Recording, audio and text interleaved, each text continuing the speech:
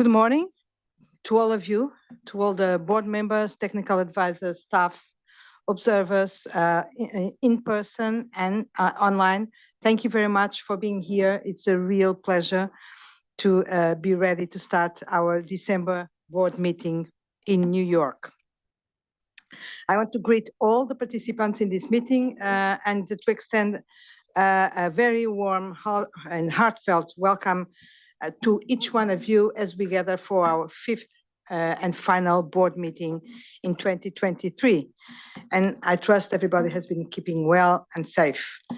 It also gives me a great pleasure, and it's really a pleasure to have all board members for the first time since I joined the IESBA in-person meeting in this room, as well as all the staff, all the technical advisors, the PIOB observer.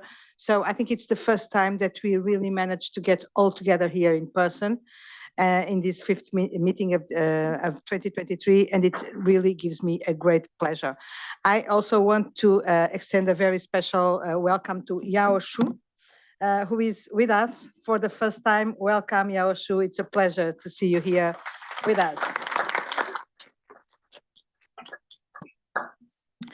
I would also like to welcome our official observers, Begonia Gina, who is representing the PIOB at this meeting, Yohei Ito from Japan, FSA, and of course, Galen Hansen, the IESBA CAC chair, who is here for his last meeting with us. And of course, we will get back to this topic, but it's not yet time for goodbye. I also want to welcome Denise Canavan, who will be supporting Luigi Nisoli. Of course, I think that almost all of you know Denise, who is a former IESBA technical advisor, and Martha Kramerius, Luigi's technical advisor, will be observing the meeting virtually. And in case you are there, Martha, thank you for joining us online and for still being with us. So I also want to welcome Wenjin Shi, who will be supporting Yao Shu, and observing virtually. We have we have many people, but some of them who are familiar to us, like Kim Gibson or Lisbeth Austerman, and Gina Maldonado, Tony Maran, Salzkau. So people who were formerly in this circle and who still keep keen to observe the meetings and be somehow part of the family. And finally, I also take this opportunity to extend a warm welcome to the other international observers who are here in person and the observers who are observing this meeting online. So thank you for joining us and for your interest in being with us in the meeting. Before I say a few words about the agenda and update you on the latest and more recent activities of the board, I would like to make some comments about rotations in this board. Very sadly, we will soon have to say goodbye to a considerable number of board members and others in this circle who have been very important contributors for the success of the board. Namely, this is going to be the last meeting for Sanjeev Chaudhary, Félicien Munvuni, Jens Paul, and Yao Shu Wu. These four board members will leave us as board members, but of course, they will stay with us, not only in action with everything that they will have left us, but also because this is an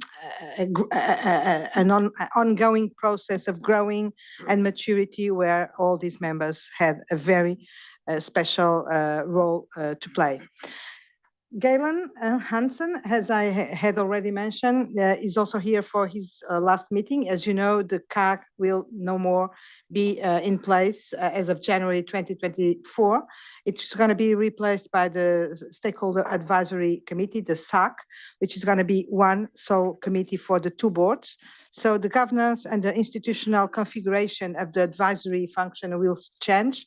And with this, Galen will finish his term and is here for his last meeting. And also some technical advisors who were attached, so to speak, to the board members who will rotate off, like Jens Yengehardt, Xiao Wan, Kemish Soni, and Chris Tuangarimana. They will leave us as well. So, of course, these are all sad moments. We will have the opportunity to say a proper goodbye and have a farewell by the end of the meeting. This is still 5 days or 4 days from far from now, and for now, it is too soon for goodbye, of course, since we still have a very important journey ahead with all of them, and counting on their contributions before farewell. Also, I'd like to mention something that I gave you some notice this week, I think, or last week, sorry, on an email, but the future new board members have been already selected by the PIOB. As well as some of the reappointments at this board. And I'll start by mentioning Luigi Nisoli, Sadia, Adam, Sungnam Kim, Vanya Bogert, and Andrew Minter, who have been reappointed for another term. The four first ones that I mentioned, Luigi, Sungnam, Vanya, and Sadia, have been reappointed for a new 3 years term. Andy has been reappointed for an additional year as he's reaching the limits of the possible time with the board, which is 6 years. So congratulations. I'm very happy that you have all been reappointed and that we will continue counting on your contribution. Together with this reappointments, we will have 3 new individuals joining us as of next year, who will be here with us, I hope, in March for the next meeting. And these are Tomoyo Imura from Japan. He's a director and a board and audit supervisory committee member of Nomura Asset Management, an important company that you all know for sure. Amarjit Singh from India, who is a board member of SEBI, the securities regulator in India, and a very active member of IOSCO with some former responsibilities as chair of the implementation committee and others. And David Ray, who is a retiring CFO, I believe, from Huawei, and member of Global Finance and the current board member of International CFO Alliance he's Canadian, but he lives in France, so does not represent exactly any of these jurisdictions. So congratulations to the new board members. I think that at least some of them committed to observe this board meeting virtually. So in case you are there, very welcome to the meeting, and thank you for your interest, your advanced interest in following the conversations at the board. And I see Amarjit. Hello, Amarjit, welcome, and we are very much looking forward to work with you here at the board. Thank you. Welcome. Congratulations. I would also like to note that this time we won't have any initial presentation as we have had over the last board meetings, for obvious reasons that we don't have time. This is going to be a very, it's a matter of being realistic. We don't have time, and we need all the time that we have this week to advance in our agenda and make very important decisions. And this gives me a very good segue to say a few things about our agenda this week. We have, of course, very important topics to be decided and to be discussed and decided. This is a critical meeting and a critical juncture for the board, not only because of the impressive numbers of projects. It's not about the documents, it's really about the projects and the topics being submitted for coming to a critical phase and being submitted for approval, but also because we will be also agreeing on a new project on CIV and pension funds. So it's some phases that are coming to an end while others start. It's really an important meeting for us. The first topic in the agenda, up in the agenda, will be the strategy and work plan for 24-27 and the tax planning final approvals. So these are the two projects which are being submitted for approval, coming to a final phase. This will be followed by the use of experts and sustainability work stream and works 1 and 2, exposure drafts, which are also being submitted for approval, but in a different phase, of course. And lastly, we will kick off with the collective investment funds and pension funds and investment company complexes topic, discussing here at the board the future terms of reference and how we will be organized to advance this project. These developments and these achievements are important milestones for this board and give evidence of the very intense and challenging year that we have had. And we can see the fruits of our labor in the full and ambitious agenda for the week ahead. We'll have a presentation from staff on the outreach plan for the sustainability exposure draft. And we will have time to make some considerations on that and even start thinking about the future approach to the exposure draft of the tax planning standards, which will be hopefully approved here, but that it will still take some time until the PIOB certifies this standard. So that's going to be the moment where we will have to go outside and do the appropriate outreach. And still regarding the week ahead, I ask for your full cooperation, and I'm going to be very clear about this. We don't have time. We have very important decisions to make. So we will have to be very much focused, disciplined, and rigorous in terms of the use of the time and the use of the interventions. So I'm really asking for your full cooperation and discipline as we go through the final proposals during this week. And again, we should mostly avoid reopening issues that have been closed or stabilized. If you have substantial points to raise, it will be very helpful if these points could come together with a possible solution or alternative. We should avoid discussions on editorial issues and details. If you have any kind of drafting or editorial details, please convey them to the staff or to the task forces. They will be happy to take them on board.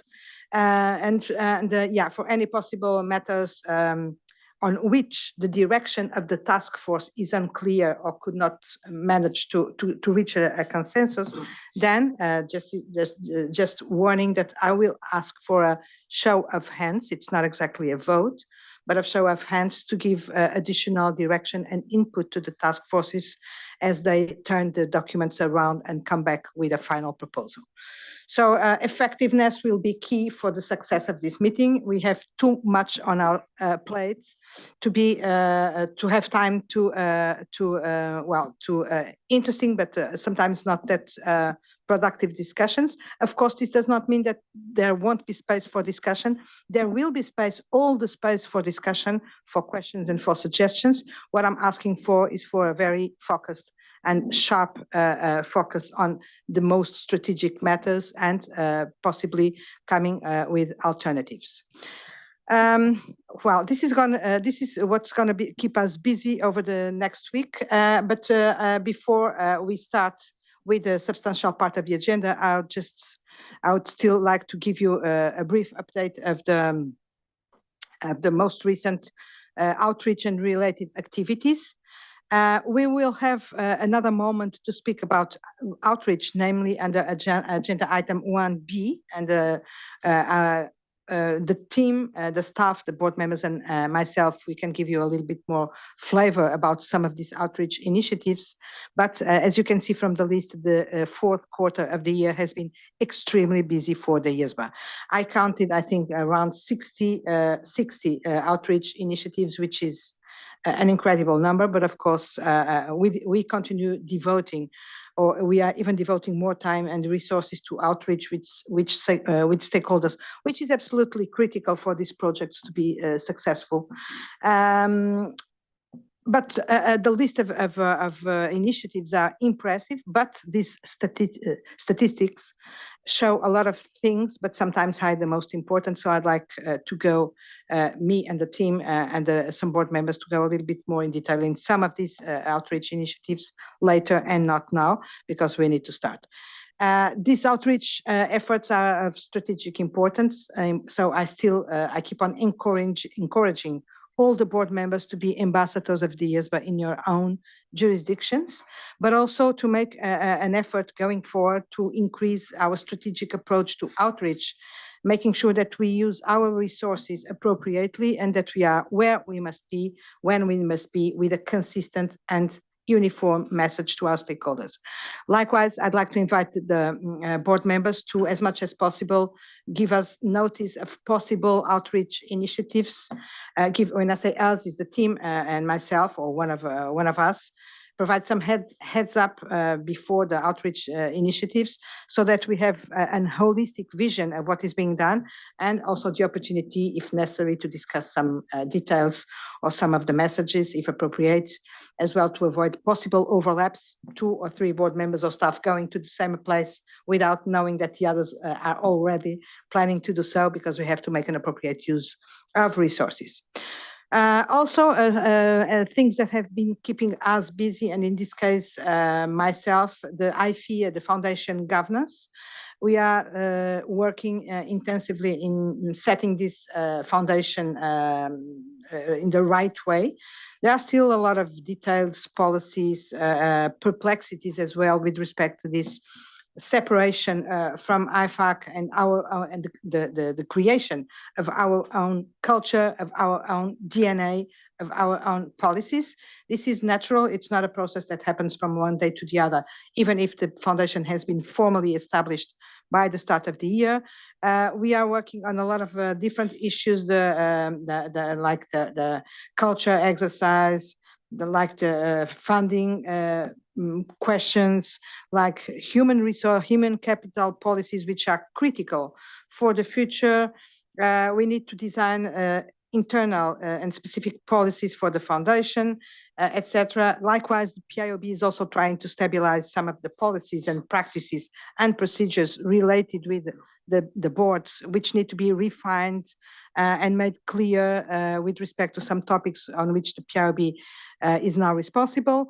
And we also have been, Tom and I, very busy with the nominations committee, finalizing this process of appointment of the new board members, working on the call for new candidates for 2025, and also participating as observers all the time, but with, well, of course, very much involved in the creation of the new SAC, the new Stakeholder Advisory Committee, and the selection of the members, all these things, so all together with the nominations committee and the PIOB. Well, as recent activities that happened at IESBA, I'd like to make the board, inform the board that the planning committee has met at the end of October and in early November.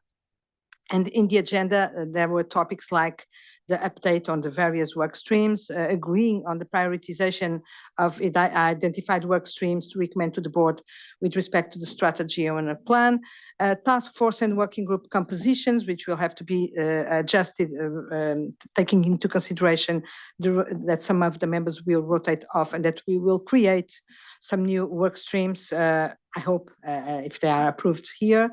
And other strategic considerations. The IESBA CAG, as you know, met in September. This was right before our last meeting, so you are aware that that this happened, and of the most relevant takeaways of this important meeting. And at this point, I'd like to invite Galen. If Galen wants to add something. Of course, we had the opportunity in September to discuss these outputs, but if you want to make any comment, Galen, the floor is yours. Thank you very much, Gabriela.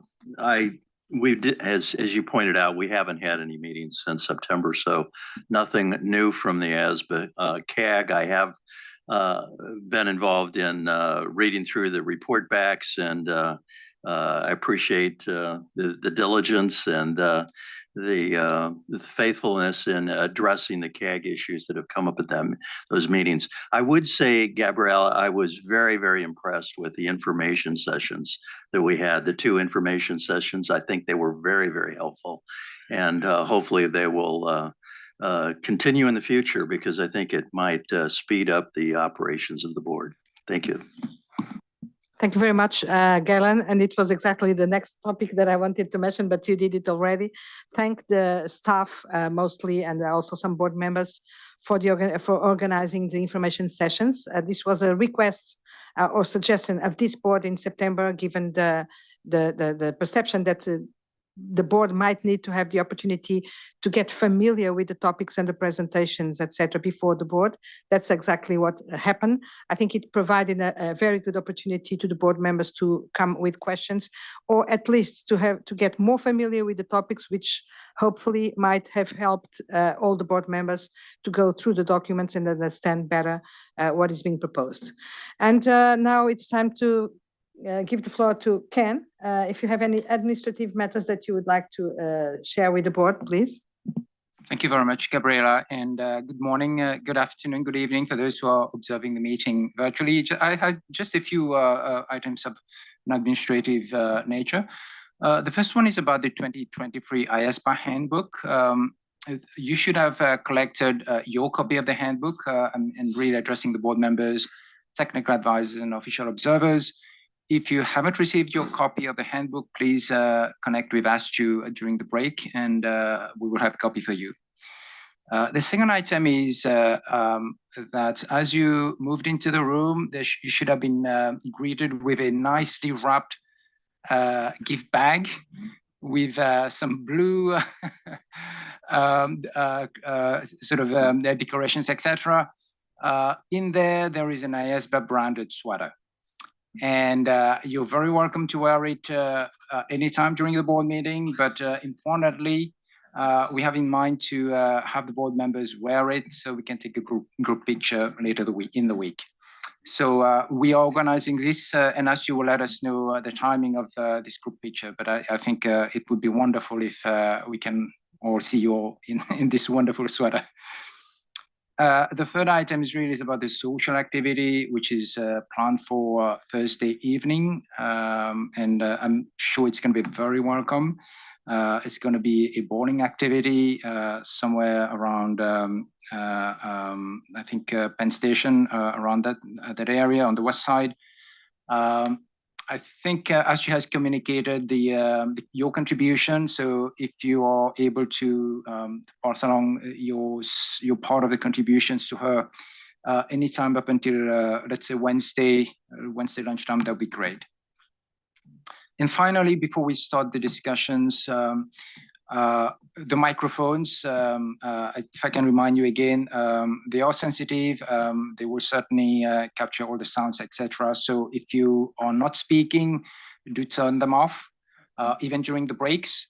That said, if you are raising a comment during the board discussion, please speak directly into the microphone so that people at the back can hear us. And that's very important because sometimes they are not able to hear members speaking, especially when you're quite sort of at a distance from the microphones.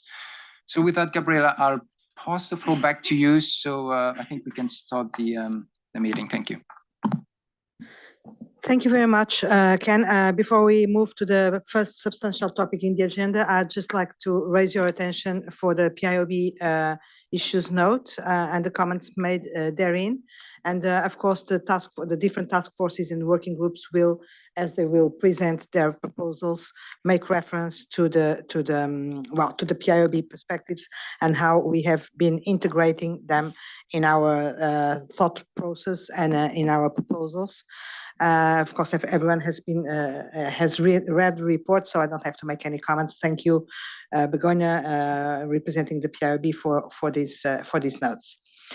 And with this, if there are no questions or no comments around the table or anything that you'd like to mention or say before the agenda, I don't see anyone. So we can move immediately to the first substantial topic in the agenda, which is really a critical one, and it's our strategy and work plan for 24-27. And before I give the floor to Jeff, I think it's going to be Jeff presenting, right? Let me just say one or two words about this because I can't resist. This is really a very important, a milestone, important moment and project for the IESBA.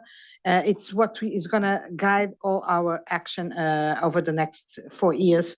So we have to be very sure about what we are going to discuss and hopefully approve.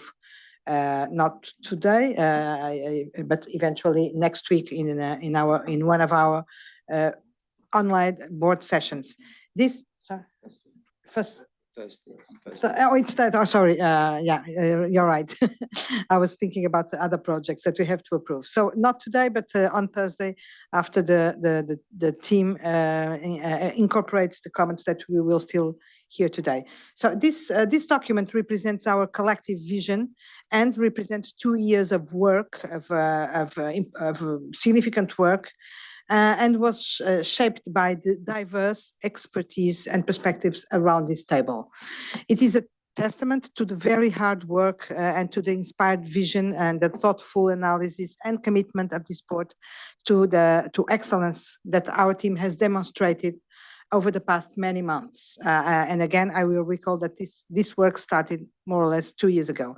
And before we delve into the specifics of this strategy and work plan, which is very familiar to this board as well, it's a collective product, so there is nothing surprising here, but just some adjustments that were made after the September board meeting and the planning committee meeting. I'd like you to not reflect, but keep in mind the broader landscape and the strategic considerations that have guided us and the development of this plan. And the success of this plan, not the success of the plan itself to be approved, but what we are going to do with this plan, very much depends on our capacity to navigate this ever-evolving landscape and environment, and to leverage on opportunities and to address and not be afraid of addressing potential and real challenges that we see around. And I'd like to highlight some key strategic considerations that this strategy and work plan involves, that it is responsive to market and environmental, if I may say so, contextual dynamics and changes. And one of the things that gives evidence of that is the fact that some of the topics that are being suggested to be approved as the burning platforms, that's the most important priority topics for the next strategic cycle, were not there, or were there in a very timid and shy way at the start of the work. So in 2 years, we were really able to observe what's happening around and develop our own thinking without getting stuck in something. And this leaves me very much positive and optimistic about how this plan will evolve in practice. Secondly, that this was developed in close collaboration and cooperation with our stakeholders. It involved a lot of feedback collected from stakeholders, from very diverse stakeholders, and the careful consideration of this feedback. And this brings me also to a critical consideration about the importance of having a multi-stakeholder board. It's not only the external stakeholders, but some stakeholders or realities or backgrounds that the board members around the table represent, and the perspectives that they are able to bring to this work, which strikes me, and I think it's really being a key for the success. I will have to mention innovation and adaptability, which is related with what I said before. This not only reflects our capacity to innovate and adapt, and this what we are going to suggest, what is being suggested for us to do over the next 4 years is really reflective of this adaptation and innovation capacity, but we will have to do the same going forward, not get stuck on what is our perspective today, but be able to evolve. But I think there is no doubt that we can do it. And of course, it takes consideration of an appropriate allocation of resources.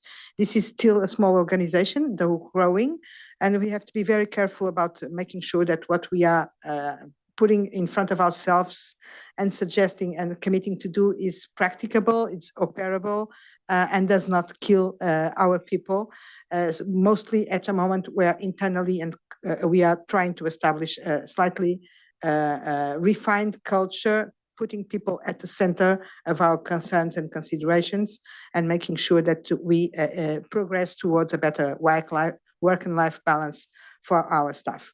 And with this, of course, I will thank the staff members involved, Jeff very in particular, but the critical contribution of Ken and John at the staff level for the drafting and the more than the drafting, the thinking behind the drafting of this strategy and work plan. The planning committee, who was critical, who provided critical input for this strategy and work plan, and the very rich discussions that we had at the board level. And I recall the discussions that we had in Abu Dhabi, which I recall as having been particularly inspiring and decisive for defining our vision and where we want to go.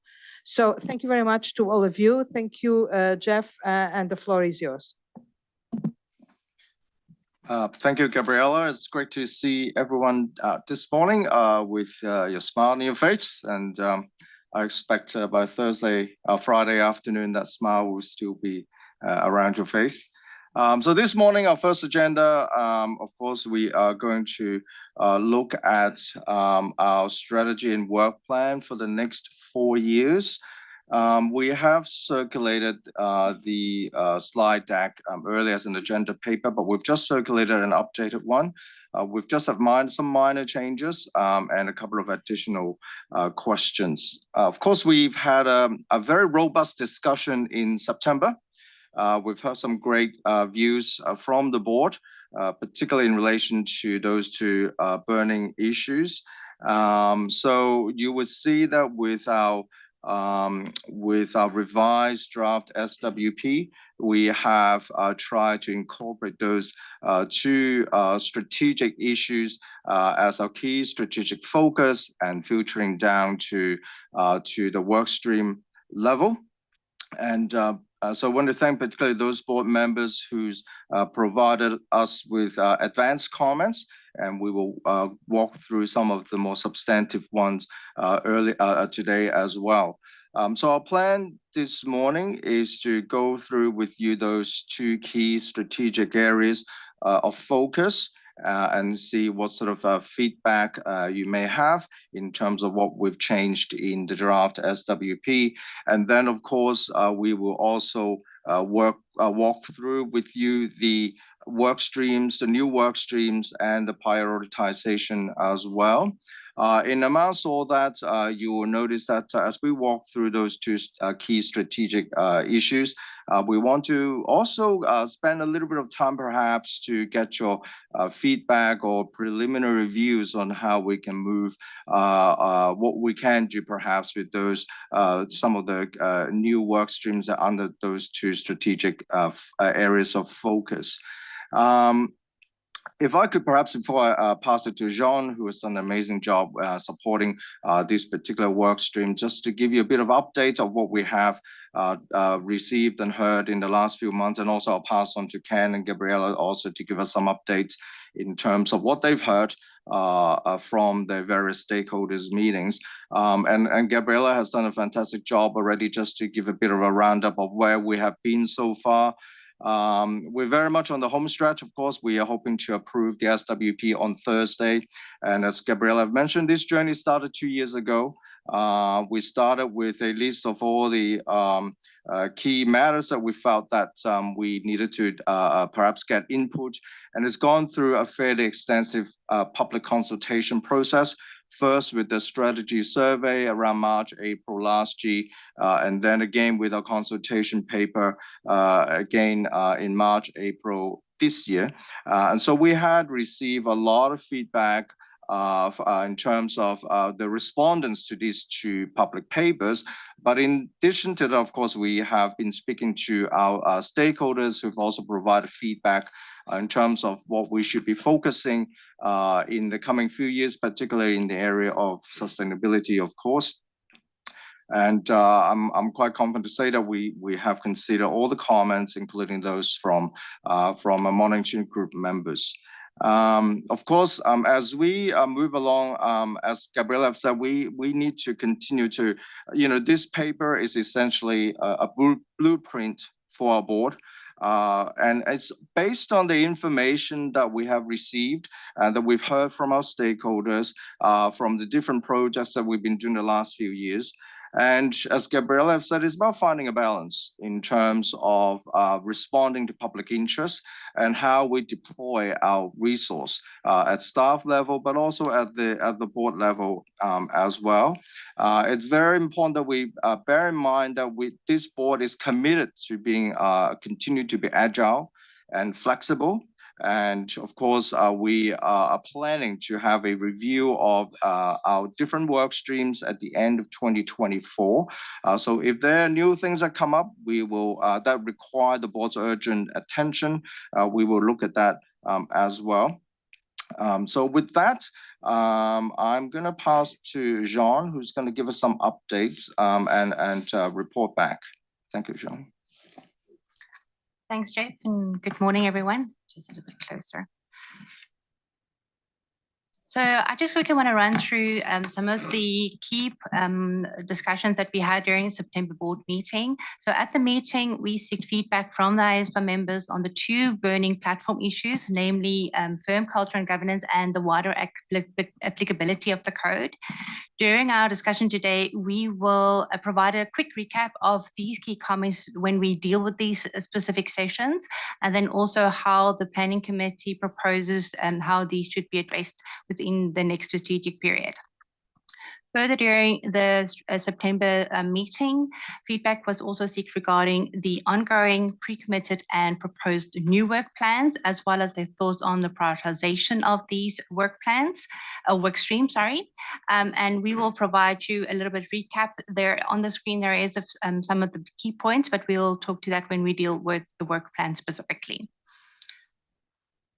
During the September meeting, the IESBA as well as IESBA had a joint session to identify opportunities for coordination and linkages on selected potential projects and workstream, as well as opportunities and challenges and lessons learned from the coordination of the sustainability projects.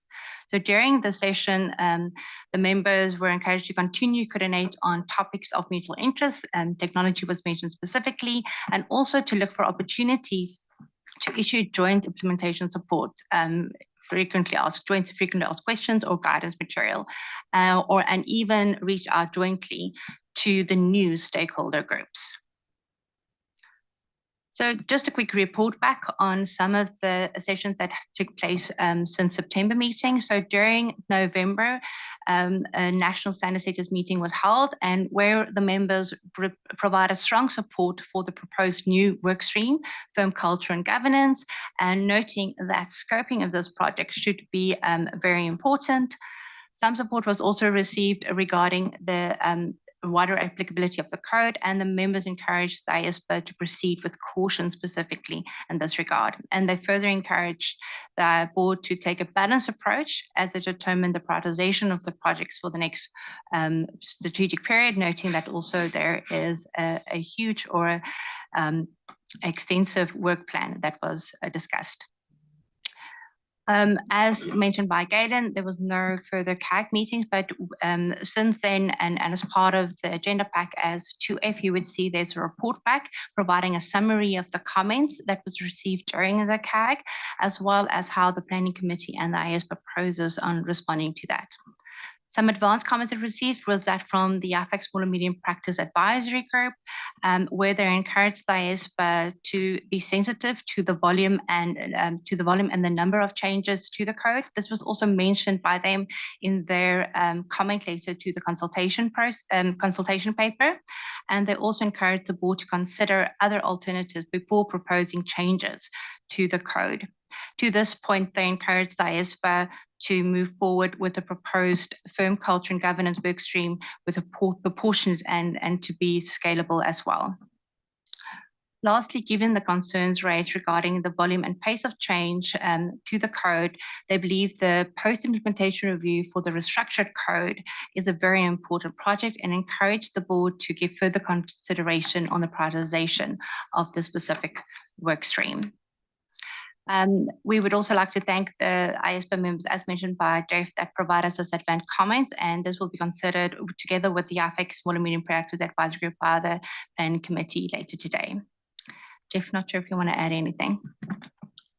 Thanks, Sean. Not much for me, and I think as if you've seen from some of these brief updates, I think certainly in Q4, our stakeholders have given us fairly at least overall support to our direction of travel, and nothing really out of that is really of concern to us. And of course, some of these other comments we will walk through with you as we discuss the two areas of focus and our new work plans as well.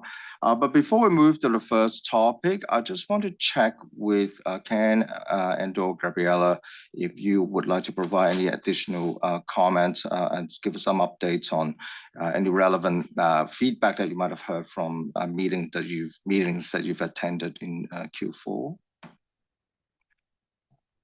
Maybe just one point of feedback, Jeff, if I may, in relation to our meetings with some parts of the regulatory community, in particular the CEOB, the Committee of European Audit Oversight Bodies, as well as IESBA Committee 1.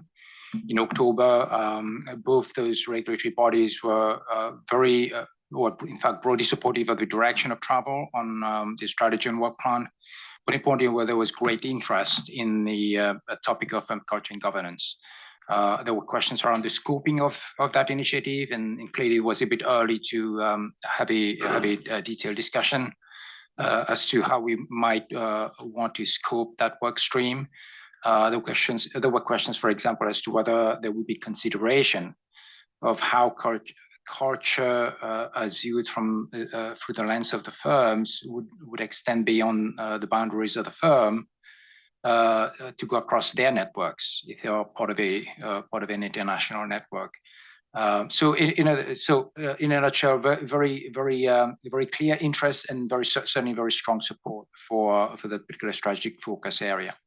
But otherwise, directionally, we had general support for how basically the proposals are come together in terms of the strategy and work plan. Thank you, Ken. Gabriella, did you have any further? No, I can just confirm what Ken has just said. In all the meetings that I have had, where these topics at the strategy and work plan was mentioned and discussed, what I got was a very significant and robust support, and no pushback or resistance so far, or significant doubts about the way we are taking. So I think that I can assume for now general support for the direction that we are suggesting. Thank you, Gabriella and Ken. I would probably also add, I said it on the monitoring group meeting that Gabriella attended. I think there was a comment about from one of the monitoring group members that don't forget we need to make sure we consider the concept of network when we are looking at firm culture and governance, which is already included in our draft SWP, and that was already brought up in our September meeting as well. So again, it's a very positive feedback from our end. So with that, perhaps we can move to the next topic, which is firm culture and governance. I'm just going to give you a quick update and perhaps just refresh your memory of what we discussed in September. And then we'll walk through with you what the PC has proposed in the draft SWP. And of course, in the September meeting, the board agreed that this is a key strategic areas of focus that requires prompt response from the board. I think there's certainly a recognition in supporting this new work stream that is also very much connected to our focus on sustainability, a focus on ESG, because it is looking at the governance structure and the internal controls of firms.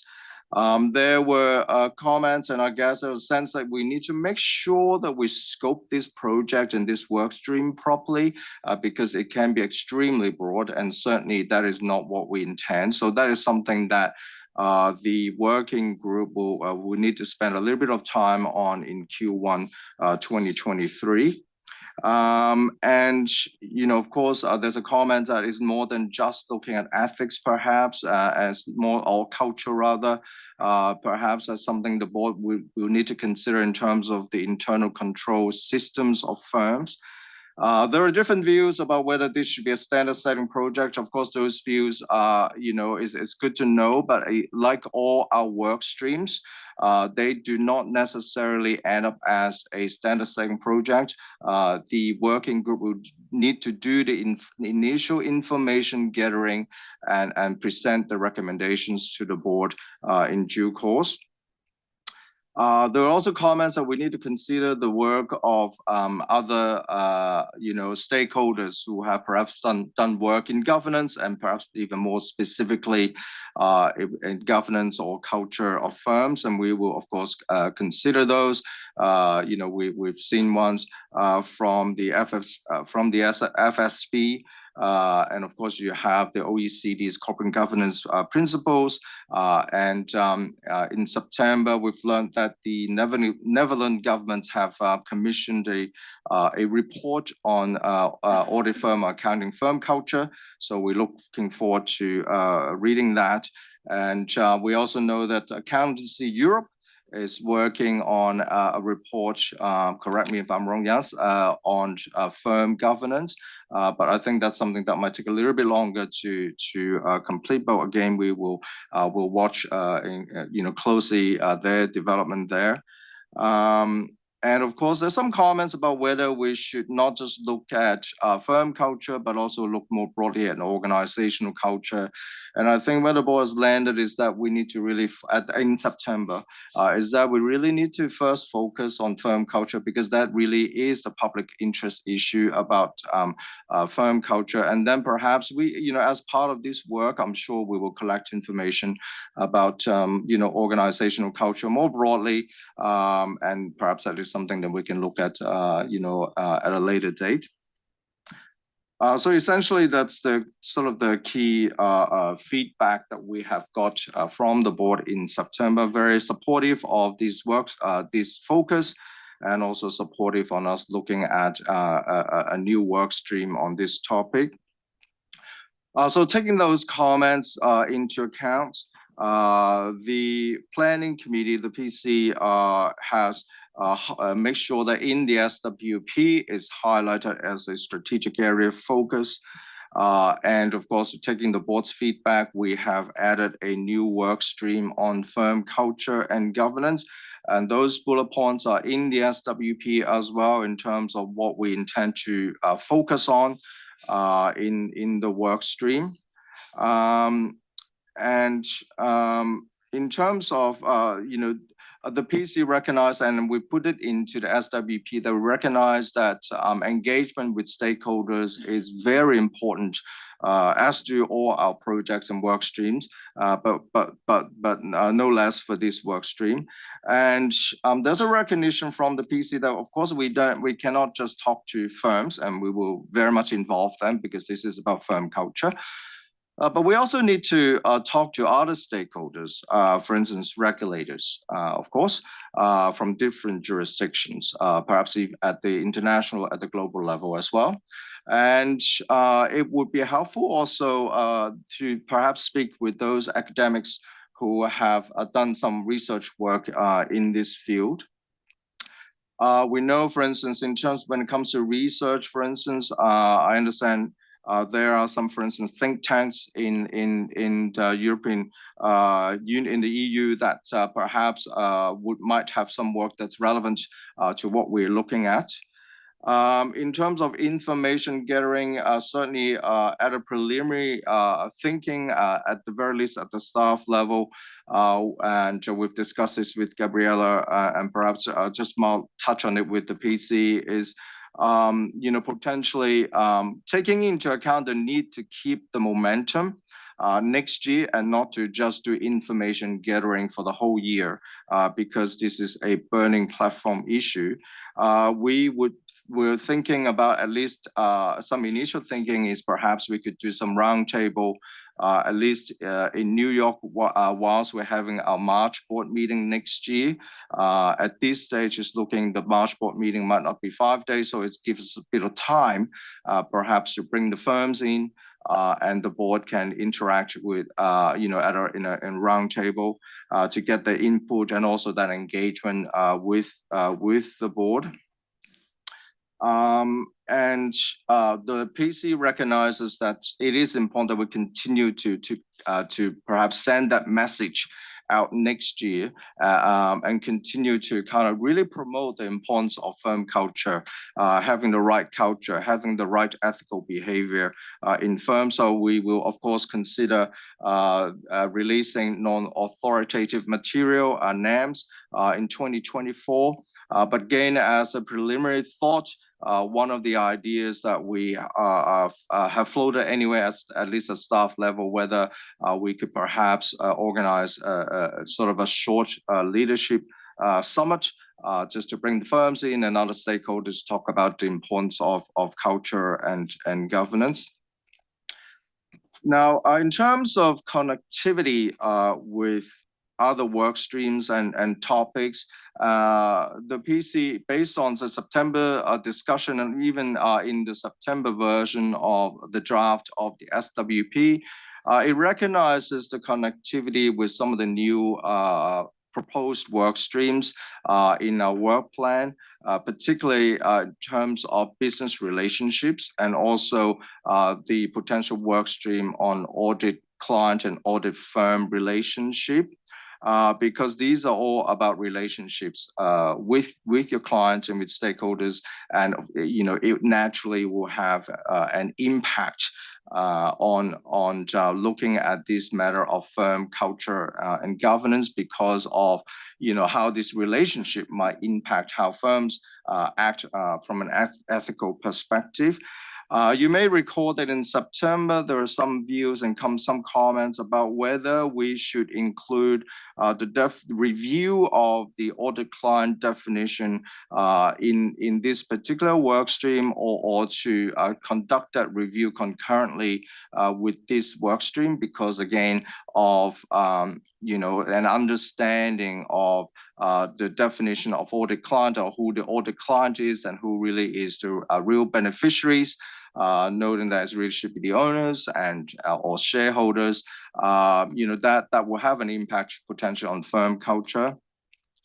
The board have, the planning committee have considered this aspect in the meeting in October, and the planning committee felt that it won't be appropriate to include it in this particular work stream on firm culture and governance, because the working group really need to focus on looking, doing the information gathering, getting the understanding, and thinking about, what needs to be done, and also some of the activities to promote the importance of firm culture and governance in 2024. And if we add this aspect, which is a really important aspect to this particular work stream, it will really dilute our attention on these public interest issues.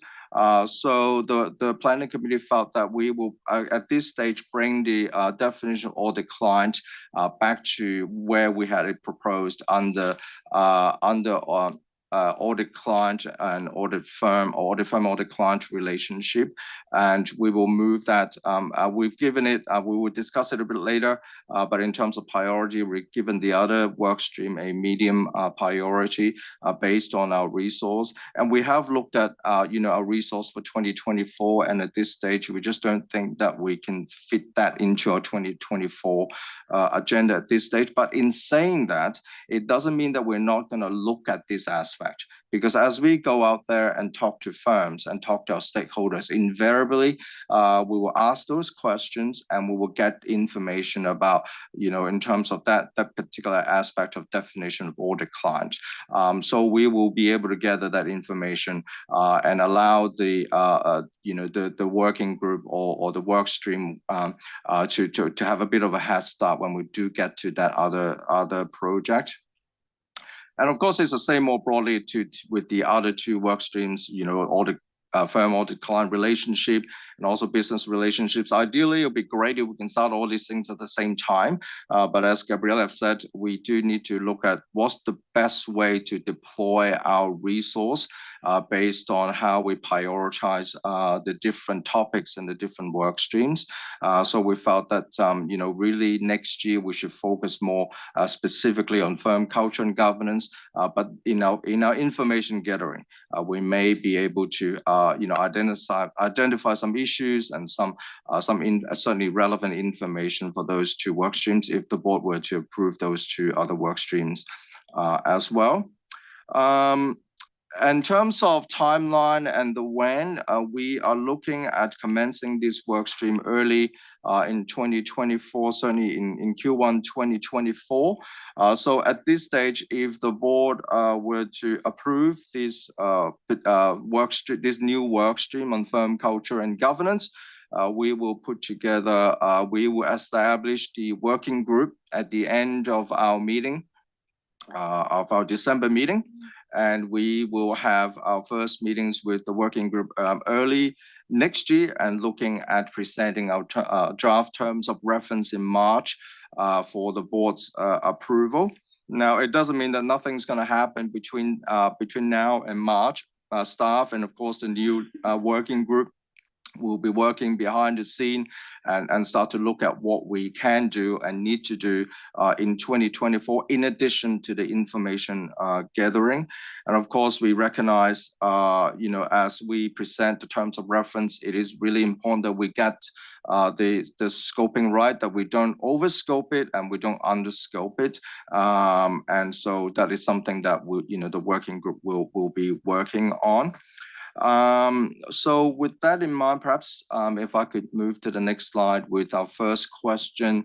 You notice that we've added a second question, but we won't deal with that for now. So let's look at the first question. I just want to invite the board for your feedback in terms of the planning committee's draft revisions to the SWP on the strategic focus on firm culture and governance. Gabrielle, perhaps I'll pass you to invite comments. Thank you very much, Jeff, for the excellent and very clear and comprehensive presentation. I will open the floor now for questions and comments, and I see that Christelle wants to share something. Christelle. Yes, thank you for your presentation. I'm fully supportive of the degree of importance of this first stream. I have two observations. One is, when you speak about audit firms, do we agree that it is the new definition of firms, which is audit and sustainability assurance firms, that is included in the scope? Otherwise, we might have problems because we have only one definition of firms if we approve the new glossary. And by the way, I don't see why we should have a different scoping for that, but that's my personal advice. And the second is, we have had discussions around the communication recommendation within the code compared to tentative to be requirements. And I was wondering if addressing this would be part of the governance issue of the work stream. Thank you very much, Christelle. Jeff, do you want to collect a few questions and respond after? Yes? Okay, Andy, please. Thank you. Just a couple of comments. I am processing the part about the client definition, which I was supportive of trying to put in, and I do appreciate its aspect with the independence. And so I don't know, Jeff, where this fits in, because you had mentioned it sounded like that while you're doing the firm culture and governance, that there may be an outreach with the firm about this. And then I looked at the SWP and I see the fact finding for the client definition is not till 2027. So it almost sounded like you were saying that the fact finding for client definition might happen in 2024. So I'm concerned that if it's not actually in the SWP, maybe it won't happen, because I am very supportive of at least doing some fact finding now. And I do understand that the hundreds of times audit client is used in the international independent standards may be bigger than a bread box. So I just want to understand that part. In terms of the outreach that you were doing, I didn't catch any outreach to, say, the investor community. And while initially the investor community is maybe not part of the firm culture and governance, I think there's a lot of intersection with what reasonably informed third party would think of certain aspects. And so it I think would be helpful if we could get outreach from the investor financial statement user community with regard to that, so that when we speak about reasonably informed third parties, that maybe we have some more facts on that. So thank you. Thank you very much. Andy, maybe you want to respond now, Jeff. I think that you already have some material. Okay. Thank you. Christelle, thank you for your questions. In terms of the I think your questions on the scoping, the two matters. The focus of this work stream is really more focused on the audit and accounting firms, and not so much on sustainability, because the issues, it's about audit firms or in terms of some of the incidents that we've seen on ethics lapses within those audit firms. So really, we really want to focus on those firms. And when you think about it, that in itself is already quite a large piece of work. The PC's view at this stage is not to broaden it. And certainly the PC hadn't spoken about it, but I would say that PC's view is not to enlarge it to firms that are non-audit firms, of course. I mean, all these firms, of course, they provide sustainability reported related services, but we won't necessarily extend that to, say, engineering firms or ISO providers who might be coming in, because of course our sustainability project will also not be finalized until end of 2024 as well. In terms of your other comments, communications, I assume you meant communications with those charged with governance in the code. That's more focusing on those charged with governance of the entities or of the audit clients or other of your clients. So that is not what we're looking at in the code, but of course within the firm structure, they have those management, and so this is very much a question about management as well, about ethics, leadership, and so that's something that it's something that we'll look at, but we're not necessarily looking at it from the code's perspective on looking at those provisions on communications with those charged with governance. And we've had some discussion about this as well in September. I think that's sort of where the board has landed. Sorry, Andy, thank you for that comment about audit client definition. In terms of the outreach, perhaps I haven't, hopefully I haven't over promised in my description there. But what I meant is, as part of our information gathering, we may be collecting information about audit clients. But I think I see your point, and I think at this stage, I mean, the planning committee will have a discussion after a lunch today, but it's not bad, perhaps, as we conduct our outreach, that's something that we could discuss with the firms as well. But it doesn't mean that necessarily we'll bring that work stream forward, because that will still depend on the resources that is available next year and beyond. So we'll look at that in terms of whether perhaps we were more proactive and making sure we have a question in there about that definition of audit client as we conduct our outreach next year with the firms and our other stakeholders.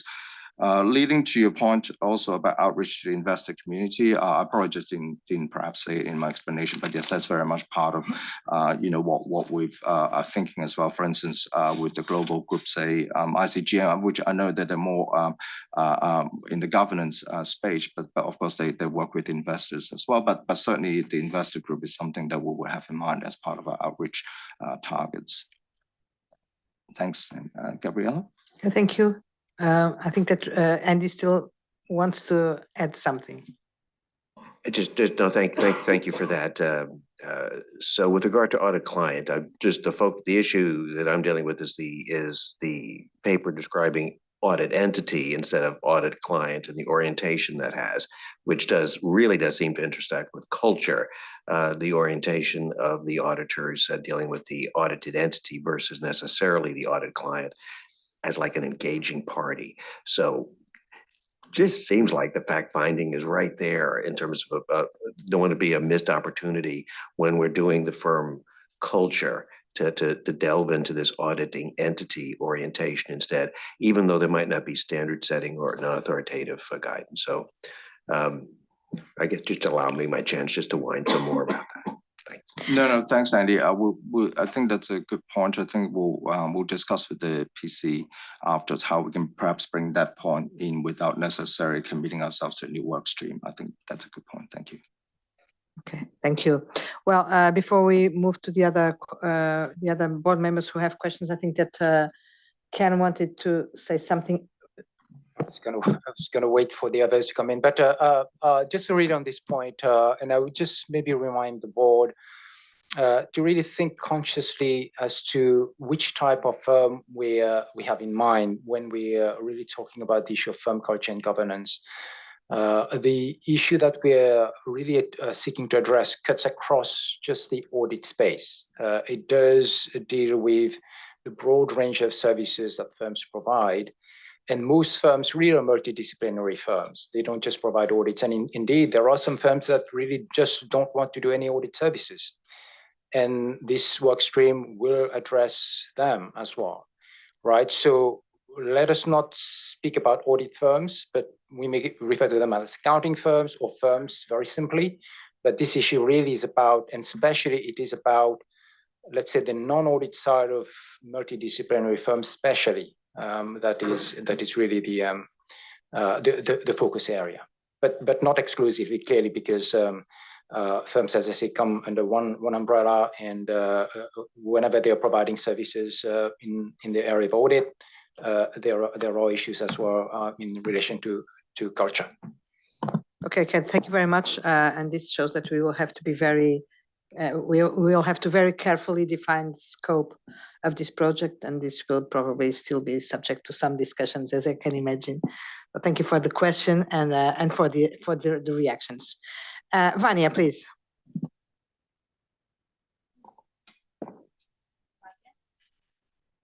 Yes, it's close. Thank you. Jeff, I'm pretty much supportive of this project. I think it is very important to bring reliability on the information in the market. And I agree that the scope definition is very important, because if you want to cover the whole topic, it will take decades to work, and leading with culture is very complicated. I would just add to the group the regulators, because for them is very important that we preserve the independence, because whenever an issue, as you mentioned, arises in the market itself starts looking for the next one. So it's very difficult for the regulators to deal with that. So maybe we can go to them and with very simple specifications, we can put some tools, some requirements that will help them to better oversee the market itself. I know that in Brazil, the regulators are very worried about this kind of thing. So, thank you very much, Vania. Rania. Thank you. So no, I understand very well that we have yet to scope the project, but I was wondering, in terms of a label that we attach to the project, should it be firm culture and governance, or just firm culture? But because it seems to me when we call it firm culture and governance, sort of like we're scoping out sustainability as the social and environmental components of ESG. because they have been very explicitly stated as 3 separate components, the E and the S and the G. And I think that perhaps we should, audit firms should lead by example, since, with all this focus on sustainability. So just some food for thought. Just thank you, Rania, for my own clarification. That would mean that for you, governance would be inside culture, but we would not name it like that. Huh? Exactly, because I know that we still have to scope it. Perhaps one of the issues that may come into the discussion at some point, that for example, should audit clients, with all this focus on social responsibility, it's part of their responsibility to the public interest to deal with audit clients or audit entities that are socially responsible or environmentally conscious. And so maybe these will come into the discussion or not, but why to scope them out at this point? Thank you very much, Rania. Can I take one more question, Jeff? What do you want? So, Mark, please. Thank you, and thank you for all of the work that's gone into getting this so far. I think I'm very mindful of the fact that trying to put this together is like trying to watch my partner packing a case, which is now we're at the lie on top of it stage and see if we can actually zip it up. I would very strongly agree with Andy about the importance of the audit client piece folding into this project, because I think it is an important, it has been seen for a long time as an important cause of some of the things that have perhaps driven adverse cultural issues within firms, and therefore I think to not integrate it may be a missed opportunity. And the other thing, recognizing that anything that looks at culture and governance is going to be a large piece of work. I know that there's outreach there with the firms. I'd also suggest early outreach with IFIAR members as well, because a number of those will have done things in this space, and that may at least help with the framing of where we go. And I think really to try and sort of position this really well, the earlier point that you made about the importance of being able to pivot, we should really say that up front and say we will pivot, to best respond to the public interest as this project goes forward. But we don't know necessarily quite what all the answers are yet. But I think it's the right thing to do. It's just, I think that component has to be part of it. Thanks. Thank you very much, Mark. Jeff. Thank you, Gabriella. Vanya, thank you for your feedback in terms of the importance of scoping. Of course, we have identified regulators as a group of key stakeholders we'll reach out to. The issue is, of course, not really so much related to independence, but the other aspect in terms of the ethical behavior of these firms as they provide the different types of services. But there are, like you suggested, maybe things that we could suggest to the regulators as we develop our work. So thank you very much for the comments. Rania, thank you for your comments. I think Gabriella have sort of clarified that, and we will look at that later on with the PC, whether we will just, perhaps cut the title a bit just to make it a bit broader. I think the PC will discuss whether, the focus is more. It's also, we should broaden the focus to also look at the, ES side of ESG, and whether we should, perhaps just for the purposes of this work stream, just at this stage focus on governance, because that's where the issues were. But the PC will have that discussion a bit later. Thank you for that feedback. And Mark, also, thank you for your comment. If I could just clarify, we are thinking of, as we were explained to, or at least I was explaining to Andy, certainly the PC can look at bringing that element and as we conduct our outreach to get a better understanding. But are you suggesting that we should in fact bring the entire that part of work into this work stream? Okay. Look, the PC will consider that, and same, of course, Andy, I assume that would be your ultimate dream as well. We'll take that into consideration. And thank you for your comment about early, Mark, in terms of early outreach to the EVA. Thank you so much. Well, thank you very much, Jeff. And before I collect more questions, just allow me for one small comment. I understand, or we understand already that, and we had understood already that there is a lot of appetite to address this audit client topic. It has been identified. One thing is the importance that we give to that topic, and we really do, and understand that it is extremely important. And maybe because it is so important, there is a risk in putting it into this farm culture and governance project, because it risks being the only topic in there, or differently, that we do not have the resources and the capacity to address it properly together with all the other topics that will come. But anyway, we will listen to you. The only thing that I'd like to add is that this important, and this collection of perceptions is very important.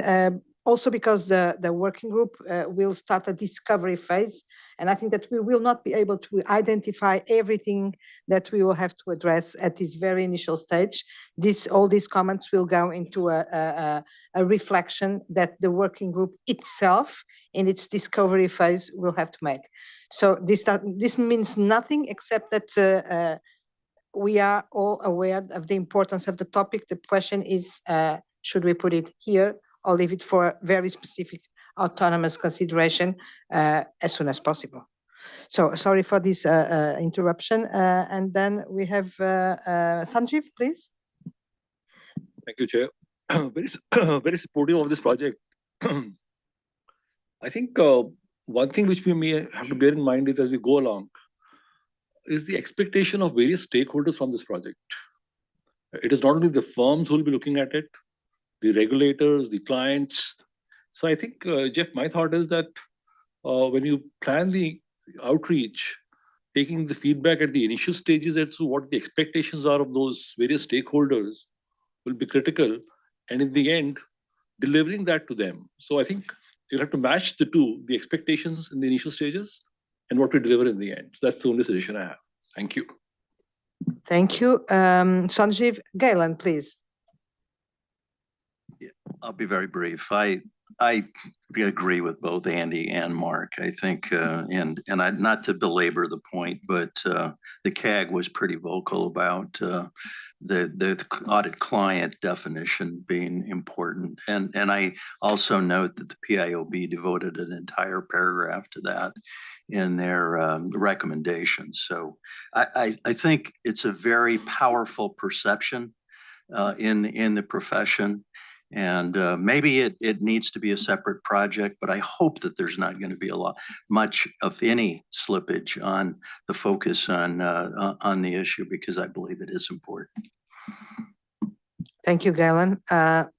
Ken, do you? Sorry. Yes. Sorry. Yohei? Thank you, Chair. I support placing the firm culture and governance as a high priority issue. As IESBA recognizes, the scoping is really important. And we support initial focus on the audit firms. And one thing I would like to mention here is it has a result of considering the wide range of services in the audit firm. And it is determined that the code need to be strengthened. In such case, can it be reasonably explained that Part 5, which deals with sustainability assurance, need not be revised, or the stricter rules will be applicable only for audit firms.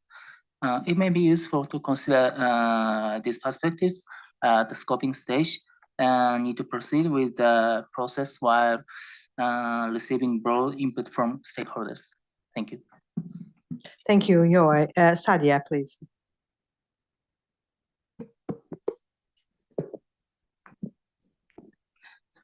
Good morning.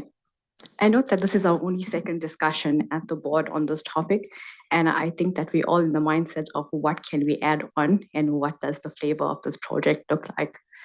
I do note that it wasn't in the consultation paper, and we should just be mindful that the consultation paper did say that we shouldn't make constant revisions to the code. So I'm of the view that we should include a wide range of topics in fact finding, but also be mindful that this could be an omnibus project. What do we do in the short term versus what we do in the long term? I'm also I also support the audit client definition, but that would mean changes to Part 4A, 4B, and all the sustainability standards that we are already currently in discussion for. So the timing of that ED in that last table of this presentation is the one that scares me, and I think that we should be mindful of what comes out of this fact finding and what's the timing of that ED. Thanks. Thank you, Sadia. And Begoña, please.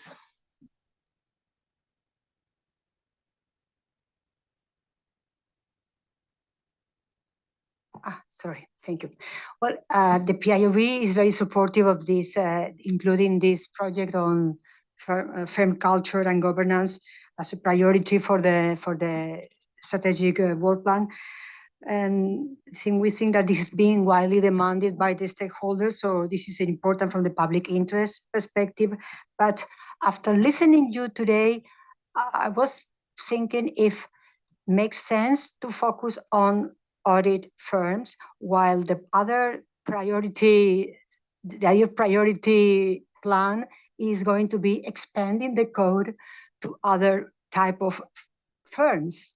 So this is my only doubt at the moment. On one side, you are talking about expanding the code to other preparers and to other assurers, which are not accountants and not audit firms. But then this project is only focusing on audit firms. So I know it's complicated, but to me, it was just a thinking when I was listening to you. But in principle, I mean, the PIOB is very supportive of the project itself. But I had this sort of, confusion. Thank you. Thank you, Begoña.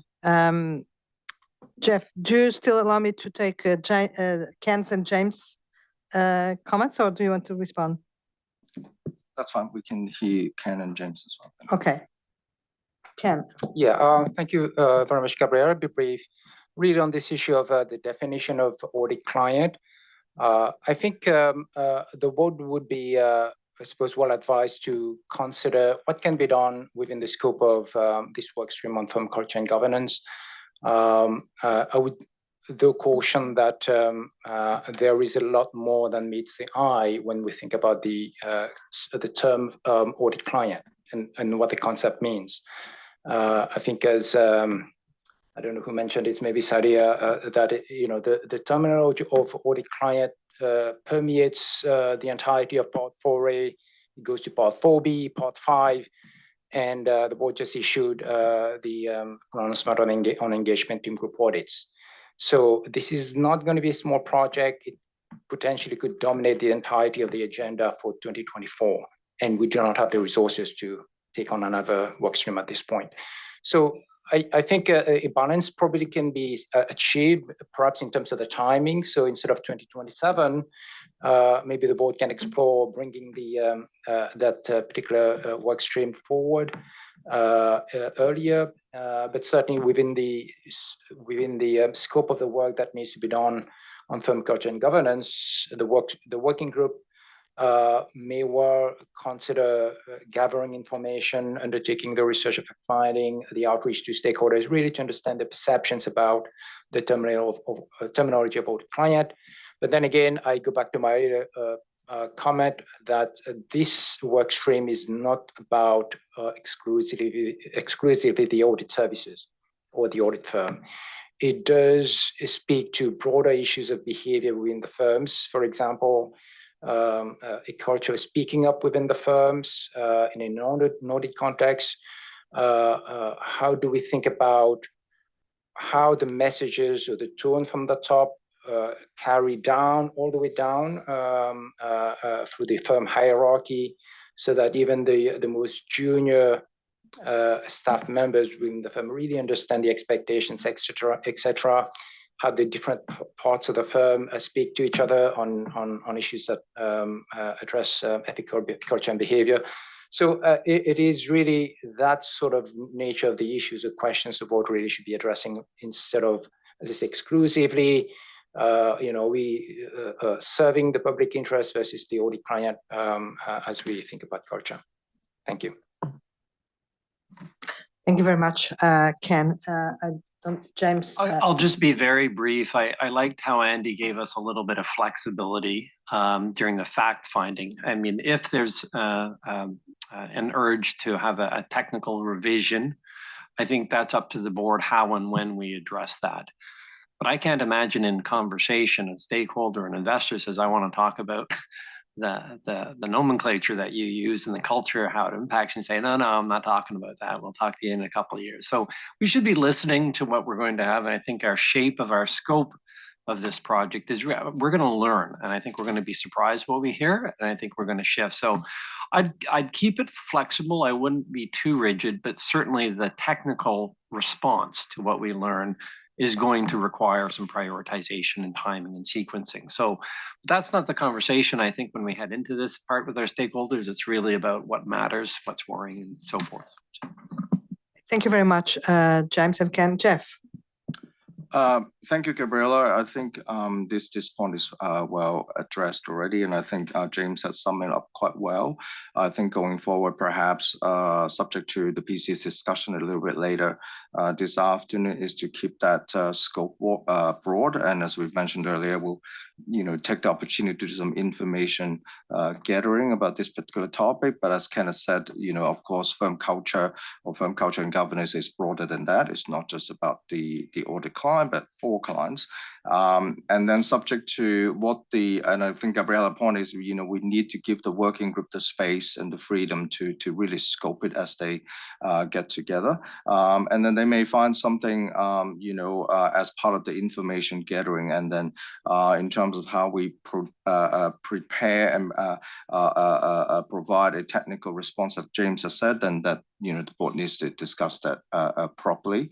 So I think those are some of the key points take away for the discussion. And but rest assured the PC will have further discussions later this afternoon. Thanks, Gabriela. Thank you very much, Jeff. And I think that's exactly the way we should look at this. This is the very start point of reflection. We have the possibilities of doing whatever we want with this project, but we should not prevent ourselves from being free to try to understand what exactly we have to address and how much we can address from the start. So this is going to be as someone said, a learning process, or as Laurie was saying very loud to me, this is going to be the Pandora, or can be the Pandora box, and we don't know exactly what we are going to find when we open it. So let's keep us free and very open-minded to discover what in this space of firms, culture and governance can be the most the priority topics. Also because the working group can come to the end of their work and say, well, we have here 3 different projects. We are suggesting that the board creates 3 different work streams or groups or whatever, or projects, or known, because it's so impossible. So we should not try to anticipate too much what this is going to be. But this discussion and these contributions are already extremely important for the thought process and reflection that we are going to take for going forward. Jeff, do you want to continue the presentation? Or? Yes, please. Thank you. Thank you, Gabrielle, for that summary as well. So it's very good. And I think what we are saying is we won't open that Pandora box at today's meeting. We will hand the box to the working group, and as they open it, they will find something, and then hopefully, we'll continue to engage the board in 2024 based on what they found. Now, we were going to go into this second question about how to approach the work stream in 2024, and noting the time, and also we've received some fairly good feedback already in terms of who we should talk to. We've heard comments from regulators, at global and obviously at the local level as well, or regional level. but perhaps I'll just quickly, we might spend a couple of minutes if any board members might have some immediate thoughts about how we can approach this, in addition to what we've already discussed in the last 5-10 minutes or so. That would love to hear your thoughts. If you don't have any immediate counter suggestions, feel free to reach out to me as well, and later on, and certainly would love to hear your feedback as well. So Gabriela, perhaps we'll just see if the board has any comments about the second point. Yes, comments are welcome. No comments, Jeff. Anyway, this is we are going to get back to this topic a bit later with respect to the future work stream, and of course we will have the opportunity to be active in contributing to this to what this work stream will look like. Okay. Jeff, back to you. Thank you, Gabrielle. So perhaps we'll move to the next topic, which is the second strategic key focus that the board discussed or identified and discussed, supported at the September meeting, which is on expanding the scope of the code, which of course is a very broad topic. And again, just some highlights from the board's discussion in September. There's strong support, of course, from the board as to highlight it in the SWP as a public interest matter that we should consider. And there were, of course, comments again about the scope, that we need to carefully consider the scope because, it's very broad. And in terms of, things like, well, who are our targets and who's going to be using this scope, using the code. So there's certainly a sense from the board that there needs to be clarity about the scope, and we need to have a focused strategy. And out of that, there is certainly support from the board of a more phased approach. And we've talked about, in September, perhaps just looking at preparers of sustainability information first. And there were also some comments that we also need to address Part 4B in terms of the independence component and expanding it out to all sustainability practitioners to make sure the language is professional agnostic, that they could use it. And again, there were comments about there needs to be, of course, consultation with a broad range of stakeholders is important. Of getting, stakeholders' input is important because we are breaking new grounds. And there's also, I guess, a recognition that there is connectivity also with some of the other work streams that may be going into our work plan, including the role of CFOs and other senior PAIBs, just because, of course, from a preparer's perspective, we'll be talking to this group of stakeholders about the role of the finance office or their role, which invariably will include preparers who may not be PAIBs, but nonetheless preparing sustainability information or sustainability reporting. So there's certainly that the boards recognize those that sort of connectivity with the other projects. I think we could safely say that there is a theme that we need to recognize as as a board, as we walk through these work streams, and we cannot have a linear approach. There will be connectivity, and I think each of the work streams need to have that in mind, as well. So perhaps we'll go to the PC's views and looking at, in light of the board discussion in September. And certainly the PC agreed that we should highlight in the SWP that this is a strategic area of focus for the board in the coming 4 years. And of course, very much in agreement of the need for careful consideration. So with that in mind, the PC taking on the comments I've received about perhaps, on a phase approach, preparers of sustainability information as a first step, and also the need to perhaps review Part 4B. So the PC is suggesting to add 2 new work streams under this focus, as you would have seen from the draft SWP, which is expanding ethics standards to all preparers of sustainability information, and also revision of Part 4B of the code for sustainability assurance. And these work streams looking at these 2 work streams looking at our resource, the PC is recommending that we looking at this stage commencing both work streams in 2025, and it works well with the sustainability project, the current project finishing up and finalizing in end of 2024. And throughout the course of this project, of course, we will continue to gather information that will be relevant to these 2 work streams and to this broader strategic focus. I think it's really important that, as Gabriela has mentioned at different meetings, it is important that the messaging is correct. That whilst we're looking at expanding the scope of the code, these 2 work streams are not the first work streams that are looking at under this focus.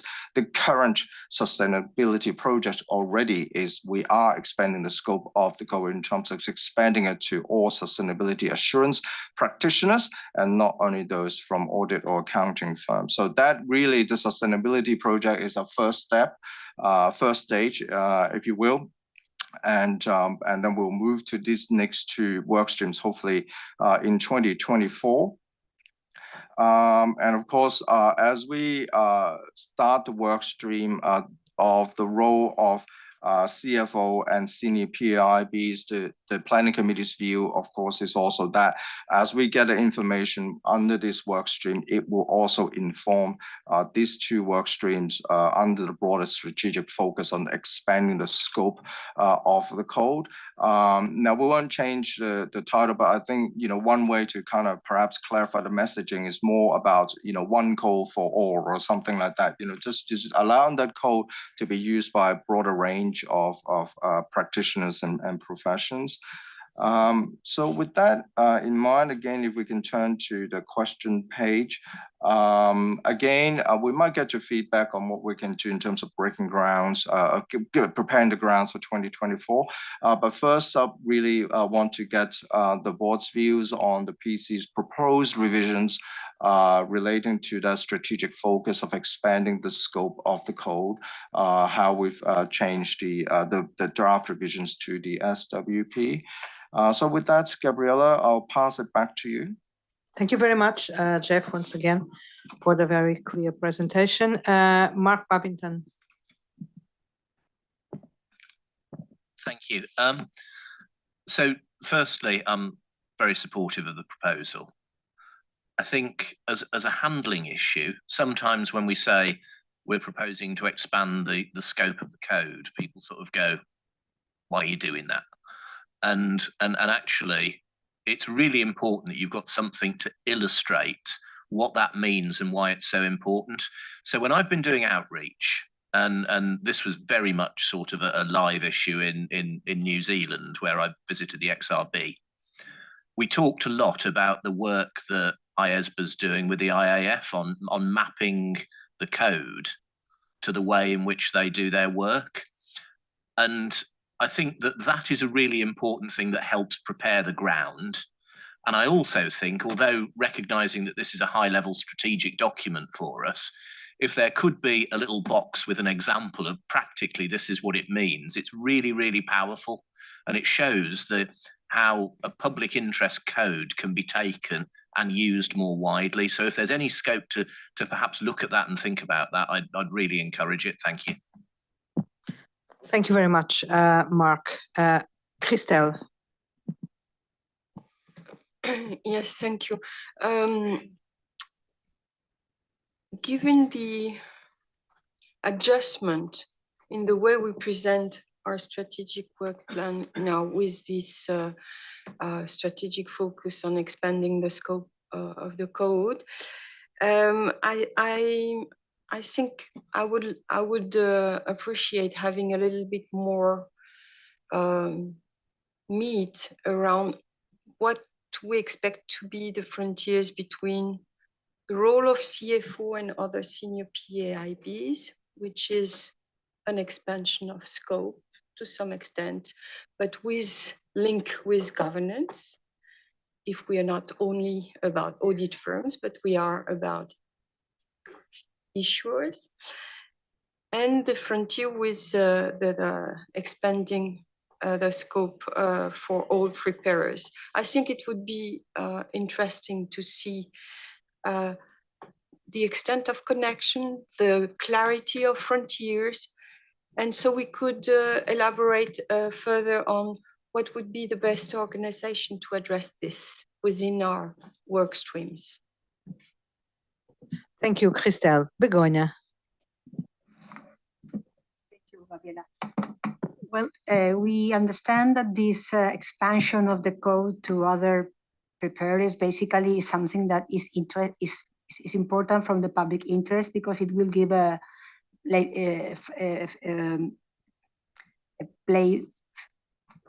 common ground for all preparers, accountants and non-accountants. But we are not so sure that the change of the revision of Part 4B makes sense at this point in time. We don't think that this is related to the expansion of the code. The idea of covering the independence of assurers has been included in Part 5, and we don't really understand why now you are starting to revise again Part 4B to consider that. If this is not sufficiently covered in Part 5, then it should be done in Part 5 and not in a revision of Part 4B, because then that part would cover, well, different types of assurers, of sustainability reporting, other type of activities. So in our view, yes, expanding the code is what the stakeholders have thought is convenient, had the level playing field. But the other idea of revising now 4B, given the lack of resources, or the amount of resources that you have, perhaps is not the moment. We don't see that this is in the public interest at the moment, because the most relevant engagements have been covered in Part 5. So we question if you have to do that at the moment. We would also like to know in more detail which have been the criteria to decide about these two main topics to be prioritized for the future. If this has been taken into account the PIF, or which have been the criteria taken into account in order to select these two main ideas, the film culture and the expansion of the code. Thank you. Thank you, Begonia. Jeff, do you want to take these questions before we move to others? Yep, thank you, Gabriela. Thank you, Mark, for your comments. In terms of perhaps looking whether there's any some sort of example of illustrations we can put in the SWP. So in terms of your particular example of the work that we're doing with the IAF, and we'll discuss it, of course, and inform the board a bit later during a sustainability discussion. And how we bring that in, we're sort of, at a certain stage, so it might be hard until we sort of get that sort of finalized what we're doing with them. But we'll leave that discussed. But I hear your point about perhaps whether we can look at whether we could put some illustration to better explain this point of the why we are expanding the scope, or why we think that the code can be applicable to a broader group of practitioners. Christelle, in terms of your comments, thank you again, in terms of that connectivity between these two work streams, the role of CFOs and PAIBs, and I guess under this focus on the work streams on expanding the code to all preparers of sustainability information. The work stream under the code of CFOs and PAIBs is really more focused on PAIBs, so those who are professional accountants, rather than just all preparers. So there is that connectivity, and we recognize that. And I guess it's really something that it's probably hard for us at this point, at this high level on the SWP to very clearly define who's doing what. But I think as long as there's a recognition of that connectivity, certainly we have in the SWP, when we get to that point, certainly, to make sure we have synergy and we're not duplicating work. I think, I agree that, as we come into those work streams, looking at the terms of reference, I think we need to make sure that there is that synergy and there's kind of not duplicating work and how the information gathering can support each other. But thank you for the comment. Begonia, thank you for your comment in terms of the scope of course, even in the September meeting, the board have discussed in a very robust way about how we scope, and as you've mentioned that, as you've clearly identified that part 5, in terms of independence, there is the scope of the international independence standards under part 5, and not all sustainability assurance engagements fit into that. And therefore, but ethics does. So of course, for a sustainability assurance practitioner, if their sustainability assurance engagement doesn't fit under the part 5 independent scope, then we are at this, if they are professional accountants and they go to part 4, if they're not, we encourage them to also look at our code. They will also need to look at Part 4B rather, not encouragement. But of course, Part 4B is written in a different language, and hence the PC and certainly the board in September felt that there is a need to look at this after the sustainability project, so we can make sure that aspect coming under part of expanding the scope of the code is to complete that part in terms of sustainability assurance engagements. But I hear your points whether the board should think that this is a priority or not. So on that point, I'm not sure if either Ken or Gabriella or any members of the PC have anything to add on that point. Yes, I may, although this might take a little bit more of technical considerations that I'm not sure that we should be discussing here. Anyway, what came to our mind and was discussed in September is that namely the voluntarily the involuntarily engagements which fall into Part 4B should be probably also subject to the same professional agnostic considerations. So that's the reason why this is being suggested is a matter of completing the overall professional agnostic approach to the independence considerations. But I think that we can discuss it further, even offline, and happy to clarify a little bit further. With respect to your question about what brought us here and to select these two topics, the expansion of the scope of the code and firm culture and governance, well, this was mostly the result of an ongoing discussion that we have held on the topic of the expansion of the scope of the code, I would say over the last 2 years, with many discussions, many perplexities, many doubts, many obstacles, but also listening to our stakeholders, and it was extremely impressive the way that stakeholders moved over the last year.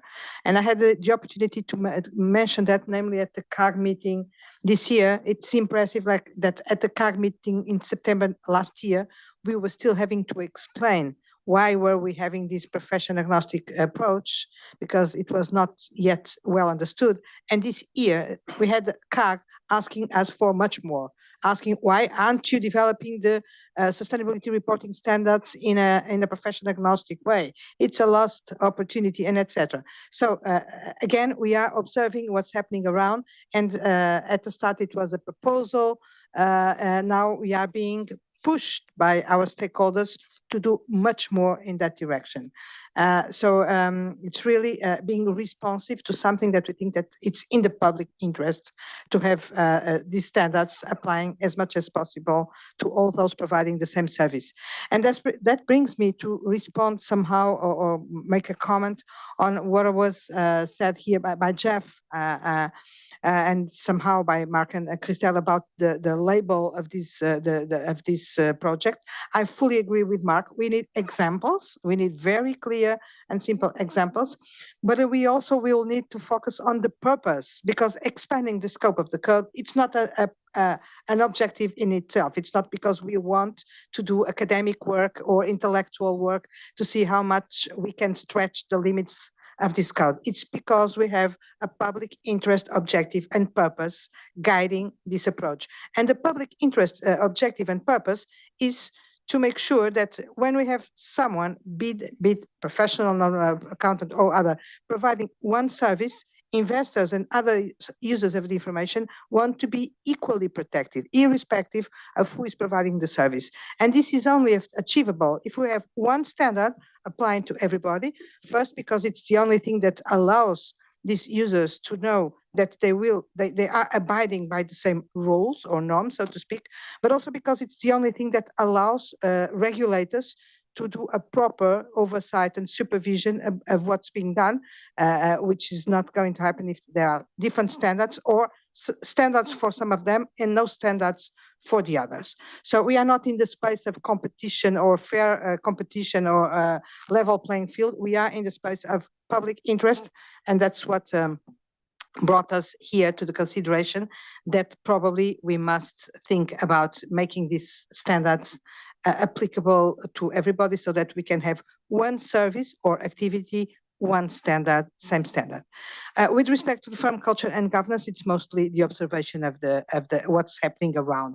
And I avoided mentioning this when we had the discussion around firm culture and governance and the scope and what falls in it. But the truth is that what brought us to the consideration of this project is observing what's happening, observing the problems that are recurrent and pervasive and etc. with respect to the behavior of firms, and that as an ethics board, we could not shy away from addressing this situation. Now, what's going to come up of this project is still to be seen. It could be everything or nothing, depending on the research and the education process we will have to be go through. But Begoña, responding to your question, it's really a consideration of public interest responding to what's happening around. If it was the PIF, I think that the PIF, we look at the PIF more as something that we are using as we develop the project, as to tests as we go. If it responds to the different PIF considerations, then at the start guiding us to define or to decide which areas we should cover and which objectives. But of course, the PIF is part of this journey and of this road. So I understand that these two topics, the two burning platforms, and this name came from the board discussion in September. I remember that there was something probably sitting in front of me, I don't remember as well, that said we can't delay this. This is really what we have to do now if we want first to stay relevant as an ethics board, and if we want to be faithful to our mission and our objectives. This is the response that we have to give to what is happening around and what our stakeholders are observing and being concerned about, and etc. This can be, both of the topics can be many things, can be different projects. It's really two overarching topics that are inspiring us, if I may say so, to decide over the next 4 years what in concrete we should do. Ken? Yes, thank you. And I'll be brief, Gabriel. I think you have explained essentially the basically the rationale for the board prioritizing those two strategic areas of focus, being firm culture and governance, and expanding the scope of the code. What I would suggest is, and that's to address Begoña's question, is perhaps for the planning committee to take another look at paragraph 69 in the strategy and work plan. And the fifth bullet point there essentially speaks to how the planning committee has come up, and the body, of course, has basically landed on those two burning platforms, right? And this bullet point speaks about the level of importance of the potential topics based on a number of key considerations. And these include the public interest benefits of addressing the topic, the relevance of the topic on a global basis, at a global level, the degree of urgency in responding to the identified issues, and that connects directly to the burning platform issue, and the feasibility of undertaking the work within anticipated timelines and resources. So it's kind of buried in there, but essentially these were the driving considerations in prioritizing to those two burning platform issues. And the prioritization clearly is on a relative basis relative to other identified work streams. So obviously, if you were to consider, for example, the topic of culture and governance and weigh that against taking another look at how the code deals with communication with the social governance, I think the board will agree that essentially there's no question. We need to prioritize the former as opposed to the latter. Equally, when we compare any one of those two strategic areas of focus versus any other identified topics, whether it's business relationships or even the role of CFOs and PIBs, these are kind of longer term research projects. Again, the choice is obvious. So I think what we need to do is bring that those criteria out more prominently, and maybe that should be in the executive summary or something like that. Thank you. This is what I was. Yeah, I see Begonia is kind of nodding. Thank you very much, Begonia, because it also helps us explaining a little bit better to all those around the table and the observers and structure our own narrative a little bit better. Yao Shu, please. Thank you, Gabriela, and thank Jeff and the Plan Committee's work. And I agree with the PC's proposal that's expanding the scope of the code, including the proposed new work stream. But my concern is that I agree that's the scope of the new work streams, but I think we can't scope too broader, because our code is that the revisions and for the audit firms for the PAs in practice is requirements, but for the other practitioners and just the optional. So I think we should deploy our resources to the focus strategy. So I don't think we can scope everything in our code. And our code already including the PAIB and I think under the other revisions. And I think we should limit our scope to broader and we should pay much focus on PAs in practice, not focus everything. Thank you. Thank you very much, Yao Shu. Jeff, I will give you the floor to react, and we will break afterwards. I will retain that Rania, Jens, and Luigi want to come in, and also Yoei. But we are getting a little bit late, so we will resume the conversation after the break. Jeff, do you want to respond to Yao Shu? Thank you, Gabriela, and thank you also for the previous explanation as well, and for Ken's explanations. Yao Shu, thank you for your feedback, and in terms of your concerns in terms of the scope being too broad, and that's something that was also brought up in the September meeting as we look at these two work streams and these strategic focus. The working groups and the board, of course, need to really need to have very careful consideration as we discuss these matters with our stakeholders, including our current users, the broader communities, regulators, and of course other users and investors and those charged with governance, so we can better make sure that as we move along that we set the scope right. we will of course continue to have a focus on firms, also on independence, on audits, of course, and that's something that the monitoring group members who have responded to our strategy survey, as well as the consultation paper, have very clearly reminded the board that we need to continue to focus on those aspects, and we are. So I think, yeah, it is a fine balance. It is breaking new grounds, and I think those comments are, certainly well received. But it's not something that it's well received. But we don't have an answer except to say that, yeah, we will be the board will be very carefully considering how we should approach this, because we understand, our current users, of course, is very much focusing on professional accountants in the audit firm and accounting firm world. But as we expand into sustainability assurance and independence and ethics, that's something that I'm sure that we will learn a lot we have already in the last 2 years, and we will continue the next year, and that will help us as we try to shape these 2 new work streams. So with that, perhaps, Gabriela, I'll pass it back to you. Thank you very much. Thank you. We will break now, and we will come back at 20 past the hour. Please note that I'm not cutting anything on your break, but even giving you an additional minute. So, thank you very much, and we will be back in 20 minutes. 21.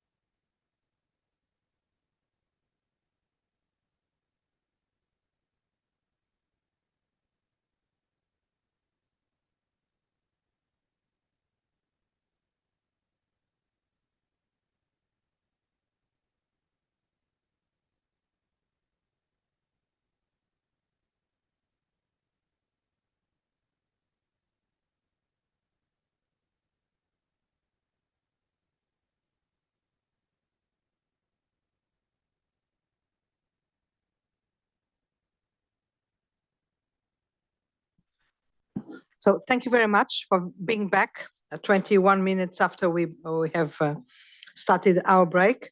And I'm going to give the floor to Jeff immediately to restart the presentation. No, sorry, not immediately, because we still have Rania, Jens, Luigi, who want to come in. Rania, do you want to start?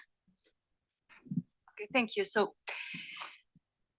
I think this is very tricky, to be honest. And again, I'm just concerned about the messaging.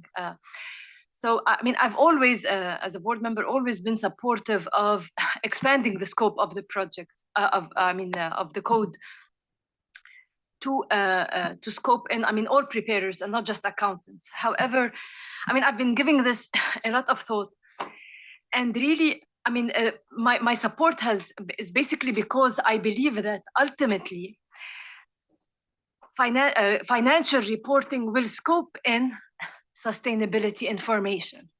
Okay, so I believe that financial reporting has to address ESG factors and ESG risks. Okay, so now my concern is if we just say that the code applies to everyone, are there any repercussions for the accounting profession?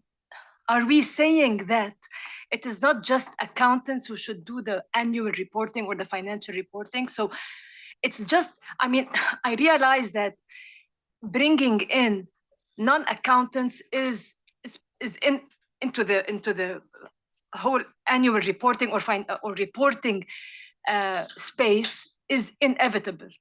But my question is the messaging.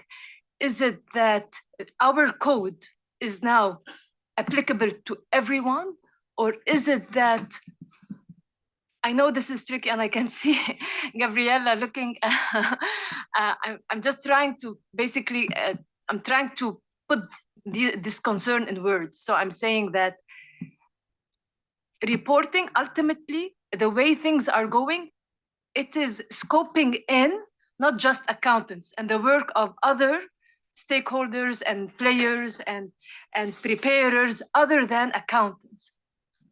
This is, I mean, it's a non-issue. I mean, it's happening. My question is, if we say that the code is now open for everyone, what kind of messaging does that entail? It's just an issue of messaging or labeling. Again, because this is our strategic working plan, what kind of labels do we attach to our projects?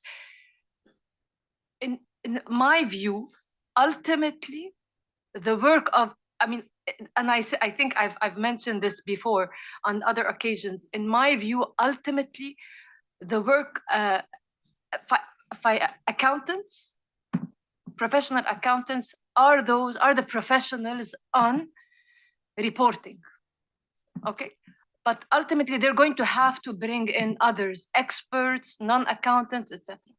So is it, I think this is the messaging that we should try to get across, as opposed to saying that now our code applies to everyone, as though annual reporting or reporting is no longer just, I mean, the responsibility of accountants. It's like we are taking this, I don't know if it's, I mean, I'm sorry to use this word for the lack of a better word, this monopoly of accountants over annual reporting. We're sort of, you know, discarding it. And we're saying that everybody is in charge of reporting. Is this the messaging? Could there be repercussions for the profession? I don't have the answer to this. I'm just saying, let's just be careful about the messaging, because if you say that now today the code that is supposedly by the IESBA and our remit as a board is to set ethics standards for accountants, now we're saying that our code applies to just everyone, is sort of putting, or are we, that's my question, I really don't have an answer to it. Are we putting accountants as preparers of information on the same footing as non-accountants? Will there be repercussions for the profession? I'll stop there, thank you. Rania, I think that I understand your question, and I'm sorry for reacting before I give the floor to Jens. But the fact is that the reality that we are dealing with is that there is no monopoly for the accountants as preparers. as far as we know, they account for something like 20% of the preparers. There are countries where they cannot even, I think it's the case of Germany, accountants cannot even perform this role, or they have some limitations. In Japan, they told us, no, we are not accountants. In general, we are generalists, and the companies prefer to have generalists than accountants. So we are not sending any message. First thing that I think it needs to be clear, we are agnostic with respect to who should provide. We are dealing with the facts that we know. And the facts that we know is that in the companies, the preparers are sometimes accountants, but most of the times they are not accountants. And the inconsistency of this situation, and we don't care about, or I mean, it's not that we don't care. Will there be repercussions for the profession? I don't think so. But anyway, we care about the public interest. And the public interest requires that any preparer, that's our vision, any preparer, irrespective of the background, should abide by the same standards, should be subject to the same quality requirements, to the same ethical requirements in respect. This is our message, and not only any other message that someone should be left in or should be left out, or that we have a preference for non-accountants or whatever. But I think that going forward, we still need to go back to this idea, which is the idea that was there since the start when we discussed this, even this year in January, about should we go further or not. It's this idea that it's a fact. It's not a message that we want to convey to anyone. It's responding to the facts and the reality. Well, but we can come back to that. Jens.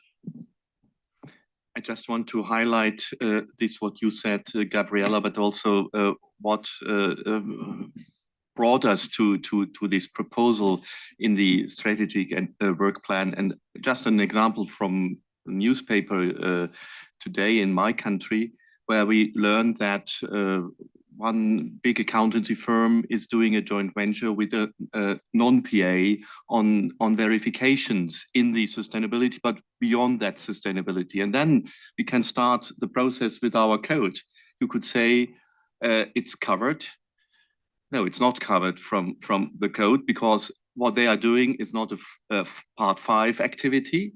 It would be something which is a service. Perhaps it's 4B, but perhaps it's something else, an advisory service. And just by the fact that it is now a joint venture, and in my jurisdiction, then they are not covered by the code, because it's a non-PA organization then, even though there are PAs in this joint venture. And that's one of the big reasons to say we're looking at the activity or the service, and therefore we have to be agnostic, because reality is quicker than our thinking about the scoping, because the market is finding solutions, and for that we have to give answers. And I think that's why these two projects, the culture project and also the expansion of the code, is responding to the actual development we see in the market. And that's why there is a felt or potential gap, which we have to investigate whether there is a gap and how to respond. Thank you. Thank you, Jens. Luigi. Thank you. I'm in agreement with the proposed scope to expand the application of the code. I wonder whether, from your words, Gabriela, I think no, but I wonder whether we are missing a piece in assembling the activities we will need to do in this respect. Because on one side, we are completing the sustainability suite by considering the preparer of sustainability information. On the other side, we are tackling, or would like to tackle, the CFO concept. I wonder whether in between we also need to consider the current situation you were referring to, where PA, as we are intending and defining them, are a minority part of the preparer of the financial statement. So we today have the same issue of the sustainability. And this is the reason why in certain jurisdictions there are laws and regulations that addresses this matter, which are in a certain sense agnostic, because they are applicable to those that are in certain position and prepare the financial statements. So I wonder if it could be possible to clarify that this project also include filling the gap of the preparers for financial information where they are not PA. And second, I agree that it may be appropriate to complete the sustainability suite with the equivalent of PAR 4B, that could be, I don't know, PAR 5B or something like that, I don't know. Maybe it is not a very priority project under a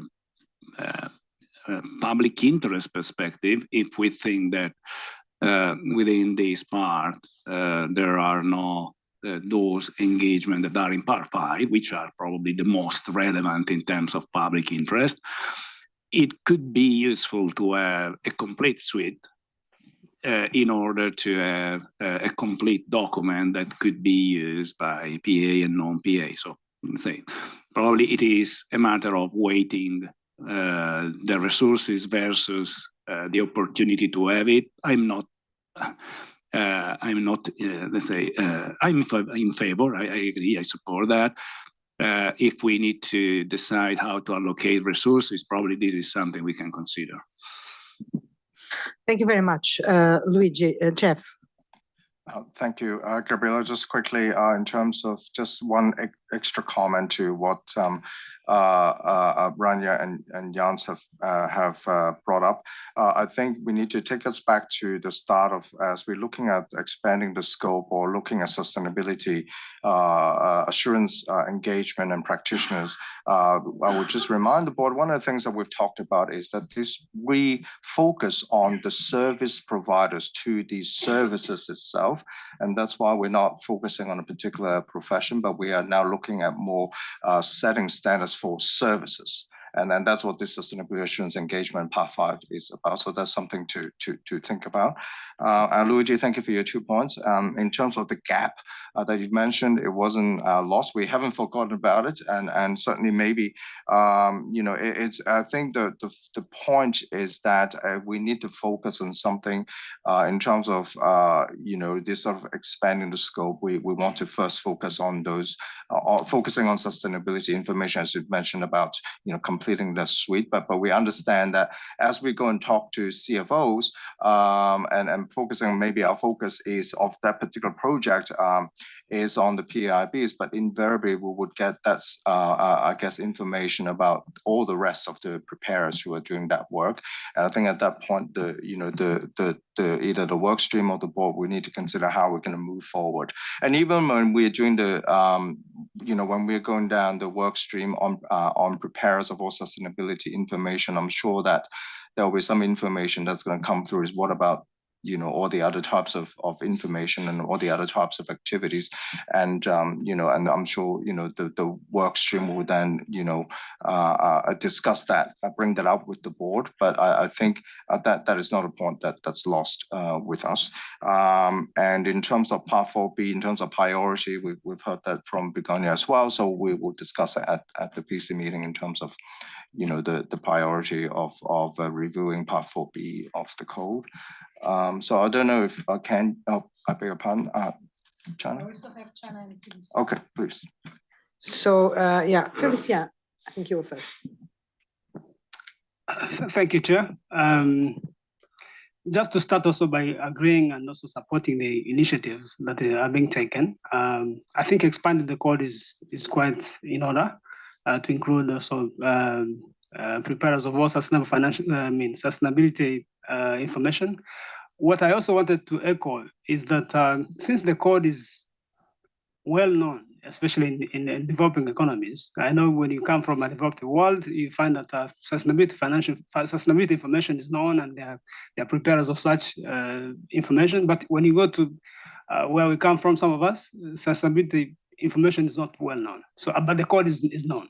So if you expand the code to include preparers of sustainability information, then it's also good because for accountants, they can sell it better, but also people can also get a reference point where there has none been in the past. If there's nothing in place, then they have somewhere to start from. Unlike when you come with a totally different document that has no reference. But now, because we have many accountants, so we also have a point to start from. So my view is that expanding the code to include preparers of sustainability information, it's good. And I think for the developing world, it's going to be a starting point that is good for the start. So it's just supporting whatever the PC has come with. Thank you. Thank you very much, Felicia. And I will recall that we are speaking here about the PC, but I think that this is not a new discussion, which is new to this board. This is what has been keeping us very busy, and not always with uniform views. But I think that we are much more in agreement around that today than we were before. And namely, I make reference again to the discussion that we had in Abu Dhabi, which I would think was a milestone for us all in that respect, where we realized that there was the famous elephant in the middle of the room, but that we were not ready to address it immediately and in ways that would involve other stakeholders. So happy to keep this discussion going and get some agreements. Chana. Thanks, Gabriela. So on the project's firm culture and governance, I support, particularly because of the jurisdiction I'm coming from, which have a number of issues at the moment. I think it should be focused on culture and governance. I think we can collect the information on the audited entity, but if we try to do both, we might be derailed. So I think we can collect the information gathering and then determine the way forward. On expanding the code, I support that as well, because there's a lot of CFOs who are not accountants as well, even in jurisdictions such as Australia. So I support that project as well. In respect of, I think, Begonia's point and about 4B, I think it's because of the scope of 5, which is for those of heightened public interest. And then we thought for the other ones, which are not of heightened public interest, that's where people can go to 4B. But I think Luigi is also raising an interesting point, whether that should actually be a 5B. So I think that is worthy of consideration, because then you would have all of sustainability in part 5, and then you don't have to tinker with 4B, because then the question will be, if you tinkered with 4B, why didn't you tinker with 4A? So I think there's a few things for consideration. Thank you. Thank you very much, Chana. Ken? Yes, thank you, Gabriel. I just wanted to maybe share a couple of thoughts or reflections on Rania's comment about the messaging on the topic of expanding the scope of the code. I can certainly see that there will be some perceptions or some concerns, especially within the accountancy profession, about IESBA being perceived to be, if you will, giving away the family silver to others, because the code has been really part of the profession over decades. But the way I see it is really, what is the focus of the board when it speaks about expanding the scope of the code? Is it about really the accountancy profession, or is it about the broader public interest? And is it about raising, let's say, the level of professionalism for those who are involved in the preparation of the information, or who are serving in a CFO role, who are not accountants? Or is it about bringing down professional accountants to the level of others who are not subject to a code of ethics like the IESBA code? So I think the lens through which the board board sees and articulates that narrative is very important. And I would argue really it's about the public interest. If the board is able to bring up the level playing field, as it were, that can be in the interest of the profession as well. And I think if that's not clear enough, that's not coming through enough or strongly enough in the SWP, certainly the planning committee can look at that, right? But from my experience, from talking to regulators, we have really heard really this real concern that there is really significant market gap or flaw, in fact, is precisely the how it's been characterized to us, that there is a significant market flaw when on the one hand, we have accountants who are serving in CFO roles who are subject to a very rigorous code of ethics. On the other hand, literally colleagues sitting around across the table from them who are performing the same activities, but not subject to an equivalent set of standards. And it is really within this board's capacity, decision, etc., to tackle this issue instead of saying, well, yes, there is a market flaw. We understand that, but maybe others can look at it, right? So this is within this board's remit to decide whether it can do something about it. But it is, as I say, I would really put the focus on the public interest rather than really looking at it narrowly through the lens of the accountancy profession. Right, Ken, thank you for that. And if I may add something, if there is something that it's not clear enough with respect to this, the need or the possible need to address part 4B, we can make it clearer and then make decisions, of course, about if it's a priority or not.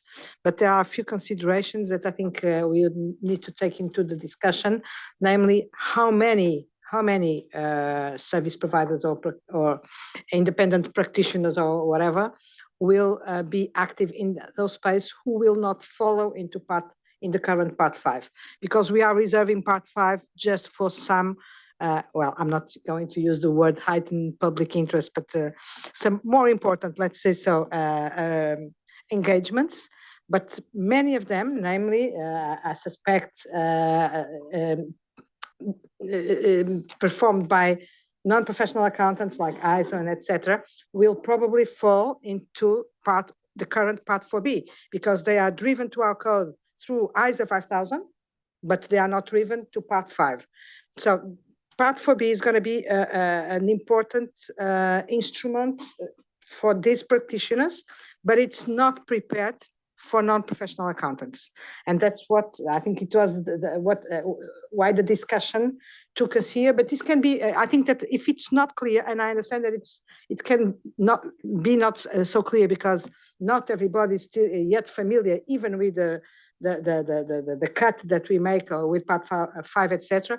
We will try to make it as clear as possible, and then we make the decisions that we have to make according to it. Yes, Mark. I was just going to say very, very briefly, of course, part 4B is already relevant because one of the examples that we use in part 900 of the code is greenhouse gas engagements. So it's already there, it's already being used, and therefore, the sort of burning platform analogy that we've used about the importance of doing this work is one that we have to address. Thank you, Mark. Paul? Thanks. Just wondering whether in terms of terminology, whether the tension we're feeling is about the concept of expanding. If we're talking about ensuring a consistent application of a baseline to a type of activity conducted by a variety of people, that might make people feel more comfortable. We're not trying to expand, we're just trying to say, if you do this activity, this is the minimum standard that applies to the conduct of that activity. Are people more comfortable with that? Because the same purpose. Thanks. I fully agree, and we had already had that internal discussion, and somehow here as well.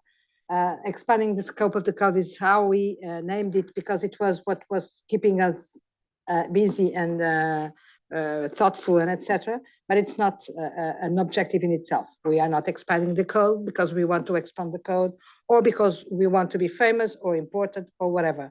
There is a purpose, there is an objective, and the objective is exactly to have same service or activity covered by the same standard. So we will probably need to redraft something once we go into more concrete things, but because for now we are referring to the process and not to the output or to the objective. Thanks for that, Paul. Ronnie, okay. So thank you, Paul. I think, and Ken, I think you really articulated what I've been trying to say. As I said, this is very tricky. I just want to clarify one thing. So my concern, definitely, I mean, the concern for the accounting profession, but my concern arises perhaps from my expectation of where this ESG hype is headed. So from what I read, from what I hear, rightly or wrongly, I mean, but my expectation is that at some point, I mean, we're sort of treating this issue as though the way sustainability information is going to be structured ultimately, the end game, if there is an end game, because it's like continuously in flux, is that accountants and non-accountants and financial and non-financial information in a report, in a sustainability report, are going to be at the same level. In my opinion, not my opinion, from what I hear, I read, etc., I believe that ultimately accountants are going to have a greater responsibility, because it seems as though, I mean, ESG is considered in the terminology of many as a risk management program, and ultimately the idea is factoring in the E and the S and the G risks into your bottom line and your financial position. And so if that is the case, okay, ultimately it's not just about, obviously, as I said, everybody is going to have is going to be weighing in on the integrity of that information. And so, as Paul said, there should be a minimum baseline for the preparation of that information. But in my opinion, it's not that, in my opinion, putting the accountants and the non-accountants on the same level, maybe now it's fine. But I think moving forward, it won't be, because they won't be, again, in my humble opinion, they won't be at the same level, because accountants are going to have to take in that information, factor it into the financials. And if that is the case, then will we be going back to developing other requirements for accountants? That's my question. And so if we want to anticipate this ahead of time, maybe take it gradually or consider it, I mean, consider this potential progression. I don't want to say that this is how things are headed, but this potential progression. But everything can happen from now on. We don't know, we don't have a crystal ball. But one thing I think is sure, and we have agreed on that we should not create cuts or artificial barriers. On the contrary, we should remove the barriers. And then the market works. The ones who will be the better, they will be the better. They will be chosen, they will be preferred, they will be more realized, whatever. Yeah. But what we can't do is create a situation where some of them are required to provide services according to certain ethical standards and the others are not, because this creates a result which from the public interest is not acceptable. Yeah, definitely. Gabrielle, I started by saying I might come across as contradicting myself, because I've always been supportive of this project. And that's, for me, it's a given. This is the way the world is headed. And there is no question about it. That's why my point was about the messaging. That's my point. Let's not, my opinion is, be careful. I mean, I like Paul's suggestion. Maybe we can elaborate on that. But I think the messaging is that I don't think, or maybe we should make sure not to anticipate ahead of time that accountants and non-accountants are going to be on the same footing in the reporting process or function, because I think they're going to have a greater responsibility. That was my point. Yeah. We are not anticipating, we are creating a common baseline for all of them, for them to be able to prove how good they are abiding by the same rules and the same standards, and being agnostic about who are the best ones and who are not the best ones. But I would remind again that for the preparers, this is the reality. We are not anticipating the future, that ones are going to be active or not. We have like 80% of the preparers nowadays are not professional accountants. So we are not thinking about the future where they will come in and they will be active. They are active. They are most of the times the owners of the corporate reporting, and I would say most of the times of the sustainability reporting. And there, I think it's not 80%. It should be probably more, at least for the time being. But of course, the messaging is important, Rania, and I'm always concerned about that. And this discussion sometimes show some doubts and questions and vagueness that we will have to address going forward to make sure that the message is clear, sharp, focused, understandable, and also from what our perspective is. So thank you for that. Oh, Vania, sorry. Thank you. That is not the case in Brazil. In Brazil, to prepare financial statements, you must be a professional accountant. You must have a registration. And I understand Rania view because during the outreach of IESB, there are some voices being raised about the perception that maybe the importance, the value of the accountants were being reduced. And as I try to answer then, related to auditing, but I think that it's the same here. The question is that when we are dealing with sustainability, for example, the accountant cannot have the necessary knowledge about pollution, about water consumption, about many topics. So they need assistance and support of others. And it is just right that those others who are becoming involved in preparing the information as called to be to answer about the reliability of the information they are provided as the accountants are. So I think that we are all aiming to the same thing here, but maybe the secret will be in the communication. How do we communicate the fact that we are preparing our code to be used by other professions, but at the same time, there is in no way our intention of minimizing the importance and the necessity of accountants and non-accountants to work together. Mainly so if you are discussing something in connection to IFRS for sustainability, because IFRS does not require recording the sustainability effect, but want the company to show the effect of sustainability on the numbers, the accounting numbers. And then the sustainability professional will be the one to evaluate the situation, but the accountant will be the one in order to make what this impact will be. So I think that it's unavoidable that accountants and non-accountants should be working together. And I think that's the main message that we should be giving to the market in this sense.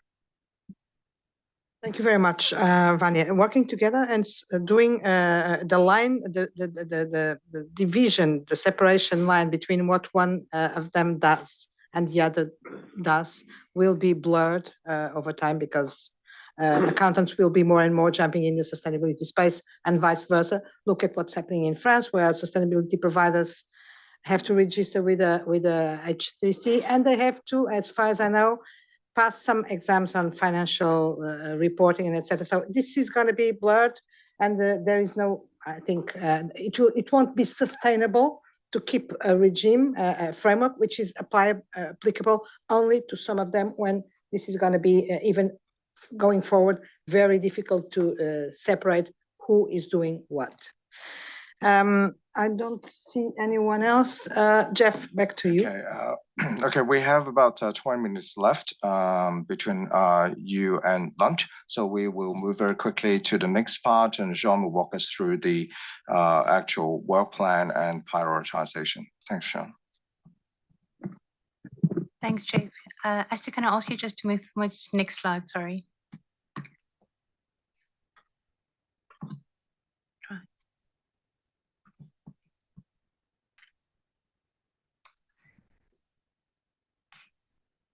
Thank you. So as we were going to speak to the work plan and the prioritization, I quickly want to run through some of the key comments that were received during the September board meeting. So during the September board meeting, the focus for 2024 was to focus on sustainability as workstream 1 and workstream 2 work is being finalized.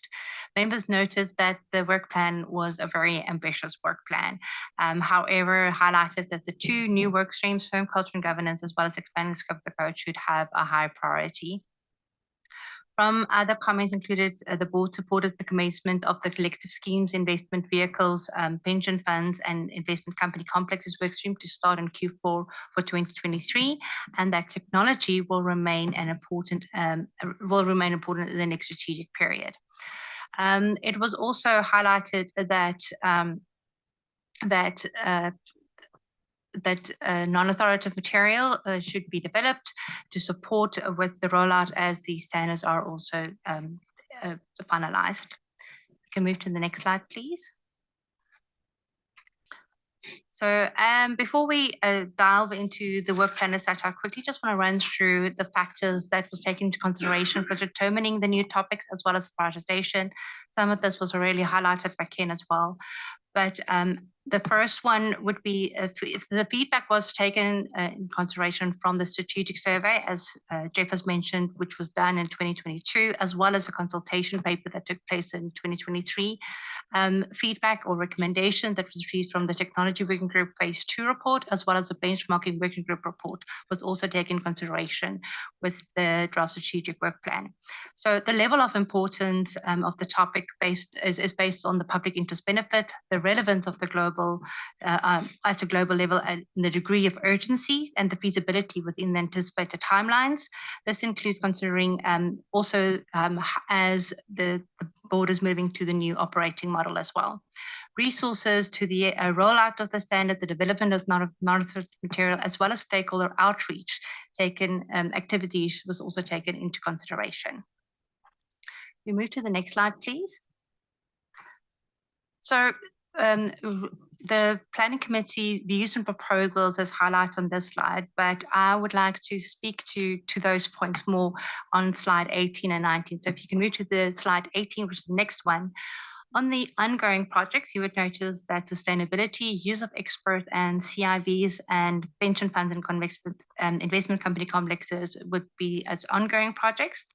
The post-implementation review for NOCLAR will not commence as planned, but rather postponed to later in the strategic period. We did receive an advance comment relating to the prioritization of this specific project, and as it's seen as a very important project. So the two new extremes, in the middle column under blue, is the firm culture and governance, the expanding the ethics standards to all prepared sustainability information, as well as the revision of Part 4B, in which notice the post-implementation review for engagement teams and group audits. So if we move to the next slide, I just want to talk to some of the advanced comments that we received relating to the firm culture and governance, and it was also speaking to the alignment of the projects to the timeline of the role of the CFO and other senior professional accountants in business. We do note that the firm culture and governance project would probably not take place over 1 year. And as you would notice in the work plan, the role of the CFO project is due to commence in 2025. So there would be some synergies in how those two projects run together. And also the overlap that's also clarified in the SWP with the link on the audit firm, audit client relationship and business relationship. We did speak to this as well previously.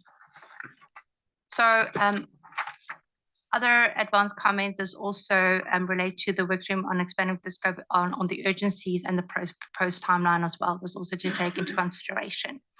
So you would see if we go to the next Oh, sorry, no, it's just stay here. Sorry, my apologies. So on the priorities, as I mentioned, there is 4 top projects. The first, the new 3 ones, as well as the role of CFOs, is given a high priority. The post-implementation reviews, which notice on the right-hand side, is all at a medium priority, which includes the post-implementation review for the engagement team and group audits, business relationships and audit firm and audit client relationships as a medium priority. The 3 other topics of interest that are seen as a lower priority include the definitions and descriptions of terms, custody of data, as well as communication with those charged with governance. So we did receive other advanced comments relating to the work of the benchmarking project to keep the project evergreen. And this would be taken in consideration by the PC, as well as in the previous strategy and work plan, the topic of documentation was included. This topic was, however, not included in the strategy survey or in the consultation process, but with the advanced comments, we'll have the discussion with the planning committee at lunch. If we go on to the next slide, so slide 20 and slide 21 is an extract of what is included in the strategy of work plan, the proposed timelines and the work streams. Jeff did highlight this, and I just want to highlight again that the IESBA is planning to review the progress of the ongoing work streams in Q4 of 2024 and update the work plan as needed. Jeff, I'll hand it back to you. Thanks.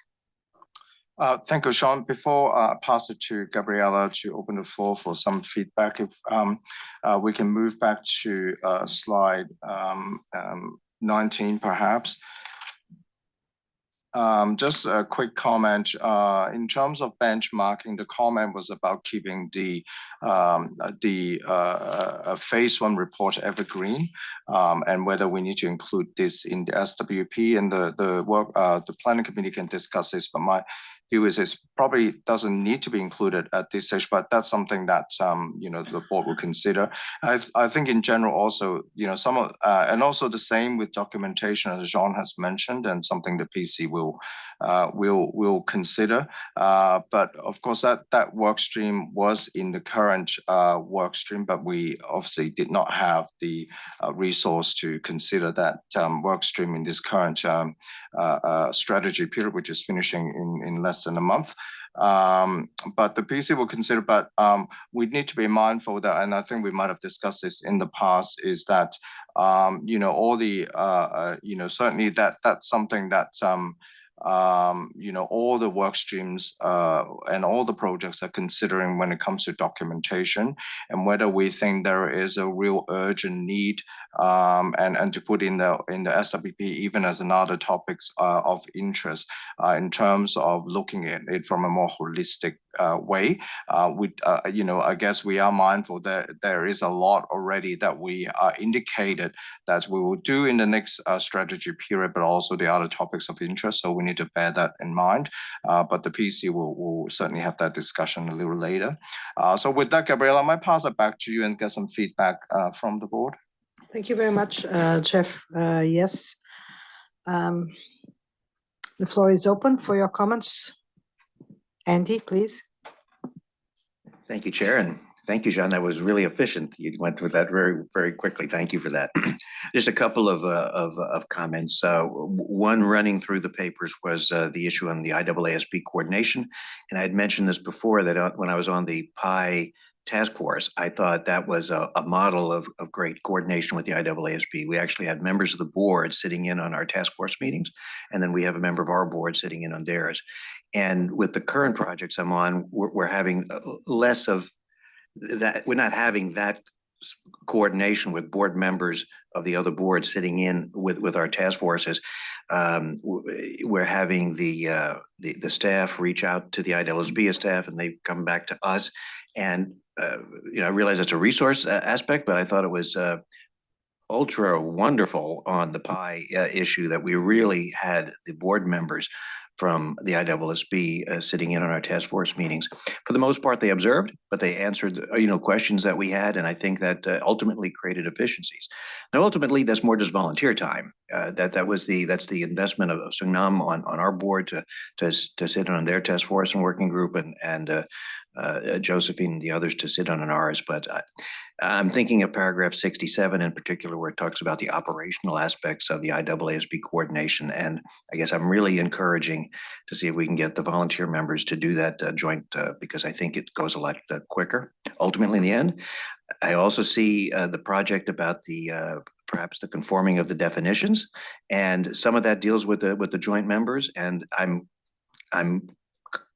alert and concerned about maybe us having a project to conform definitions, while at the same time we're having multiple projects with maybe different definitions in our sustainability area. So I don't want to talk about that as much as I want to talk about why do we need a project to have our definitions conformed if we create new differences in definitions as we go on ongoing projects. Just consider that. Also with IAASB coordination, I think the firm culture project that's coming up would be since it does touch on, besides just audit, it does touch on audit aspects. And so I would really encourage the active involvement, if possible, from them on that.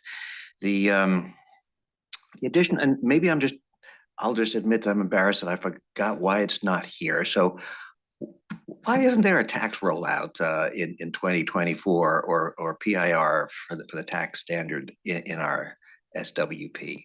I would have presumed we're doing that. Did I just miss something altogether, or what's up with that? If you can help, I was hesitant to bring that up because I feel I should have mentioned this before now, but I don't see it. Tax rollout or post-implementation review on that long-term schedule. So, So maybe I'll jump in very quickly there, and I know you might have other comments. But I think on tax planning,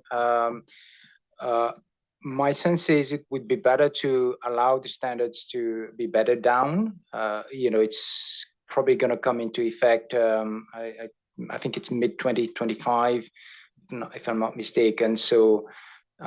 We probably need to allow users a minimum of 2 years, if not more, to adopt and implement the standard before it would be timely, let's say, to take a fresh look at how the standard has been implemented.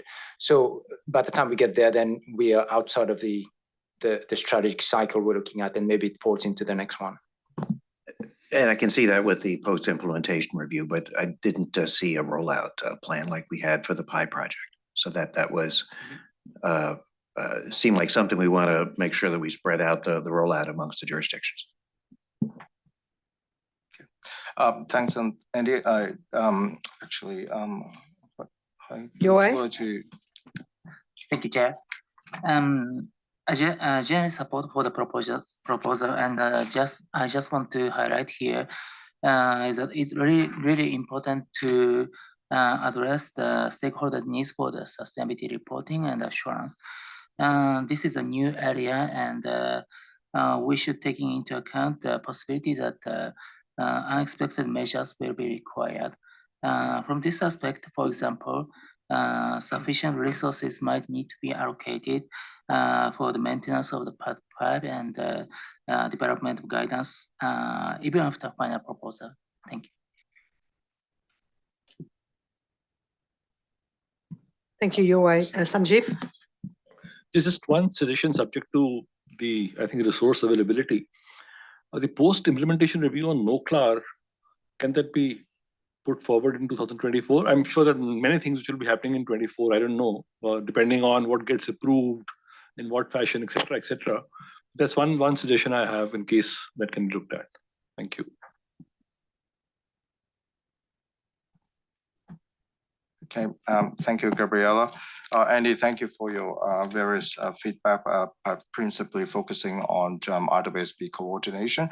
It is certainly something that had worked really well with PI, and I was a beneficiary of that, being on that project. It is something that we will consider, but as you have pointed out, it's really just down to resources and availability on IESBA as well. But certainly, and as you've mentioned, in terms of firm culture, there is an element that we need to get IESBs involved, particularly in relation to ISQM and how that works in the audit environment, and in terms of whether you can bring that out to the broader environment. So we will involve them, and hopefully they will potentially have that space for a correspondent member, but we will continue to work with them, and we'll take your comments in some of the other comments about coordination as well.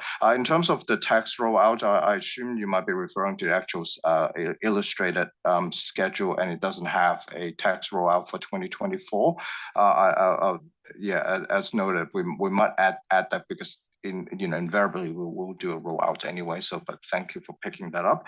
Yohei, thank you for your comments, and that's why we put the rollout there in 2025 to signal that we will do a bit of work and allocate resource, with those pieces of work.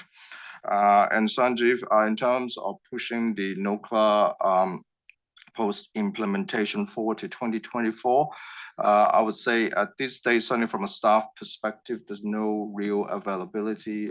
But I hear what you're saying. We've heard it from other comments as well. But thank you for raising that, and certainly that will come into the broader discussion a bit later by the planning committee. So I see that Ken wants to respond as well. Yeah, just a very brief supplement to what you've said, Jeff. I think really, as we're hearing from different board members, etc., as to what individual board members would perceive as being important to prioritize. There's a bit of a jostling there, and a bit of sort of rubbing shoulders, etc., in terms of trying to get into pole position. It all depends on resources, and the board has to be nimble. Over the course of 2024, we will continue with our drive to recruit staff.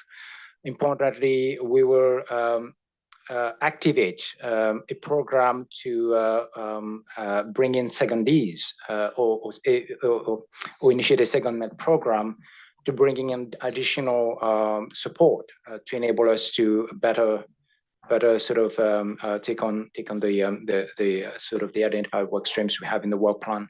So I would say let us see how the resourcing part of our operations will pan out during the course of the year, and if there are going to be new resources joining us on the staffing front, absolutely we can certainly accelerate or bring forward some of the identified work streams. If I can just add just a couple of final comments, just a reminder also, as Jean just mentioned, and you'll hear a bit later on this week on a work stream of CIV. That is our first staff-driven project, so we do need to allocate a little bit more staff resource to that particular work stream than we normally would. So we need to take that into consideration. We have also received comments about a suggestion for the board to consider pushing forward other post-implementation review as well, particularly on restructuring the code.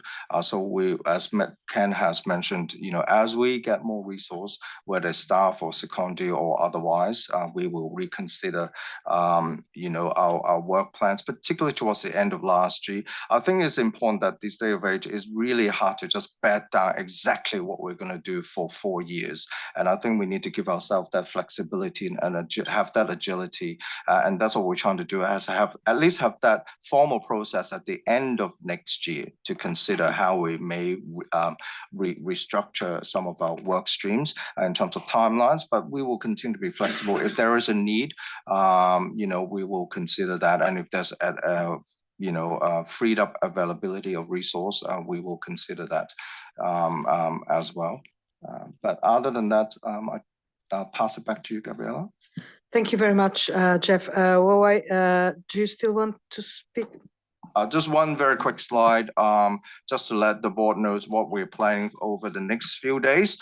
So the planning committee will discuss all your feedback over lunch, over light lunch, hopefully, and then we will send out a revised SWP based on the clean version that we have posted, and we'll send this out to you on Wednesday. And of course, we are coming back on Thursday afternoon, and and hopefully at that point we can vote. The board will approve the SWP being finalized, and then you will get at this stage approval from the PIOB in Q2 of 2024, and of course at the end of next year we will look at a review of the workstream progress. Just FYI, the IESBA, as I understand, based on our last discussions with them, they're doing, of course, they will be looking at approving their SWP as well. And of course, we will time it in the same way in terms of getting approval from the PIOB. But just that's for FYI. So pass it back to you, Gabriela. Thank you. Thank you very much, Jeff. I think that Andy still wants to say something. Yeah, thank you, and I appreciate the indulgence there. Thank you, and thanks for Jeff for those comments. But I wanted to make sure that in case this wasn't obvious, and I beg your all indulgence at this hour, if it is, with regard to the correspondent board members sitting in on the task forces and the PI project, I think it had a great return of investment for that time. And so I want to encourage those around the table that I think it resulted in less time on the back end for our volunteer task force. I think it resulted in a more quickly released standard by the IEESB. So I don't believe it's just effectiveness and a luxury have. I think it really had a big return on investment to have those members on there. It has certainly created better buy-in and faster. So I think we certainly should look at that. And we didn't have to fix mistakes we could have made or things we had to change. So I think that really resulted in less volunteer time. And so I'm really recommending it as the strongest term. I know it's going to be more time in the front end, but I think it's going to be a big payoff in the end. So I really would in the strongest possible words, encourage it. Thank you, Andy. Thank you very much, Andy, Jeff, and all. I don't see anyone else wanting to speak, and I will save your time and reserve my final comments about the strategy and work plan and about this amazing journey that we have been through over the last 2 years and where we have landed.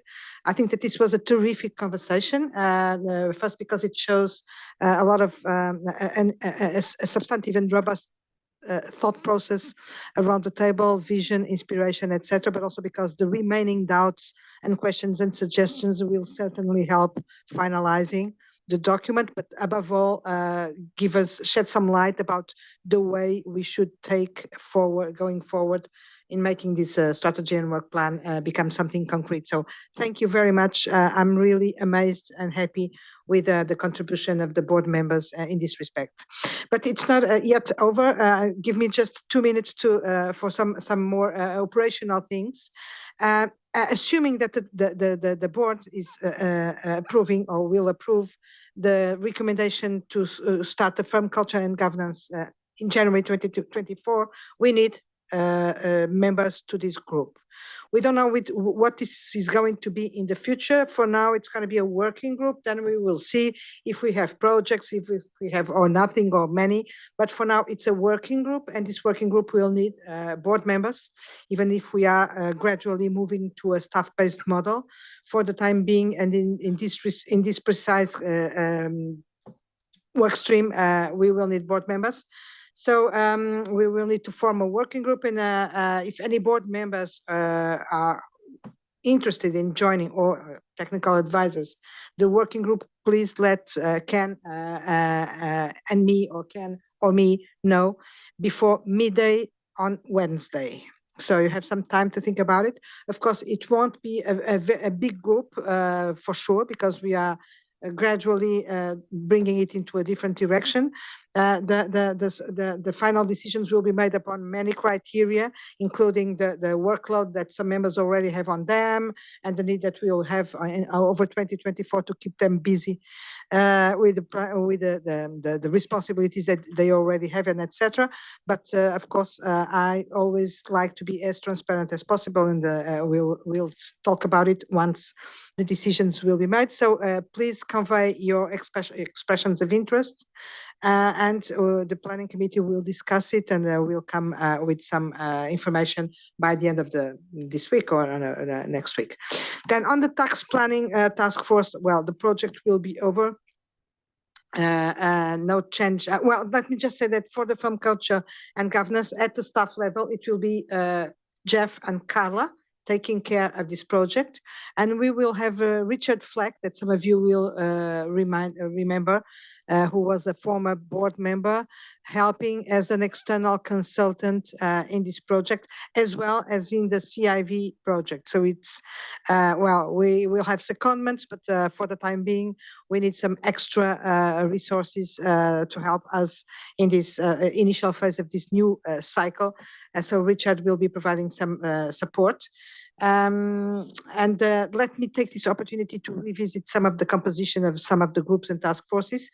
As I was mentioning on tax planning, no change will be needed, and even if Jens is going. But Jens has kindly accepted to stay for an additional year for sustainability, to help with sustainability. So the work stream one, who is currently composed by Mark, Chana, and Jens, will keep the same composition. Of course, Jens will be there in a different position as an external kind volunteer, double volunteer,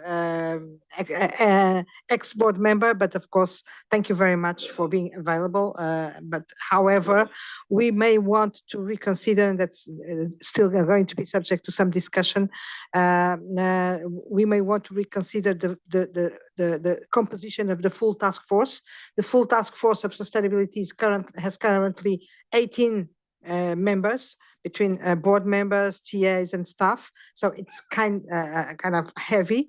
So we are not planning, we are not thinking about including anyone else, but just probably rebalancing the composition, or maybe rebalancing the composition, but that's going to be subject to another conversation. On the experts task force, Sanjeev is unfortunately completing his term on the task force, but since the task force is already composed by 5 board members, we are not foreseeing any change, so it should stay as it is with 4 board members. The technology working group currently comprises David Clark as chair and Paul Mutara and Joanna Field as a correspondent member from IESB. And here we would like to reinforce this working group. And so I'll welcome also expressions of interest for the technology working group by midday Wednesday as well. Then with Felicia and Galen leaving the EIOC with the completion of their terms, I welcome any expression of interest from board members and technical advisors to join the EIOC. And again, you know that this is a kind of not an obsession, but something that I always like to stress. The EIOC plays a very important role in helping us monitoring what's happening around and assessing as a first line defense or active players what we should do with respect to those market developments and etc. So it's really something where we should have the right resources and minds. Again, until midday Wednesday, please convey your expressions of interest. On the PI rollout, Felicia and Yao Shu will leave the working group, but no further change is needed, as the working group will comprise still 4 board members, and Angie, Rich, Sunam, and Luigi. So kind of diverse in terms of geographies, backgrounds, and etc. So Andy, unless you have a different thinking, I think it's not necessary at this stage to reinforce the group. On the new CIVs, as Jeff has mentioned, I'm happy to inform that this is going to be the first staff-based project.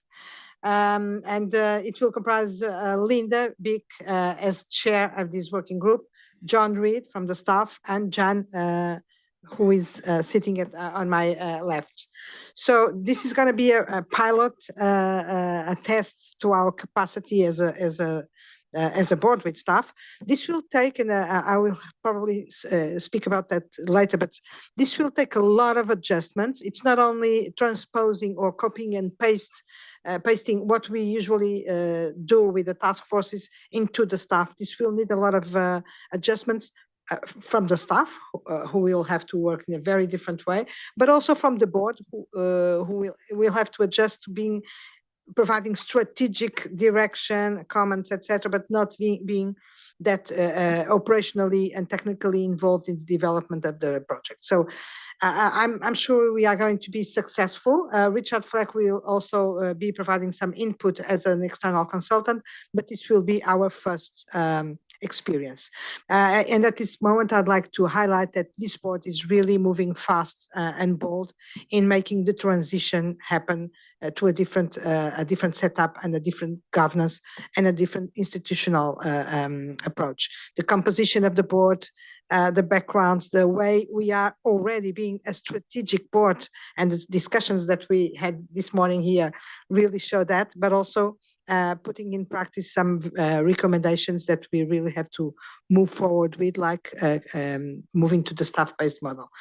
Then I'd like to thank some board members for continuing their liaison roles. Sadia, who will continue as IESB coordination, Andy Minter as liaison to the IFAC SMP advisory group, Vania Bogert as liaison to the IFAC International Panel on Accountancy Education.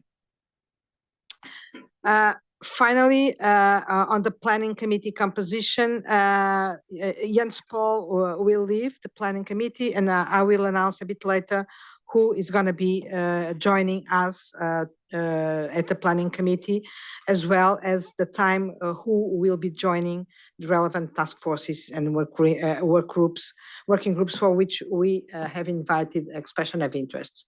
This is going to happen a bit later. Please convey your expression of interest. If there is anything in this approach that concerns you, please let me know. But we think that this has been subject to a thorough, careful consideration, and I hope that this gets the agreement of the board, and that you will be also carefully considering if and how you can be active in some of these groups to which we are inviting expression of interests. And I will stop here. We are a bit late, almost, 12 minutes late regarding the schedule. So we will stop here for lunch, and we will restart in Yeah, I would suggest 1:40, Madam Chairman. Okay. And I'll So take the advice. 1:40, we come back. Thank you very much. See you later.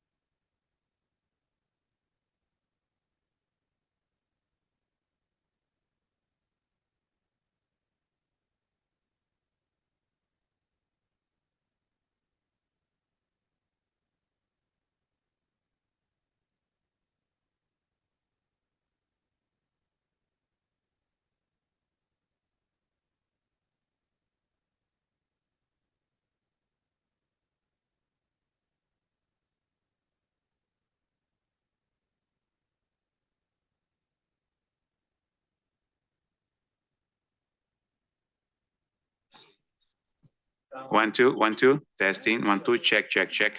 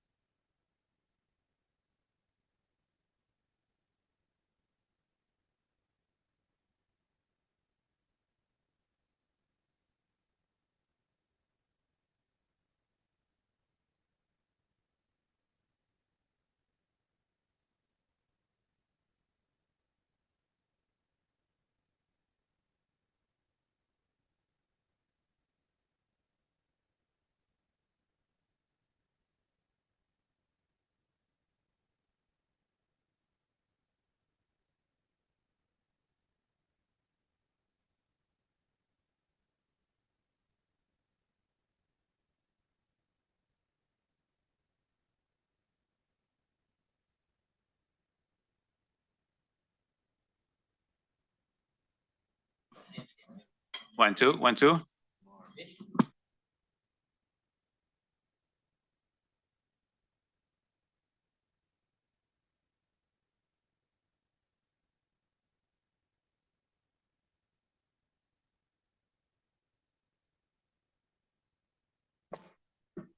One, two, 1, 2.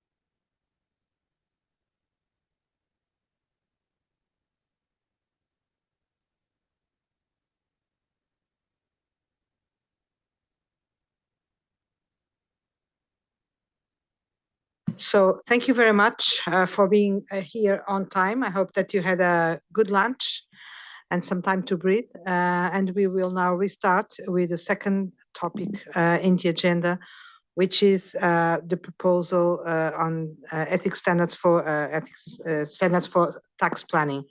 This is a project which is also like the former one coming to a critical phase, which is the phase of approval of the final standards.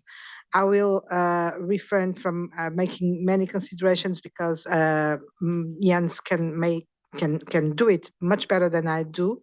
But of course, I can't but stress the satisfaction and the pride, if I may say so, of this board being able to bring this project to a happy end.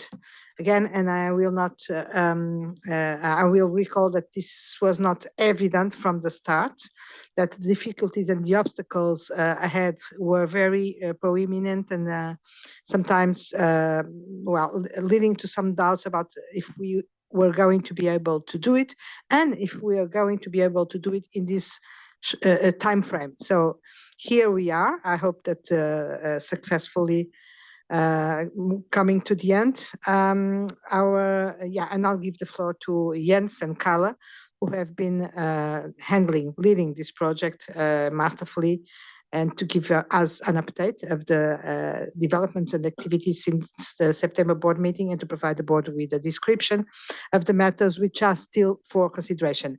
Given the stage of the project, which is the final stage, I would like you to recall once again the need to keep the discussion very focused on the relevant and strategic matters which are still for consideration, and that Jens and Carla will highlight. And if possible, providing the board with alternative solutions, avoiding as much as possible, absolutely, to reopen issues that have been stabilized before. Jens, thank you very much, and Carla, for the work done since the last board meeting and since over the last 2 years and plus, and the floor is yours. Thank you, Gabriella, for this kind introduction. And today we would like to present to you not only the development between September and now and the discussions we have done, that's a priority and the main topic, but as it is the last presentation before the finalization of the project, we would like to have a more holistic approach and a look back and to make clear what is in the public interest, what is the objective of this long journey we have taken. And first of all, I would like to thank the task force. So Chana, Laurie, Andy, Sanjeev for participating and supporting and engaging in this group, and Ken and Carla for supporting us at all stages and to accompany us in this long journey. And I would like to start on the next slide. Before I come to the agenda, I would like to play this audio from Laundromat, which is a movie and our series, and just to demonstrate how important this issue is and how widely it is seen as important in our society. Yes, this is called tax avoidance. Now, tax evasion is a crime. But tax avoidance, that's what put us in business, and the line between the two, we like to say, it's as thin as a jailhouse wall. Okay. That's the first point of our agenda is the why and the journey so far. So that's our priority. And we want to... tax avoidance. It's coming back. You see how important it is. And then we want to update you on the task force activities since September, the November 2023 national standard setting feedback, and then the task force responses to the all of these discussions. And I would like to thank all of you who have provided us with pre-board input. And we had not the possibility to discuss this in the task force yesterday or today, but we will do it tonight. So we will ask perhaps you, if you have some very important issues, to raise it during the discussions today, that we better understand your background for your comments, and then we can digest them and consider them in our task force meeting. And last but not least, we will talk about the effective date, which we will propose. So on that slide, you see I would like to raise why is tax an important part of society since many years, for many years, and since the 70s or the 60s of the last century. It is it's not a recent phenomenon, but our starting point of our journey was a little bit the scandals you all know with very nice names, Paradise Paper, for example, or Panama Paper, or scandals where the public, and this was newspaper scandals, so to say, where the public was criticizing tax schemes, tax avoidance, or evasion, we don't know.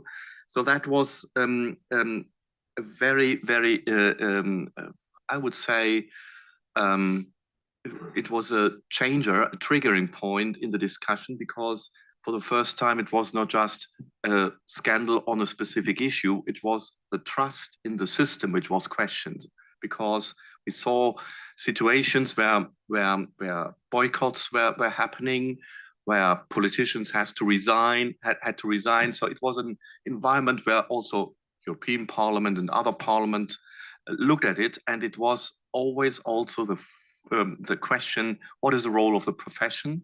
What is the role of other service providers? You can say lawyers, unregulated professions.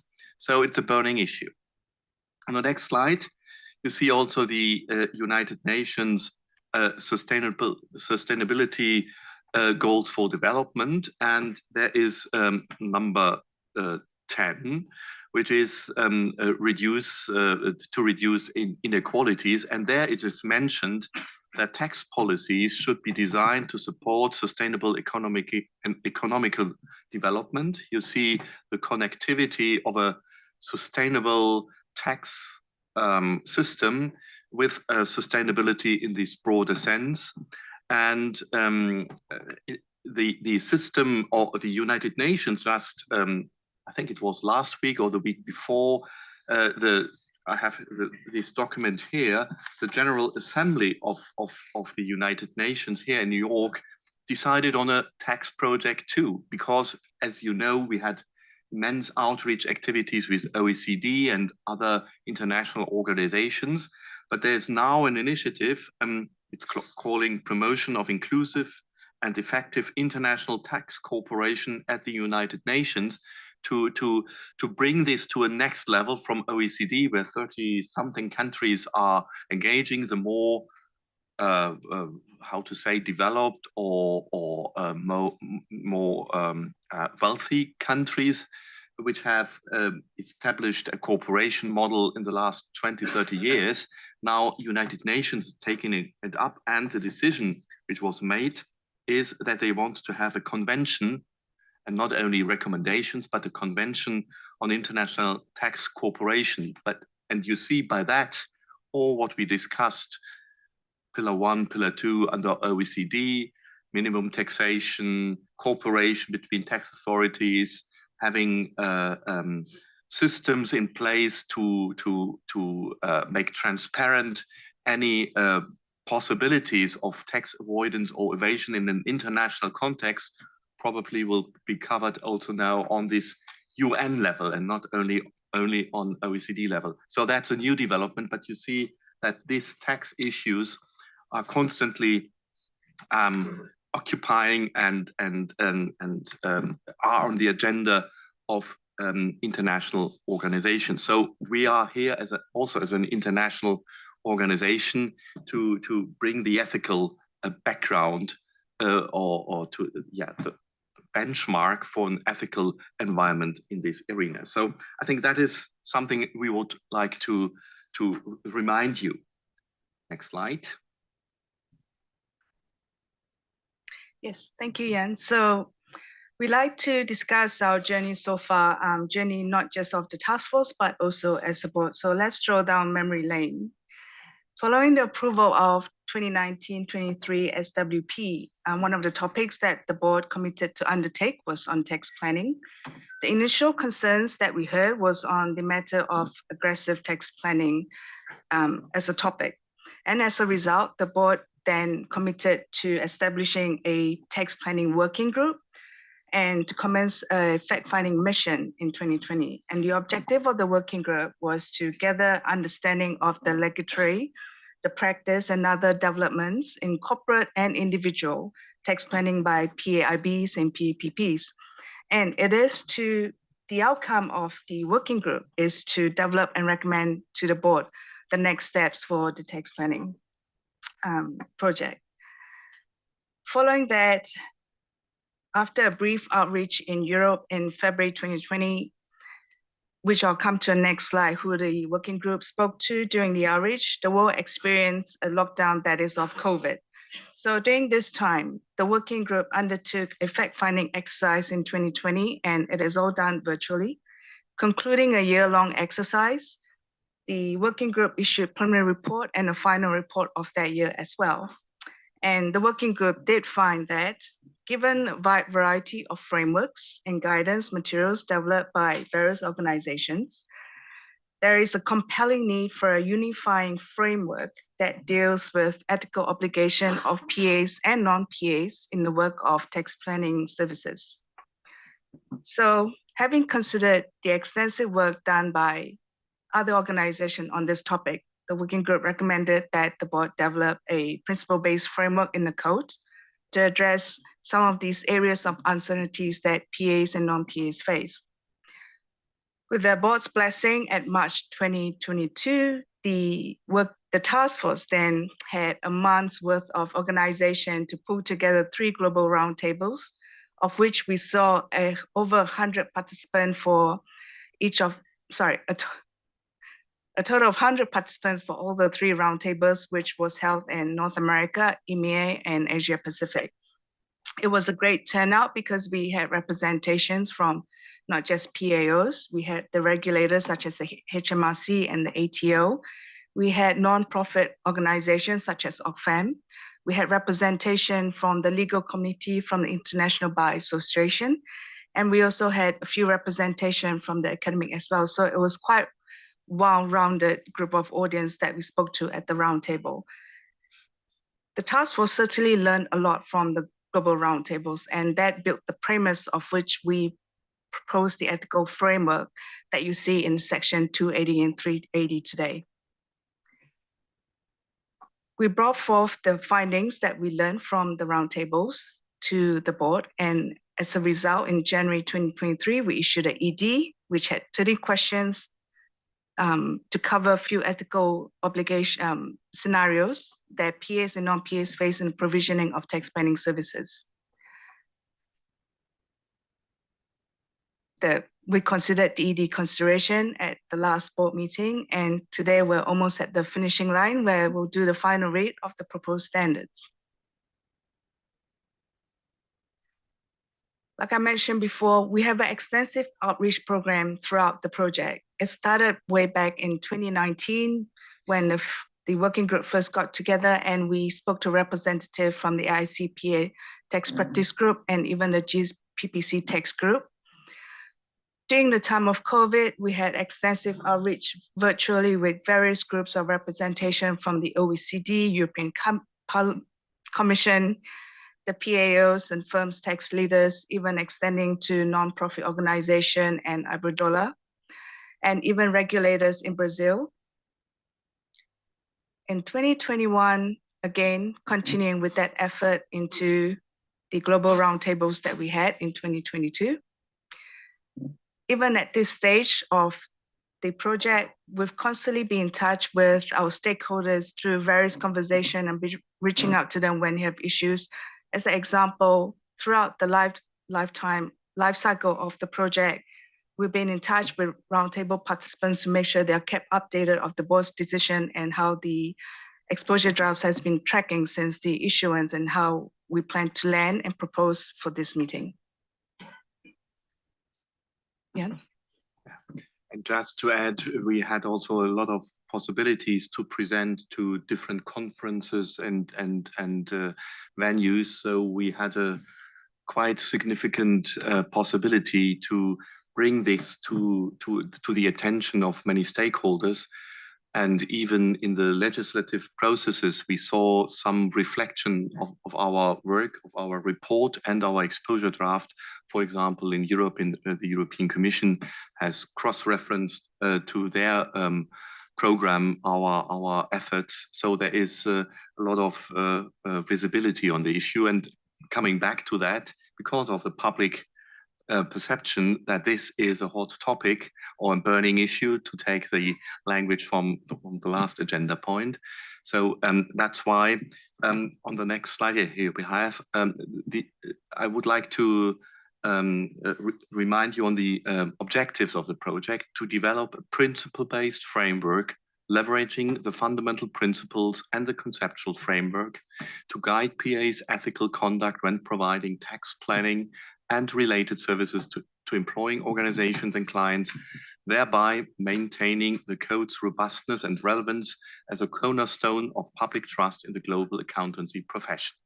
So that's the objectives of the project. But during our outreach activities, we saw and we still see that it has a wider impact, not only to the global accountancy profession, which is a first priority, but also to other tax service providers, as we have seen during that journey that, for example, scandals in certain jurisdictions are more focused on the legal profession or other professions. So it is an inclusive framework which can be used by everyone being active in the tax arena, you can say.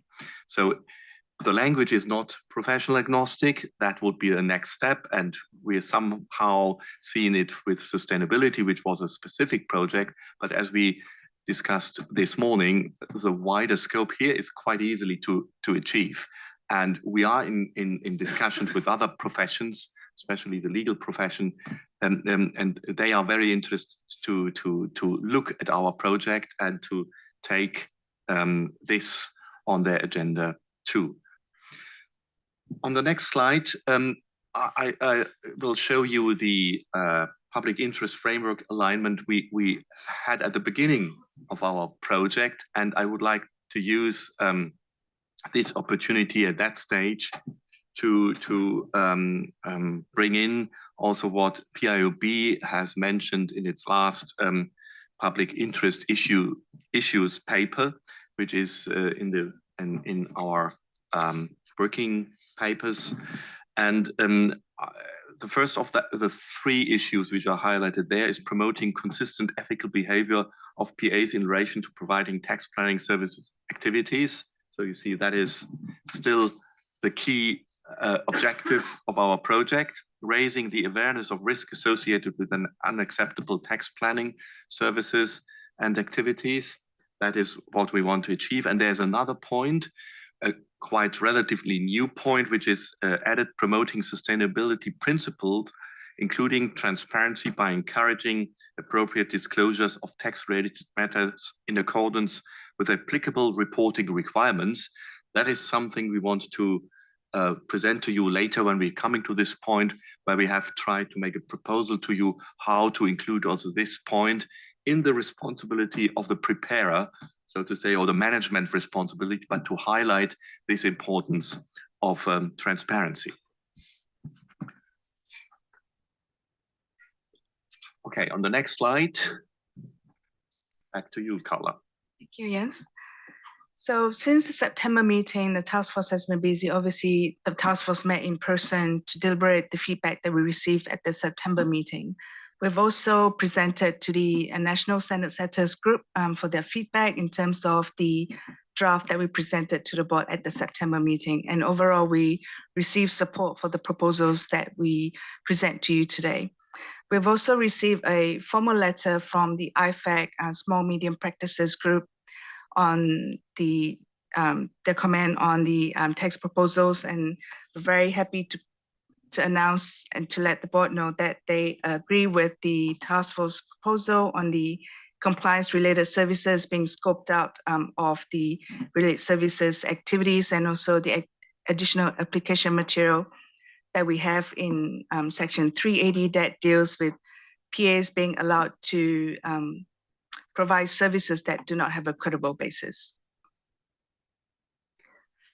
So presentation today, we will discuss the feedback that we received from the board at the September 23 meeting. And like I mentioned before, we had 13 questions, although in front of you, we touched on these key topics. I'd like to mention to you that during the presentation today, the markup that you see in front of you is to the version that was presented in September. Staff also provided agenda materials of the proposed text that's marked up to the ED as well. So it's part of the package that was emailed out to the board. So the first of all, we like to discuss the description of tax planning. The text in front of you is a result of some of the feedback we received from the board. So first of all, let me unpack one of them one by one. So in 385A1 and A2, the task force was requested to clarify the distinction between tax planning and tax compliance services because the wording that was drafted before, it gave a sense that the tax planning was a broad range of advisory services. So we wanted to make clear that tax planning and tax compliance services are two different matters, and it is scoped out from the scope of section 380. And the task force is proposing additional application material in 385A3 that speaks to what is scoped out of tax planning services to make that clear. So for example, if it's a simple task of tax preparation or doing a tax return, it is scoped out from the section of 380. So I'll pause here to see if members have any views on the distinction between tax compliance and tax planning services. Okay, thank you very much, Jens and Carla. Are there any comments with respect to this proposal? Well, it seems that all clear. So you may proceed. The next change that the task force is proposing is the bullet number 4 in front of you that speaks to the structuring of transfer pricing arrangement. At the September meeting, the task force was asked to clarify that transfer pricing arrangement is not a tax compliance service. So in the proposal that we see that we could elevate some of the concern is to put the word structuring of tax pricing arrangement, which is a tax planning service in itself, to make that clear that the tax pricing arrangement is not the compliance service part. Now I'll pause here to see if members have any comments.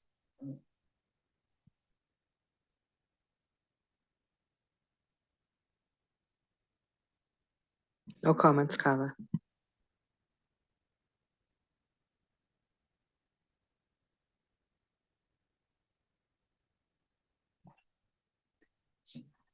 The next revision you see in front of you is dealing with the section on NOCLA. At the September meeting, the task force was requested to clarify the requirement paragraph R388 in front of you. Initially, we had the reference to tax evasion, and per the drafting convention, members were of the view that it did not read as well, being a requirement paragraph to start off on a negative context and to refer to tax evasion. The revision in front of you is task force proposal to deal with that feedback. So we have drafted an application material in 387A1 to deal with this change. And I'll pause it to see if members have any views on this change.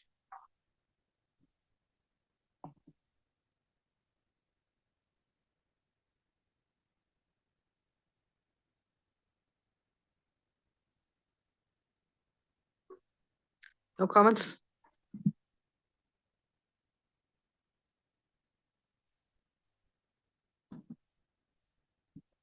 We're moving on to responsibility of management and those charged with governance.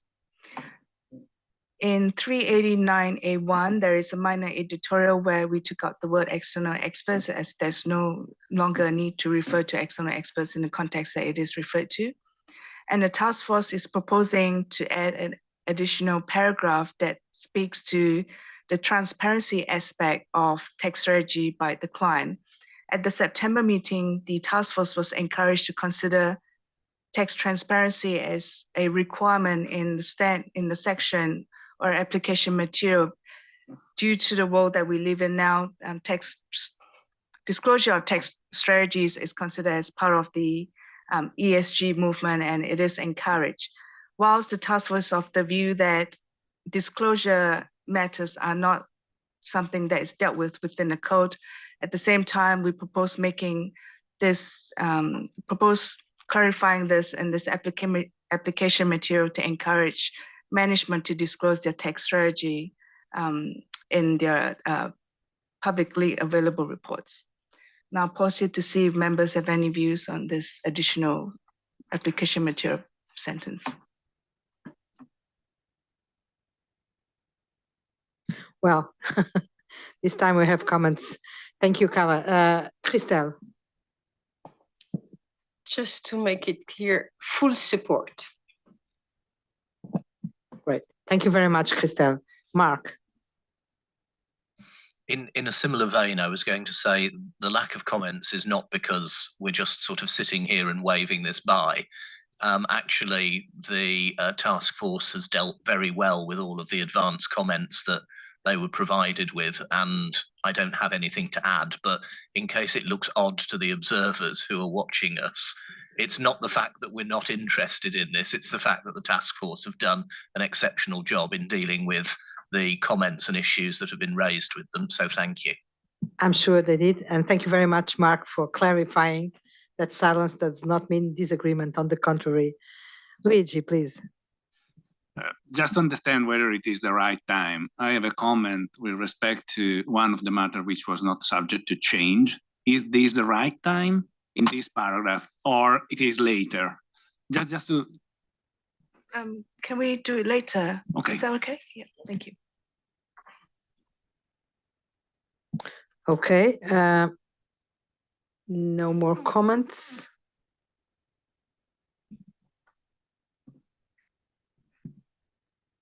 Credible basis, everyone's favorite topic. At the September meeting, again, discussions came forth on the PA's ability to be able to assist clients in dealing with transactions that previously did not have a credible basis, and the PA be engaged to assist the client to remedy or rectify such situation. And the task force went back and thought about this, and with the consideration and helpful input from the tax members of the ICAW who we reached out to as part of our discussion, we're proposing this paragraph that you see in front of to make clear the circumstances that the PA is able to assist the client on a tax planning arrangement which lack the credible basis. And we provided an example what that service might entail. So I'll pause here to see if members have any comments. Thank you. Luigi, please. This is the right time.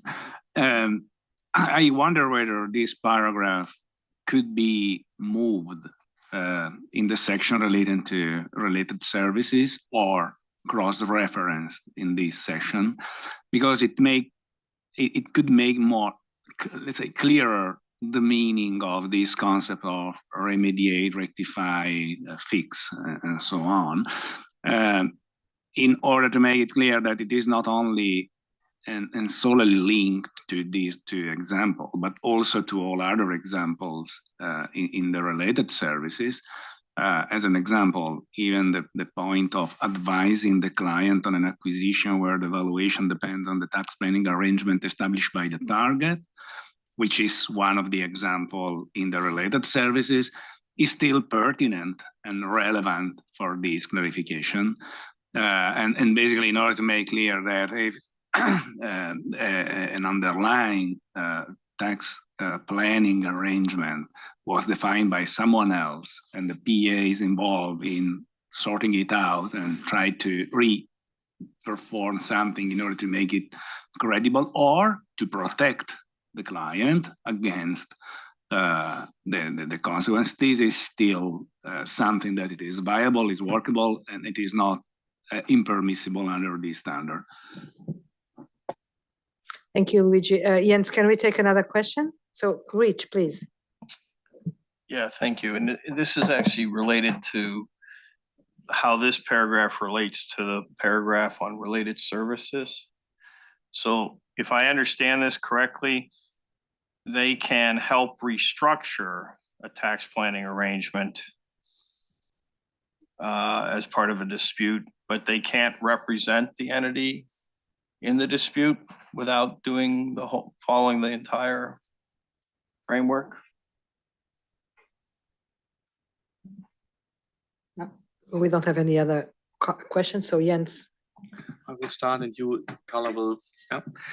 I think your point of rectifying, or the role of the accountant in rectifying a situation where someone else has done something and now it's, or the client has done something, and now the professional accountant is asked to bring it back to the greener part of our picture. Yes, that is something that we, after long consultation, have understood. And I think it is in the public interest to say where the professional accountant has a play to role. And I think it doesn't matter whether it is a tax planning arrangement or a related service, if it's about rectifying or cleaning it in the right direction. So that would be my response to you. And we will look at it in the task force, whether there is easy possibility of cross-referencing or repeating. We will see and discuss this in the task force tonight. Would you like to ask? Jens, I'm not sure it requires a change. I was just trying to understand the clarification. I have some other questions about related entities when we get to the end. Related services, I'm sorry. Okay. Thanks.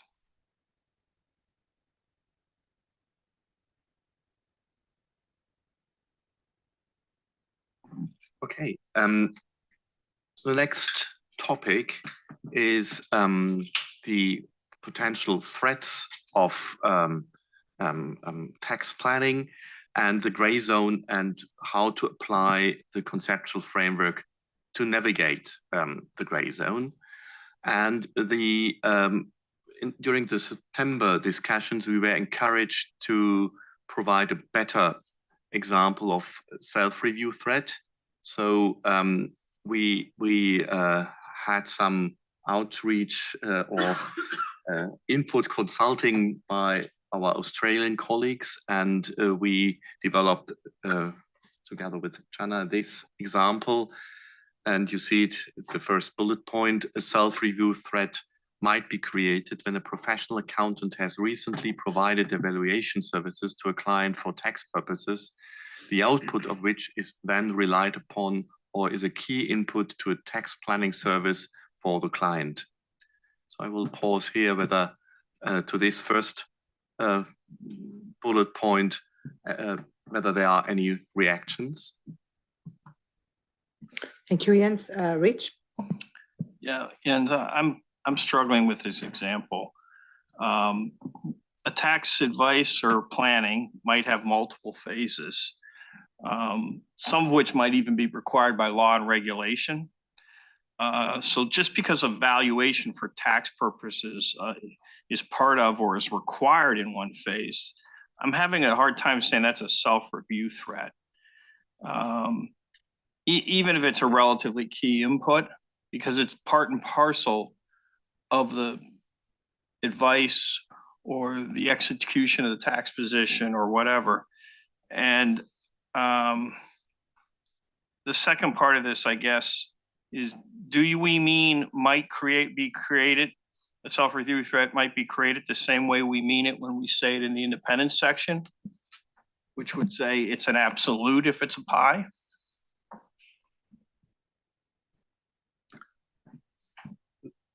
I would say no, but we have to think about it perhaps also in the task force. That would be my initial reaction. So we taking this language to say might create in the real sense that it is a possibility, and it depends on the situation, and it is just an example to clarify that there are situations where there might be a self-review threat, because as you do remember, we struggled a little bit to see whether all these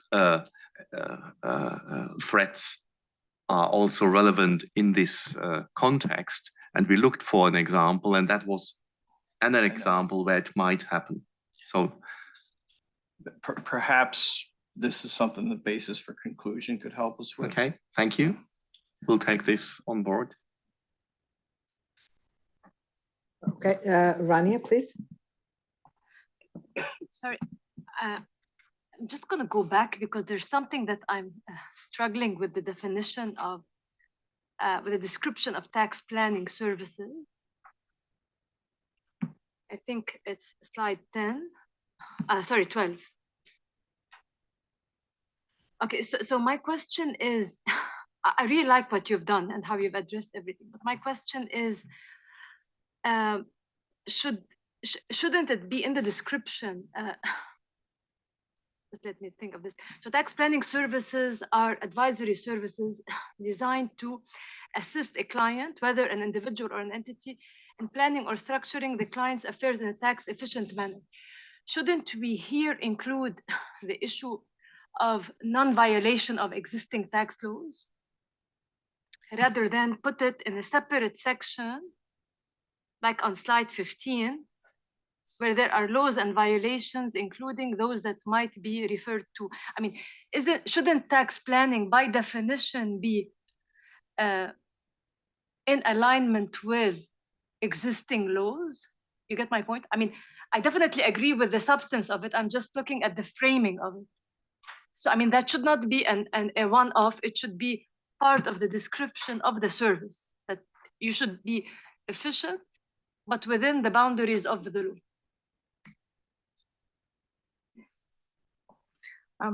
Yes, Rania, I agree with your observation, and the task force is considered as part of the journey. If I let you explain that, initially, the description of tax planning, we started with aggressive tax planning. And then where we landed today is a reflection of this section is about addressing gray zone uncertainty. So we're not talking about matters of tax evasion. And in some jurisdiction, tax avoidance is encouraged, but anything other than that, it's within the legality of that transaction. So that's why in the description of tax planning, we feel we didn't need to point out that, hey, as a PA, you're not allowed to do anything illegal. And it's so within the legal boundaries, and hence that's why we didn't actually spell it out. And where the paragraph that deals with NOCLA, it is to mention that there are sections in the code that deals with situations where you come across NOCLA, and that's why we have references to tax evasion and the specific paragraphs in the code that deals with that in particular. Okay, okay, I agree with you. I don't know if I'm being very, I'm explaining this correctly. So I definitely agree with you. I agree that this section should not address, I mean, with the statement on not addressing tax evasion. But my point is, when we say that there are laws and regulations, I mean, all laws and regulations, whether they are anti-avoidance or, I mean, in my mind, I think as a board, do we agree? And this is a question I'm asking you. What is our position on tax avoidance? I mean, can we say that, generally speaking, as long as you are violating a law, then you're evading taxes. It's tax evasion. You get my point? And so as long as you are in alignment with the law, then it's not tax avoidance, it's not tax evasion. So we don't want to reopen, I think, this discussion. I think it is, your first point is just a question of where positioning something. And then we have made a long journey. First, we had it here, where you are now addressing it. And after discussions, we decided to put it somewhere else. And I think that was code which is applicable in, and that I do remember as one of the key issues in the beginning.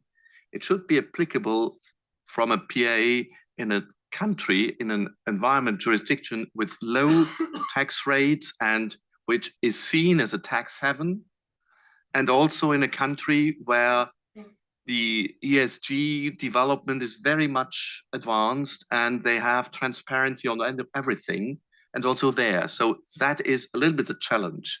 And that's why we try to be as jurisdiction neutral as possible and to describe the service very broadly. And that's why we extended the scope of the material, not to from aggressive tax planning or from the gray zone to generally tax planning. And that's why we wanted to be as broad as possible in here in the description.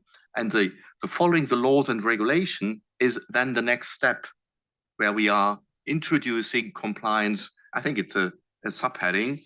It's 7, compliance with law and regulation. And by that, we are highlighting the importance even more than just adding it with a sentence in 5. But let me, sorry, just quickly react to this. And I'll tell you where my problem perhaps is, whether you put it together or you separate them. First of all, in my mind, I think it's preferable to have a complete definition. But then, I mean, yeah, okay, or description. But let me just continue.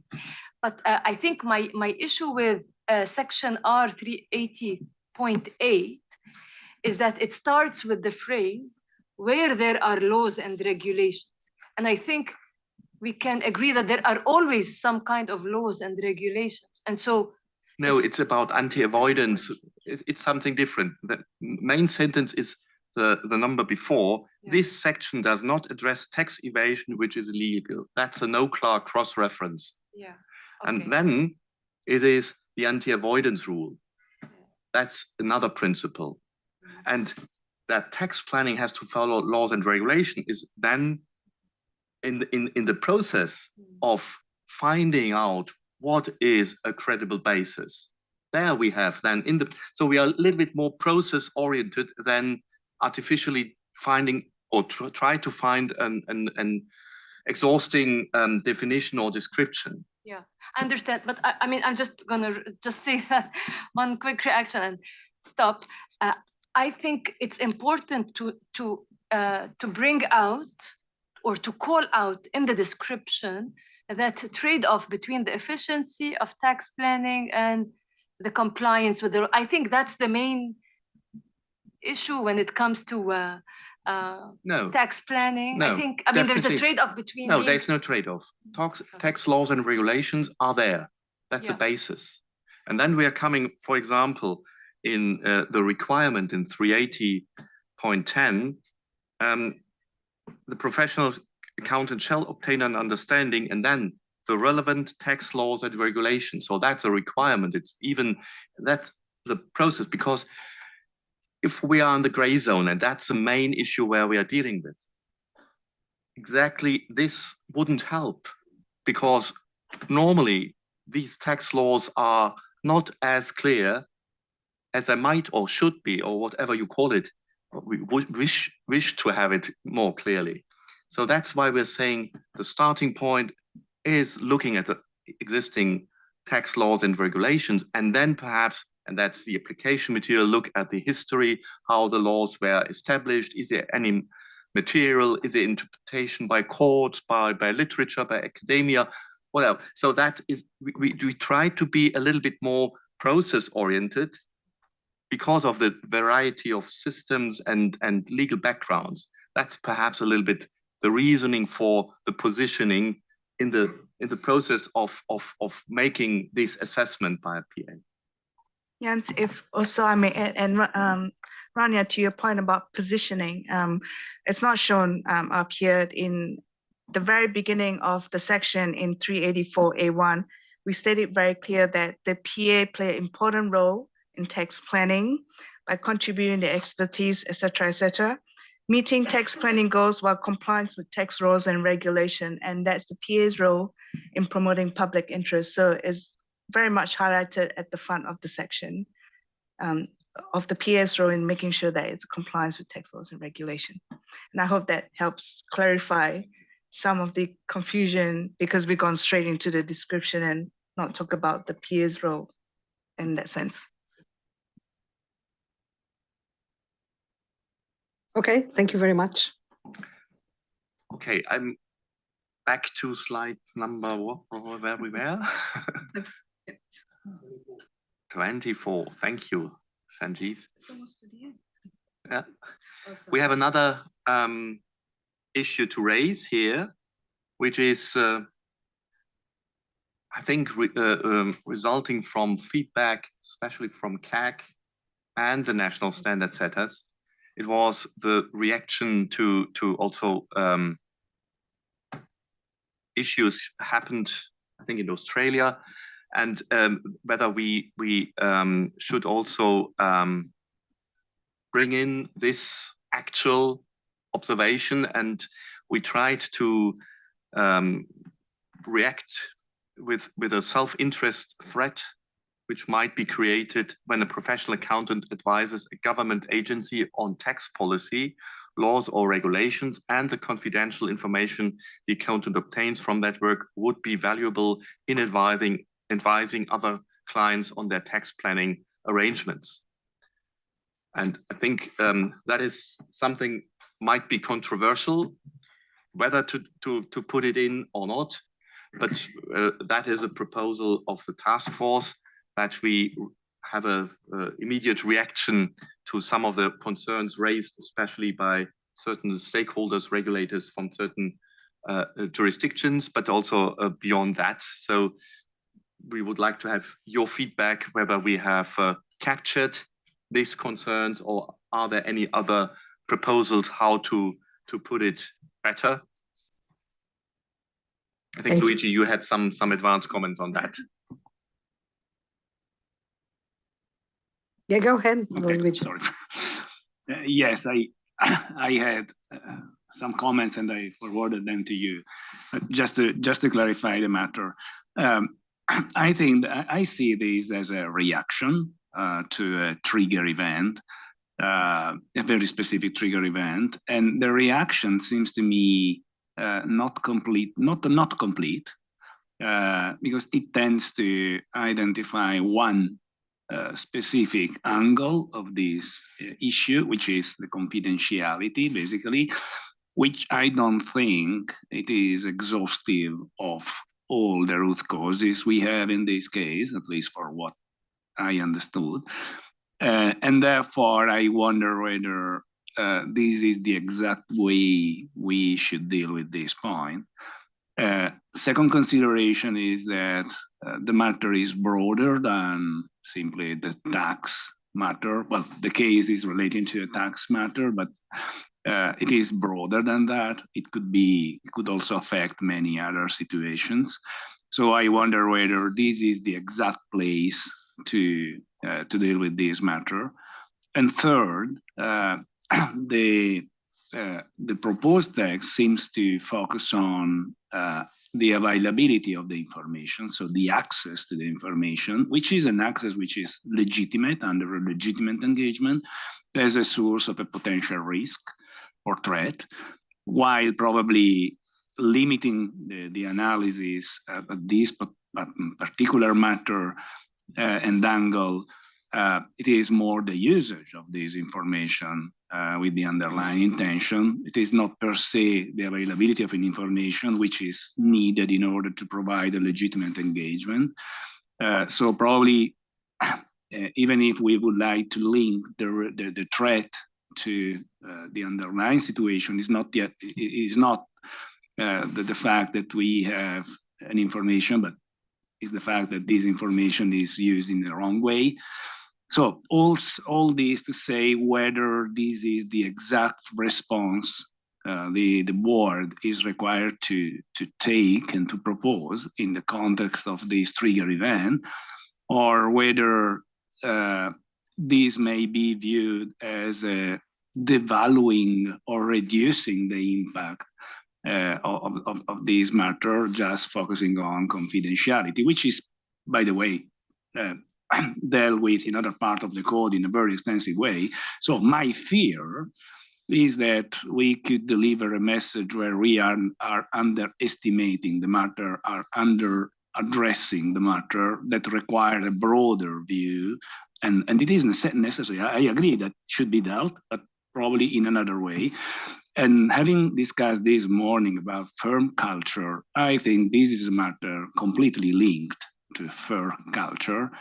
And maybe it is a matter to completely treat and deal within this project instead of just mentioning the confidentiality matter in the tax project. Sorry. Thank you, Luigi. Jens. So I fully agree with you that the actual case or cases are much broader than this, what we are addressing here. So you're right that we can't respond to the actual case by that. But on the other hand, it is something which has occurred, and it would be perhaps a surprise if we are not reacting. So I think we are looking a little bit for the right answer. And what we thought is that we limit it to this piece because it's about tax planning arrangements or tax planning possibilities in a confidentiality environment. That there are other aspects too in that specific case. We are not dealing with specific cases, but we dealing with concerns which were raised because of a triggering event you're mentioning. But it's, I think, I would like to see a little bit the reaction by our fellow board members, how they are seeing that. Is it, I see the danger you're raising, but on the other hand, I see also the expectation by some stakeholders that we should do something and not leave it to another project, because then we have now the discussion on that project. And that's why I would like to see some responses. Thank you. Thank you very much, Luigi. And I was going to ask for the same, but we have Hector already.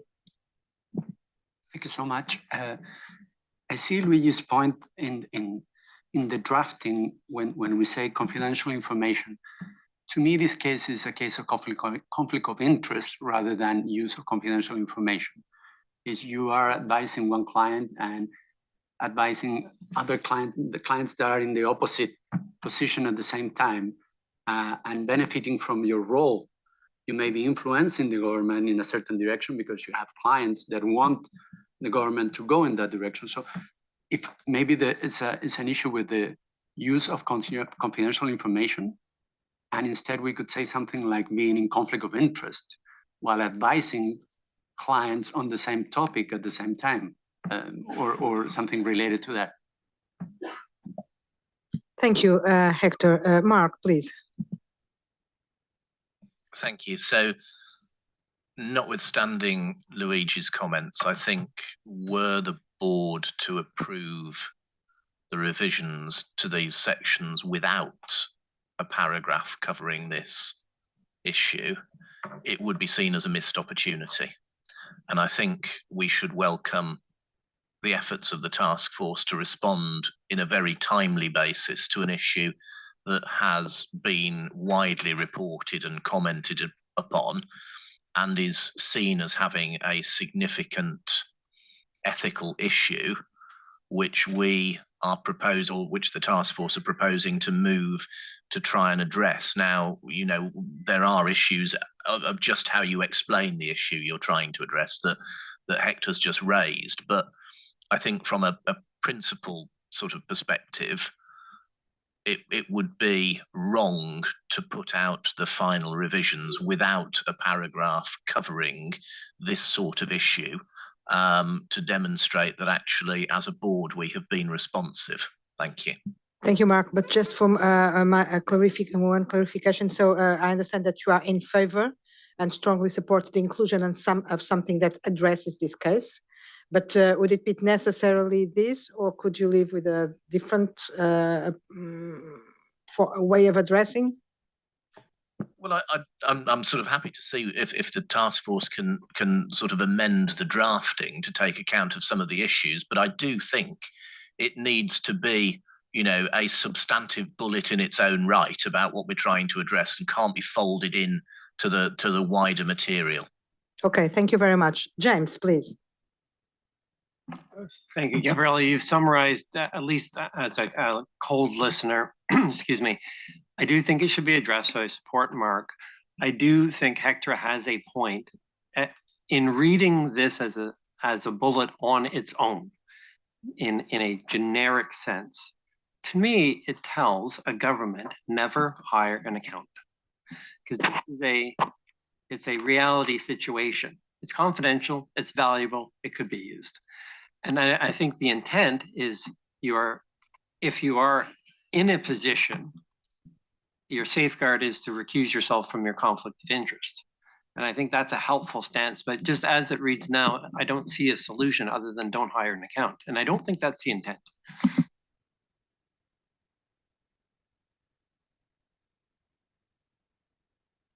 Thank you, James. Ken. Yeah, I'm not sure I would read it as perhaps as black and white as James is suggesting. It is a matter of how this is going to be read. This is intended to be an example. It is just an example of a self-interest, right, in the particular context of tax planning. And I do agree with the task force and Mark's perspective as well, that there is an opportunity for this board to really speak very directly to the issue that we all have in mind. This is really, you know, if you don't address it now, we may not be able to address it in the future. But just going back to Hector's point about conflicts of interest, in fact, my sense is we don't even need to do anything in the code in terms of conflicts of interest, because if a firm were to apply the section in the code that deals with conflict of interest, which is section 310, really the firm will be on side in terms of knowing exactly what needs to be done, because paragraph 310.2 of the code is very clear as to when there is a conflict of interest. And it says a conflict of interest, threats might arise from conflicts of interest when a PA provides a professional service related to a particular matter for two or more clients whose interests with respect to that matter are in conflict. And that is a principle.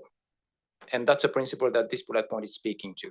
But the point that this bullet point is trying to make is this is an example of a threat that in the context of tax planning is very real.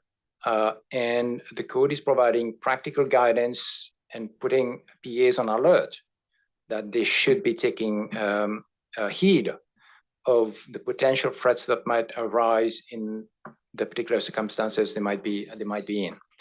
So I don't see this as a message to governments not to hire accountants. On the contrary, I would see it as, in fact, as a very important message to governments that accountants are given very clear instructions as to the types of threats they need to be aware of and pay particular attention as to the circumstances in which those threats might arise and take action to address those threats if they do arise. So I do see it as very much for a different lens, but I think it's an important point to make. Thank you, Ken. We still have some. Do you want to take the other comments, Ken, before you respond? Okay. So Vanya.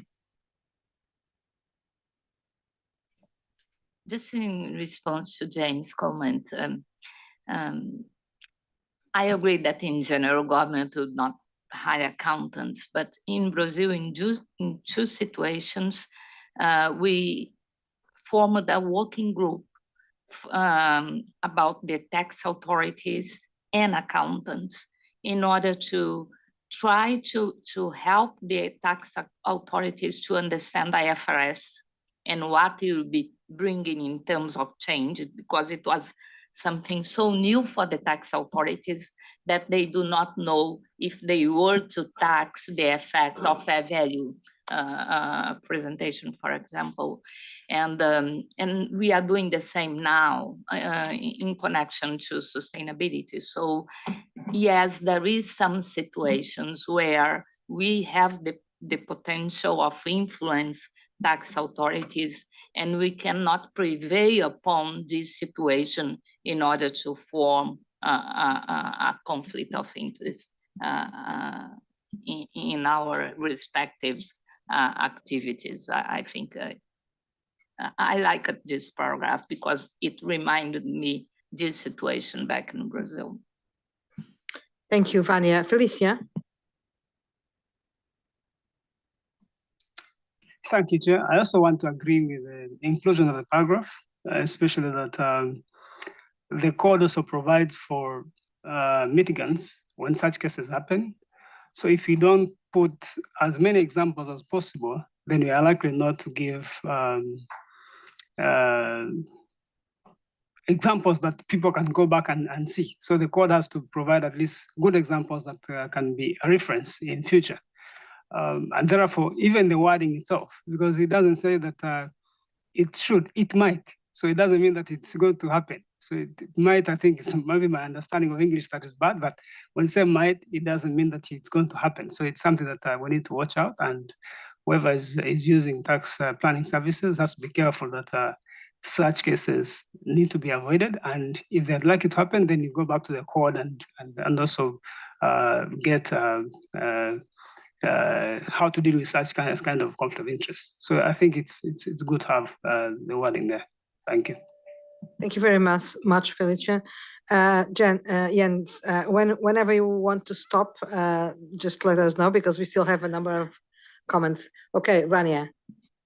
Just very quickly, on the conflict of interest, I mean, usually a key component of conflict of interest is non-disclosure of the conflict of interest. So perhaps you could improve this bullet by saying a self-interest threat that might be created when a professional accountant advises, etc., that is not disclosed. I think quite often one way to avoid a conflict of interest is merely by disclosing that interest. So I think that would be very important. I mean, if you don't disclose it, then that becomes a problem. Thank you, Rania. Sadia, please. I want to lend my support for what the task group has done. I think we reached a good balance by putting it as an example. Having a look at the other places in this paper that has examples, it doesn't fit anywhere else. And reading it cold as an example without everything else you've read, it makes sense. When you try to link it to what people might see as we're trying to encapsulate a whole scandal into one paragraph, that's not possible. A conflict of interest, yes, it's important, but we're talking about threats. So mixing the language of the code will become confusing if you read it in totality. Thank you. Thank you, Sadia. And Luigi. Yeah. Assuming that the final decision of the task force is to retain this document, I would recommend this example. I would recommend to make it more specific to the situation. We can also live with addressing one root cause of a case that have many root causes. The point is that it is, as I mentioned before, it is not necessarily the availability of the access to the information that is the root cause. The root cause is how a PA is using the information. And second, probably it is also linked to the fact that this information provide this PA with an unfair advantage, undue advantage. And this concept of unfair advantage link back to the tax planning overall objectives.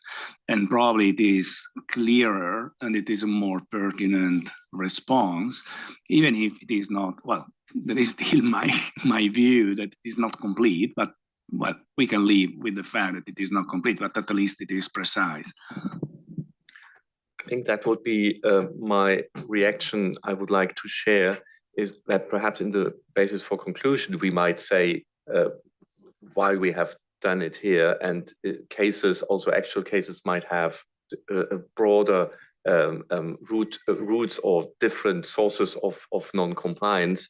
But having listened to your points, I think it has to be clear, and thank you, Sadia, you mentioned what I would like to raise. We are talking about threats here, and we are looking for an actual self-interest threat here. That there are other violations of the code with this and other cases is crystal clear. And but also this specific case is very much in the beginning related to non-complying to NDAs which were signed. So it is, even though it is confidential under laws and regulation, that's one issue. But this specific case is even more significant because there were, as I have understood from Chana, that in the specific case, NDAs were signed. So there was a perception that there might be a conflict of interest, there might be anything else, and disclosure, Rania, wouldn't be an issue because it was explicitly forbidden to have any communication with clients, etc. So that was part of the agreement, as far as I understand it from public knowledge, how the case was. So that's why the confidentiality issue comes in, beside everything else which you're mentioning. So only for your understanding. But I think we have to consider how to make clear that we don't want to solve a triggering case with this, but just to take an example, an actual example where something has happened. You want to support me, Andy? Okay. Always, always, my chair. Yes, I just wanted to let the board know that the task force in its outreach and deliberations prior to including this bullet point, going back years, had discussed this aspect of providing tax planning services to entities with a similar or same engagement team that provided services to government agencies, and we couldn't figure out really a bullet point to put as an example. And so it didn't just fly on our paper because of the headlines that came up from Australia. The whole topic, we did discuss it, and it came up in many outreach activities. And this bullet point just seemed to write itself after that. But anyway, I just wanted to assure the board this wasn't just something that we hadn't thought about at all, that we really had, we just think it was worth a bullet point. Very well. Thank you, Andy. And thank you, Jens, for addressing all these substantive comments. And I think that if possible, to put something in the basis of conclusions that addresses some of the concerns, namely Luigi's concern, I think it would be good to make sure that we don't reduce the case to what is in this paragraph, and give acknowledgement that we understand that this is almost a case study of many things. So, okay, back to you. Thank you. So on the next slide, we have responded to the September board meeting and your comments, where you encouraged the task force to find a better terminology than the pre-packed tax planning arrangement. Now we have a next try. I don't know whether this is better. So it's now whether it is a tax planning arrangement from an off-the-shelf package with a little modification for the client-specific circumstances. So that was or is the actual proposal to you, and we would like to get your feedback on that. I see. Yeah, Mitch, please. Yeah, I get what we're trying to say. I think I find this language a little casual for the code. I might suggest you don't need the words from an off-the-shelf package, and you could just say whether it is a tax planning arrangement with little modification for the client-specific circumstances. And that kind of gets away from what does off-the-shelf mean and tax and all that stuff. Sounds good. We will discuss it in a task force, but sometimes to delete something is the most easiest way to find a proper definition. Thank you for raising this.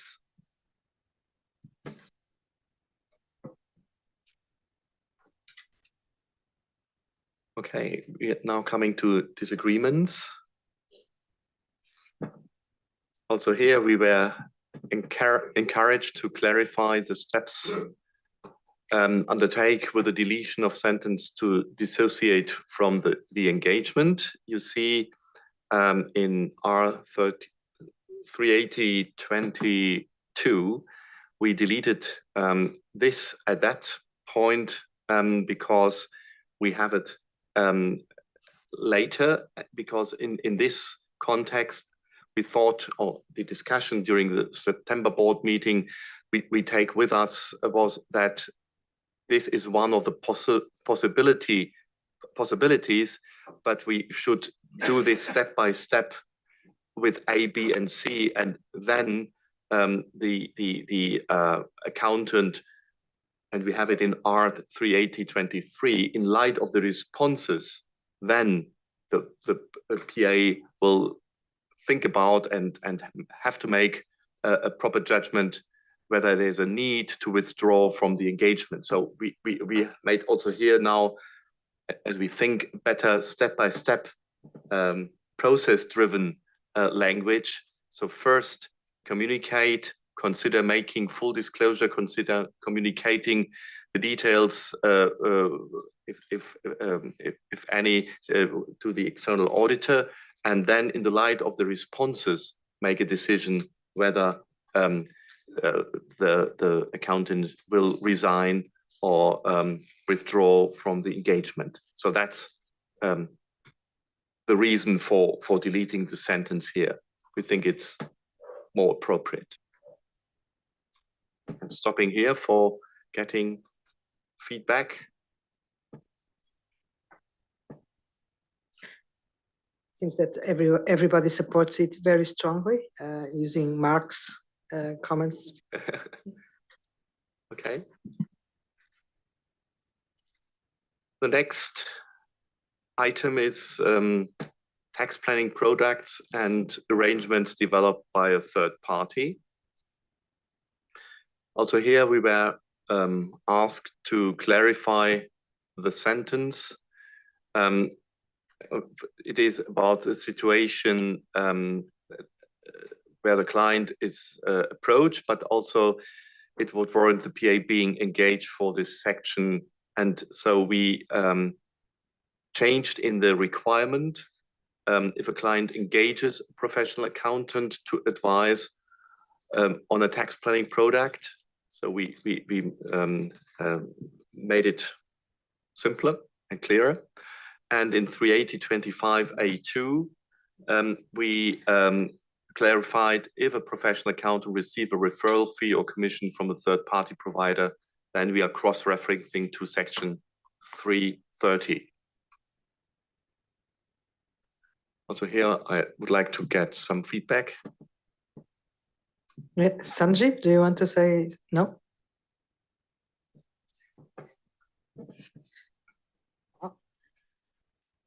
Jens? We are quicker as expected here. So we have the possibility to ask you, before I come to the proposed effective date, if you have comments to other parts which we have not highlighted here, because it's not only to discuss the changes we have made from September to now, but also to have a fresh or quick or new read of the whole text in 380 and 280, whether you have any other issues you want to raise here before we come to the next steps. Thank you, Jens. Luigi, please. Mike. Your microphone. Sorry. In paragraph responsibility of management and those charged with governance, in the sixth, if I'm correct, bullet, there is a submitting the client tax return.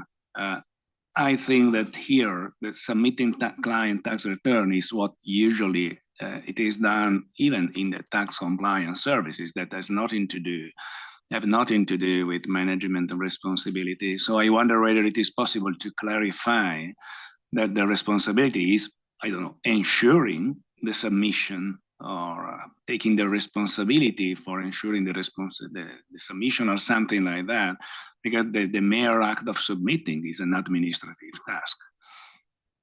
I think that's a valid point. Thank you for this comment. We will make a proposal how to address it. So perhaps ensuring submission of clients, etc. Okay, thank you. Songnam, please. I had another, but I can wait sorry. my turn. No, go ahead. Okay, thank you. Sorry, I have just 2 or 3.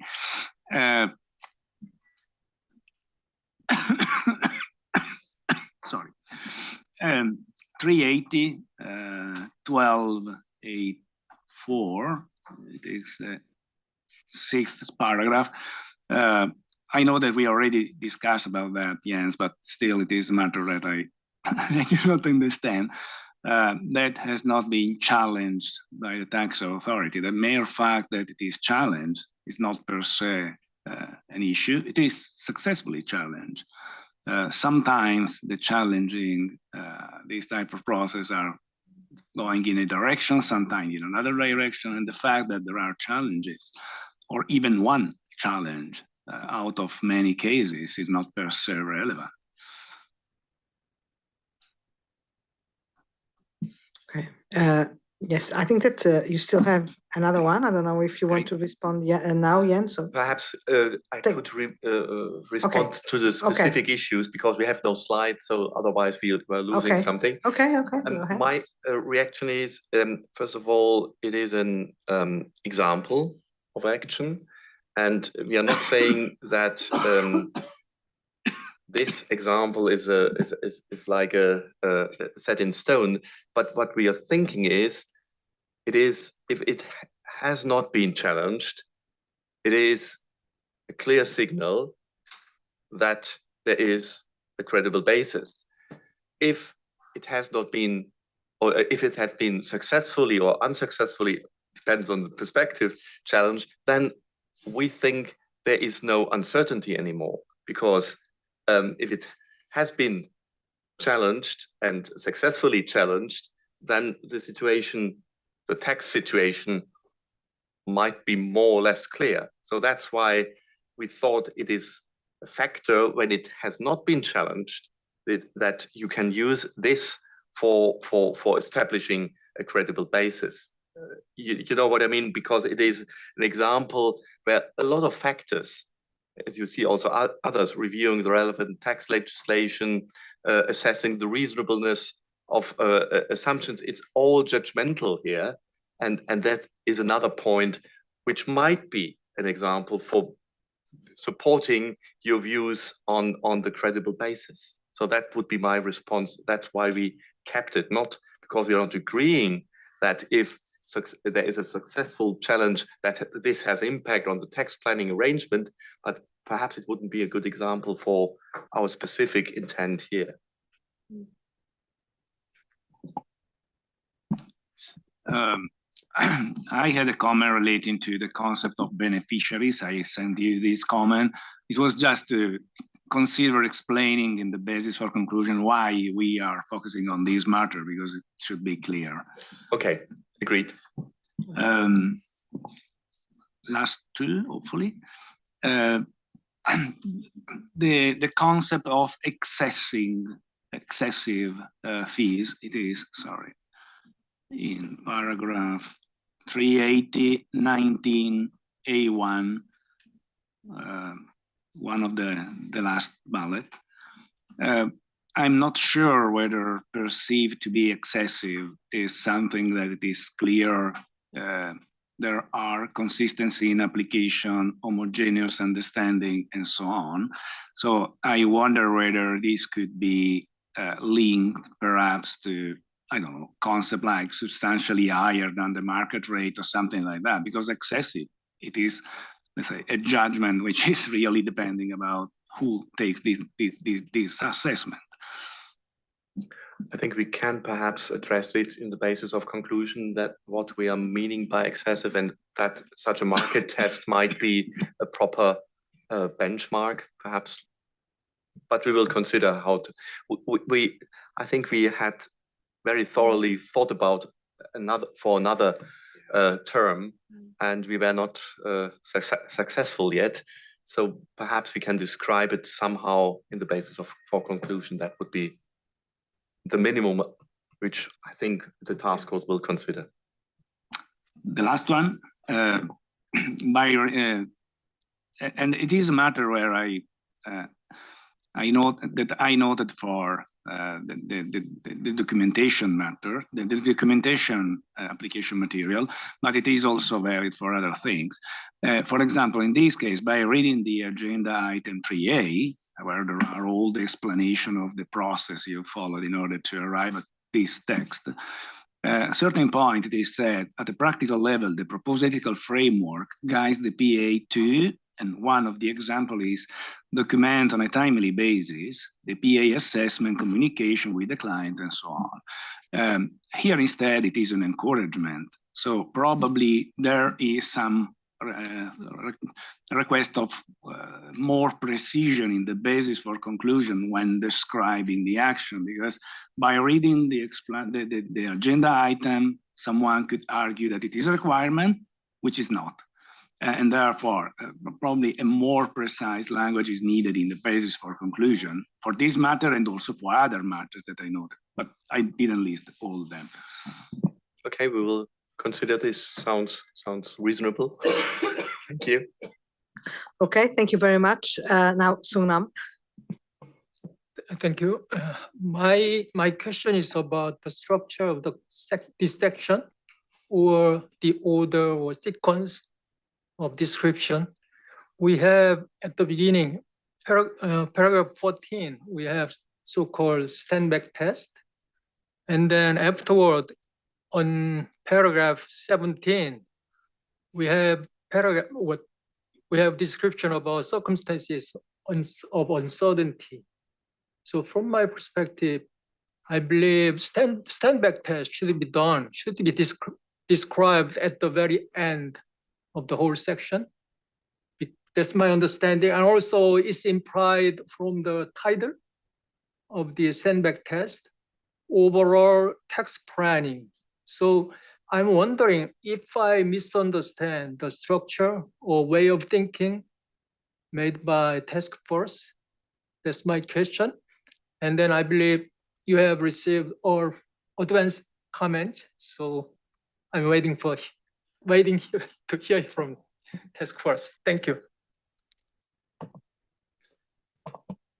I think we will consider this structural proposal you made. We have to see how it fits in the overall flow. But thank you for raising. Yes, we received your advanced comments and we will respond to all of them. We will have a discussion during the task force meeting this afternoon.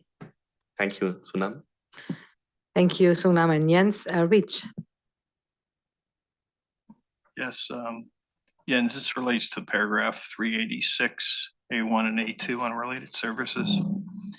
And maybe it may be something we address in the basis for conclusion, but as I read this, if a practitioner, professional accountant is asked to perform a related service that is based on or linked to a tax planning arrangement developed by the client, but I'm going to focus on a third-party provider, then they would perform the assessment outlined in the entire framework of the tax planning. And I presume, but it doesn't exactly say this, they would have to also understand and evaluate related services that third-party provider performed in order to make their overall assessment, and then to do a stand-back test on the whole thing before they went forward with a related service.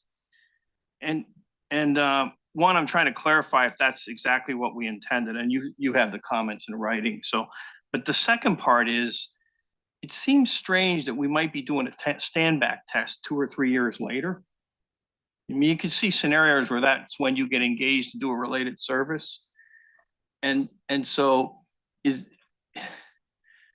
first of all, you'd have some hindsight that might make it easier, I guess, because you might know if tax authorities or others reacted. But is that really what we're expecting, that kind of level of granularity, going back through everything that was done and then making that stand-back test whenever you're asked to do a related service? So I'm thinking that we are not expecting this, that you are making everything again. You're making an assessment at that point in time where you are. And if you are, and these related services are often also, and that's why I'm thankful for your comment, in a situation where you're also rectifying it. So then it's clear that this service, this tax planning arrangement has not a credible basis.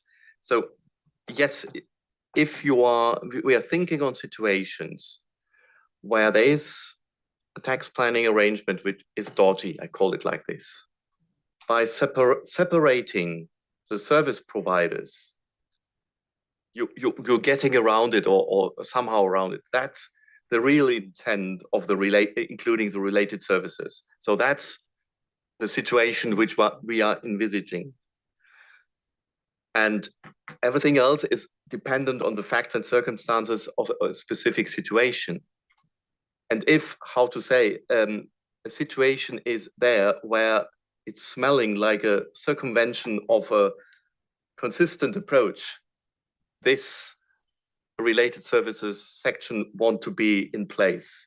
So that's, and we have to think about perhaps which level of stand back or looking at it. And that is, in my view, depends on the situation. It might be, if it's a situation which I described, that you have to make huge work effort to understand what it is the client is wants to achieve and how to approach. But it may also be a very simple situation because everything is clear that this is not a good tax planning arrangement. So your work effort is not a huge stand back test, but just to see in which connection you are engaged as a in the related services context. That would be my spontaneous response to your question. Okay, thank you very much. I was just going to add that it is the scenario that it depends on the service that the PA is engaged by the client to perform. So if it's relating to a service that is to remedy or rectify a situation that did not have credible basis, or even the clients coming to the PA and say, it clearly doesn't have a credible basis, can you get us across the line? Then this section does apply, even if it's a arrangement that was previously performed by a third-party provider. Okay, thank you for the additional clarification. Sadia? So I had a similar question on how, so firstly, I really appreciate that we put related services much higher up. I've been calling this here colloquially a scoping paragraph, whether you are in the scope or not. And then I started wondering whether that related service is a standalone subheading or is it part of the general? Does it tell you when you're in or when you're out?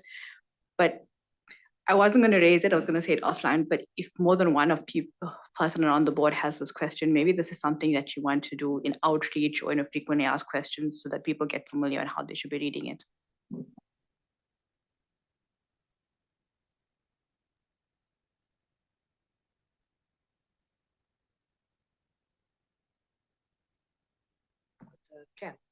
Yeah, I would just remind everybody again that when we refer to the stand back test, there is no expectation that there's going to be an elaborate work effort involved in making that assessment as to whether how the stand back test is articulated, in terms of the consideration of the reputational, commercial, and wide economic consequences, etc. Come into play. It is a consideration. There's no requirement that the particular professional accountant undertake a detailed analysis of the impact or the consequences of the tax planning arrangement viewed from those different lenses. So even in the context of a related service, I would argue that if the PA is engaged with respect to this particular related service, whether it's to remediate a tax planning arrangement that is deficient in that sense, and the PA is advising the client as to changes that need to be made in order to restore a credible basis. The PA ought to apply the stand back test as well to be in a position to go forward with the advice or recommendation, because otherwise the PA would be falling short of the expectations under this code, because we could substitute the third-party provider with an office of the same firm in a different part of the country or different jurisdiction. And why would the PA not apply the stand back test in that case versus when the provider is somebody who is external? So I would just be careful that we don't suggest that there is a differential approach in terms of applying the section when the PA is in a related service circumstance versus advising directly on a tax-paying arrangement. When the section says that it applies to related service, it ought to apply in its entirety unless it is clear that the particular requirement is not applicable. But in this case, the stand back test is part and parcel. It is inherent to the application of the section. And importantly, it is not intended to be a very detailed analysis that's going to entail a lot of man hours, et cetera, but it is, as I think Sunam, you've indicated, it is standing back and doing an overall assessment in the context of your understanding, your general understanding of the circumstances, the economic environment, et cetera, and advising the client accordingly. Okay, thank you, Ken. And finally, Begoña. Thank you. I really don't know if I should say something now or later, but well, the thing I want to say is that we really appreciate that the reference to the tax planning strategy in the financial statements according to the reporting framework, because this is something that the PIOB was asking for. We also think that the inclusion of this paragraph about the self-interest rate related to the recent Australian case makes sense. I mean, it's a timely response. So although indeed perhaps in the future document on business culture, it has,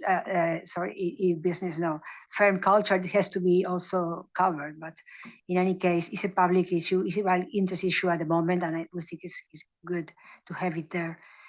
And about the thing we would like to see is an assessment about the tax planning provisions that you have included in the document compared with the initial purpose or objectives in the project when it was initiated, to see at what extent it has been covered more or less, or is already, we are happy with the results.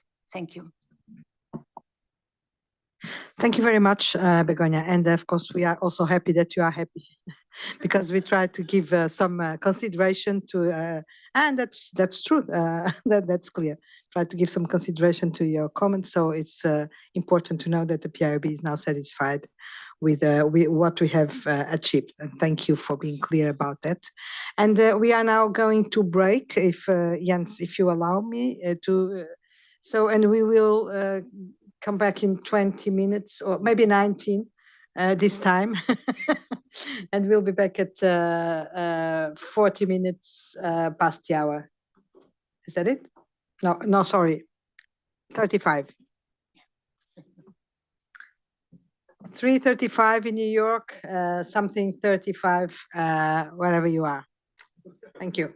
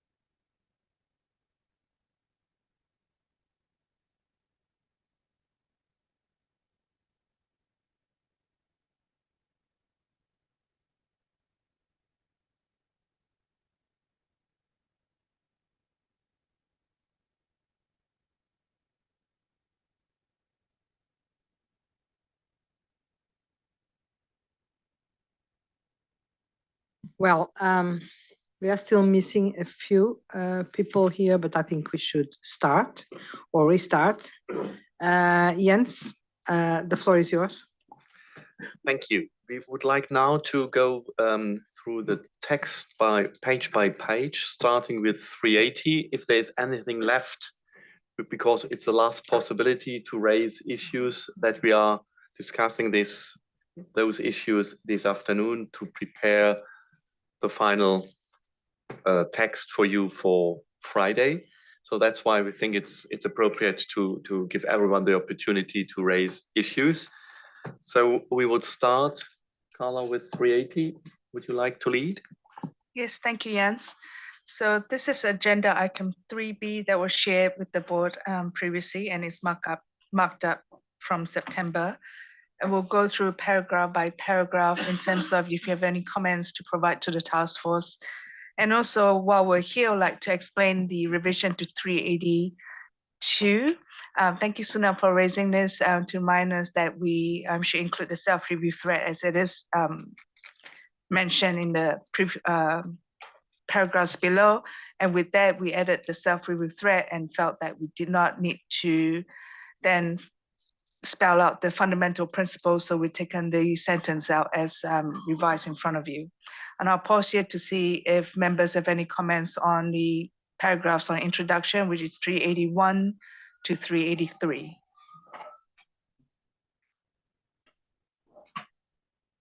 Okay, Carla, there are no comments.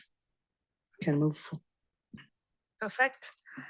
So the next section is on the PA's role, public interest role in relation to the tax planning services.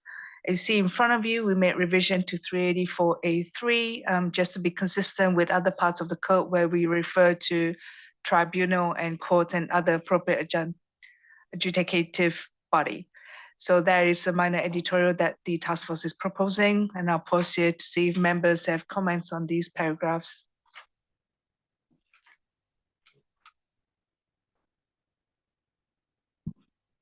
Okay. Moving on to description of tax planning services. These changes that you see in front of you are what we discussed just now. I will go slowly in the paragraphs if you have anything additional to add.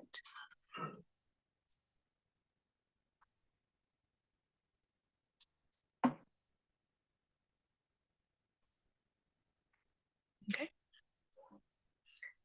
And then the next, we've come to related services. I know the task force will have to do a bit of work in terms of the feedback that we receive earlier, especially from Luigi in terms of making a connection with the example. So we'll take that back and the task force will deliberate and come back with the proposed revisions. But other than that, is there anything else the members would like to raise for the paragraphs on related services?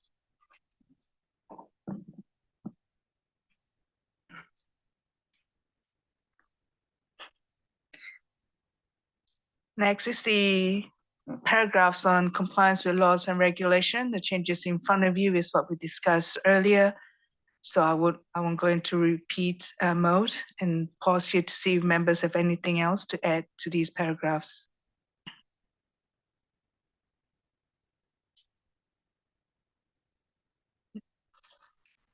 Okay.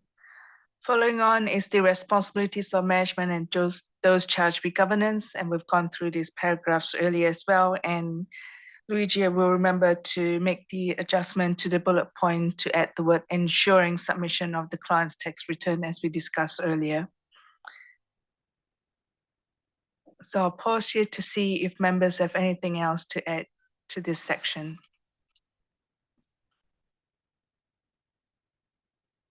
No additional comments. Thank you very much, Carla. Then we come to responsibilities of PA. We did not receive feedback from the September meeting or any offline comments. So these paragraphs are intact as per the presentation at the September board. But I'll pause here to see if our members have any comments on these paragraphs. No. Okay. Then we come to basis of recommendation or credible basis. These are the paragraphs that we presented earlier as well. And we also noted a comment from Luigi earlier about successful challenge. I hope we've provided with our explanation, but the task force will further deliberate.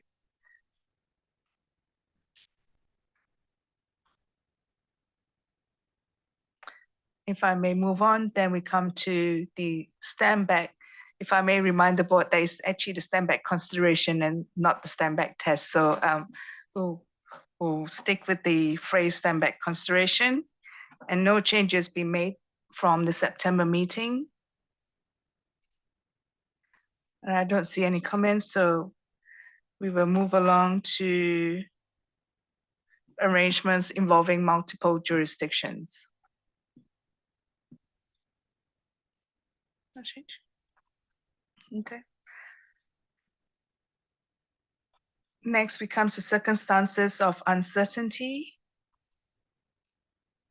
We made a minor editorial adjustment in paragraph 380.18a1. I'll pause here to see if we have further comments. And Luigi, to your point about making it clear on the ultimate beneficiary and how it fits into the test in this point, we'll make it clear in the basis of conclusion document.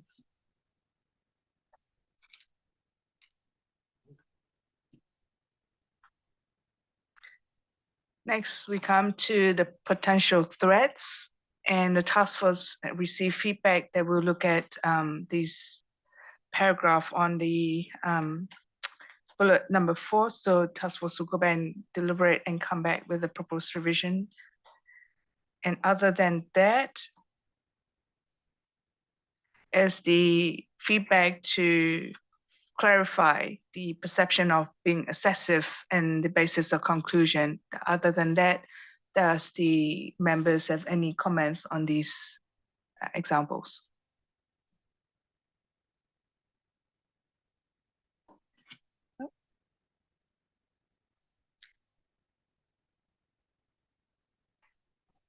And the point on the off the shelf in 380.19, the task force remembered to amend the wording to remove the phrase off the shelf package. So we'll do that.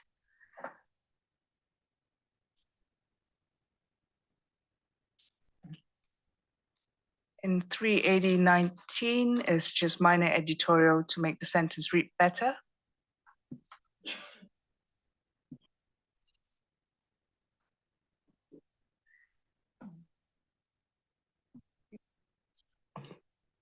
Yes, Suman, please. I have comments on 1983. The last blood is an element, is an example of actions the PA will take. So in the last blood, it says, not pursuing or advising the client not to pursue the tax planning arrangement. In this blood, I believe there are 2 elements. One is not pursuing the arrangement. Second is advising the client not to pursue the arrangement. So it should be divided. But my basic question is whether we should have not pursuing the tax planning arrangement. That should be done by the management or the client. Thank you.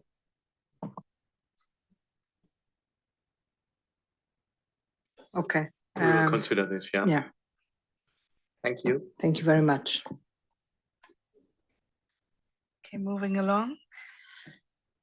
Then it comes to disagreement with the client. The revisions you see in front of you, what we discussed earlier, we did not receive further comments from the board, so no further revisions. And next is the arrangements developed by third party.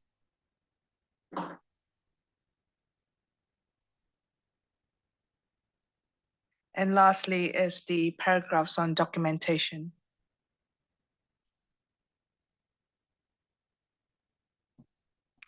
We're good, okay.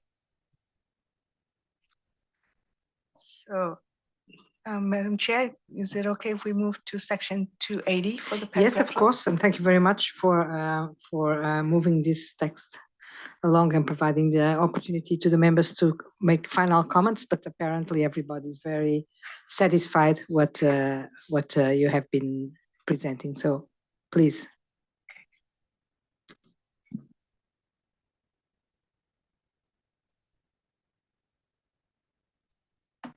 So this is agenda item 3C, which had been previously provided for section 280, which is marked up from September meeting. The revisions you see in front of you mainly reflect the changes that we put through in 380 as well. So it is an alignment. So I will go through paragraph by paragraph. If there's any other further comments from the members that you would like to raise for section 280. I won't read out the paragraph numbers. I'll just go through and please stop me if you have any comments.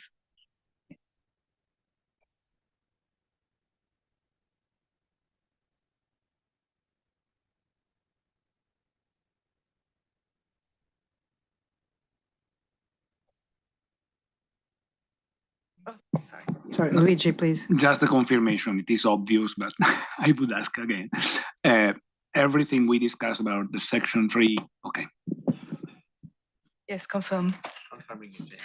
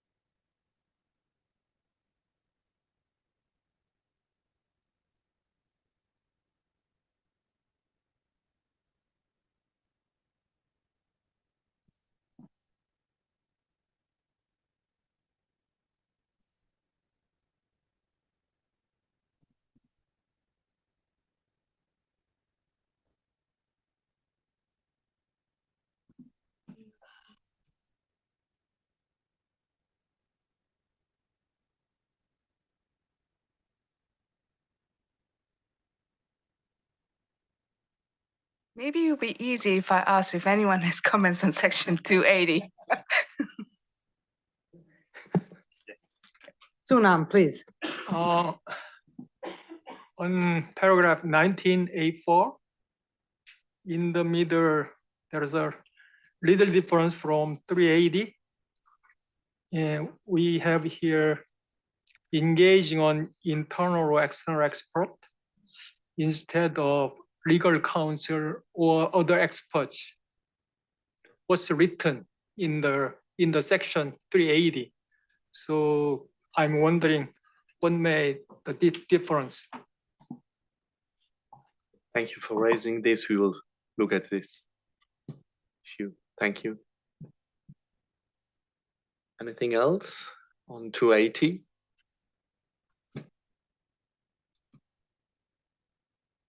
No, I think that again, everybody's very much satisfied. Okay, then I will come back to our slide show and I will ask for, or will present to you the proposed effective date. Okay. So we are now here in, next slide, please. Yeah, in December 2023.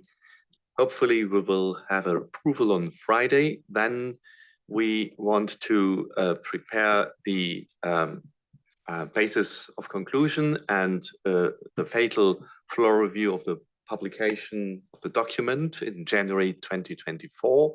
There will be the PIOB meeting in April 2024 for certification. And the proposal is that the effective date should be more or less 1 year later, 30th of June 2025, but an early adoption will be permitted. So that's the proposal of the task force, and I'm interested in your responses. Thank you, Jens. So reactions, feedback on the proposed effective date from the board members? Luigi? Yeah, I have not a strong view on this matter, frankly. I am wondering whether just 1 year, almost 1 year of implementation is sufficient in order for this new section to be implemented in the jurisdictions, because it seems pretty short period. Then on one side, say this is my worry. On the other side, I've not, frankly, a very strong view whether this is right. 6 months before it should be better, but just concerned whether it is sufficient for those that need to perform the implementation.